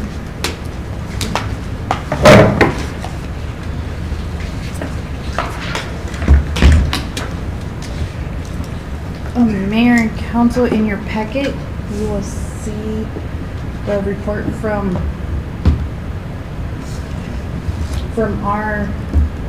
we contacted our insurance, which is TNL, and they're the ones that send this third party to come do a structural engineering report. It did come back that it is salvageable, and those are the things that their insurance will cover if the city does want to move forward with repairing the building. Okay, so do we have to repair the front part, or can we just demolish it? We can demolish it. I know I don't have Ms. Holly here tonight for this particular item, facilities, but I think that's kind of where we're at. Well, I know in Crystal's presentation last week of the landscaping around the depot, I think she didn't have that front porch part on there. She had it as part of her garden, her park area, and then the entrance to that building would be on the side. Do we have any idea what we're going to use that building for, or part of it? We did discuss maybe still housing CVB. Okay. I know the Texas Rodeo Hall of Fame is using the back half Right. of the, But their part is already open back up, isn't it? I believe. So we're gonna remodel this and put one individual there. I just don't see that. I'm seeing this, I'm thinking the same thing, and Yeah. it's just a risk, again, of something happening. I just don't, I get the significance of the location. I don't. I mean, Doesn't we make sense need to to, me. we need to fix it. I agree that we need to get it fixed. But to move one department over there and it's just one individual, I just don't see it. Well, for insurance may be required to have somebody there. You know, Could be. because you know you But can't the insure, insurance you can't insure a we're house. fixing it, not- You can't insure a house with nobody's money. But we're fixing it, not the insurance, right? Correct, we'll be the ones, the city will be the ones to, But they're giving us a claim And then- on it. I mean, And then we get reimbursed. And then like the Rodeo Hall of Yes. Fame yes, we'll get reimbursed. couldn't find their own space, like, by the rodeo? And I know, like. I don't know, I'm just thinking. Mr. Duke was here earlier, and he I came to my know. office to have some conversations on what the city's planning on doing with the front half of the Rodeo Hall of Fame. I know they're thinking of expanding as well. I know their space is running out. Yes, so him too, he's been coming, he has some ideas too for the Texas Rodeo Hall of Fame that he'll get together and. But I understand there's two separate walls there. Mhm. It's like there's a building and a building, there's two separate walls. Yes, and we've also But it's just got discussed, one roof. yes, finding other ways to use that separation there. For CVB, for maybe hosting meetings, there's, I just don't see I wouldn't want to be there in no meeting with a train coming. I feel like with that, I don't know, I don't like that. Yes. I just feel like it's. You can call me chicken, but when I hear that train coming at 100 miles an hour, Yeah. what amount are we getting actually, or they agreed to pay? they didn't provide a cost estimate. That is something if we want to move forward with this. We probably have to get some estimates and then turn it in and see how much they would pay of it. Yes. And Well, of they course, probably send the adjuster out to. this is their adjuster. Huh? But this is, The forensic yeah, Polaris. yes, this is just a professional engineering evaluation, which they sent first to make sure that it was still structurally sound and it wasn't 100% non-repairable. And on the lawsuit, I think the trucking company that was responsible for the wreck is suing. Well, that may be between Union Pacific and that doesn't affect us, okay. And if we are involved, then TML will represent us. Correct. Do we got any valuables in that building right now? Did we take everything out? I believe the chamber relocated all the furniture. I see some nice ceiling fans. I see a nice desk. Are we doing a close patrol on that one too? Just, it's fine. Notice it looks like someone's tagged the front of it though. Mm-hmm.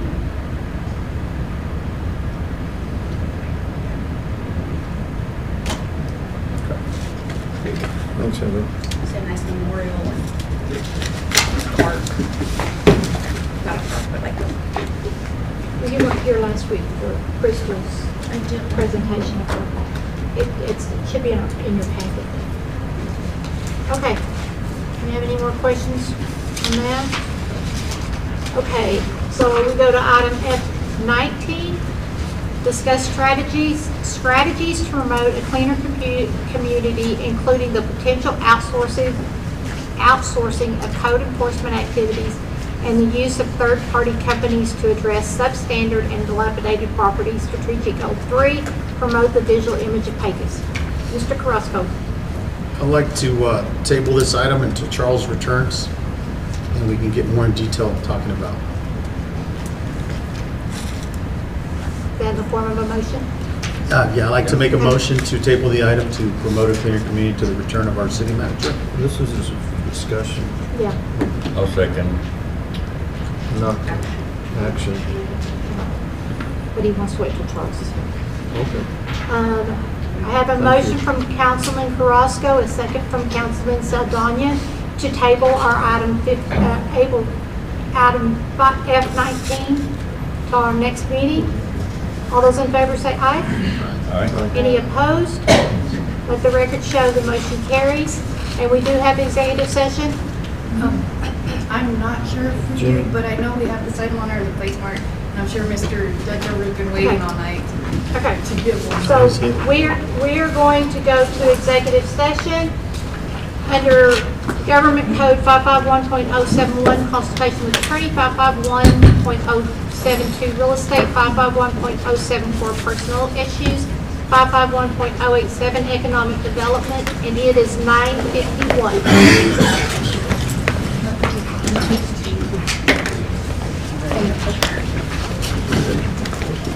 He said it's blank on the top, so don't move it.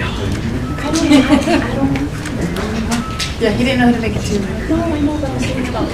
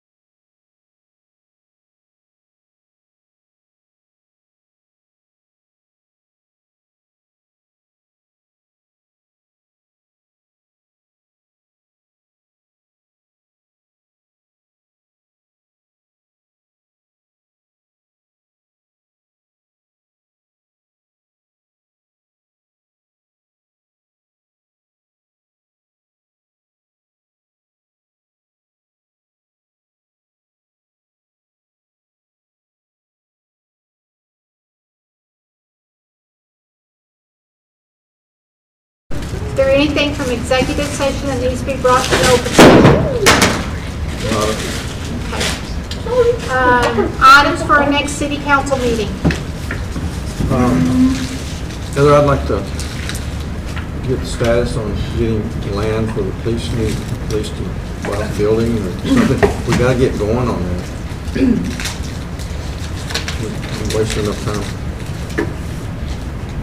I like to walk through the police department, get a walk through. The one current one? Yeah.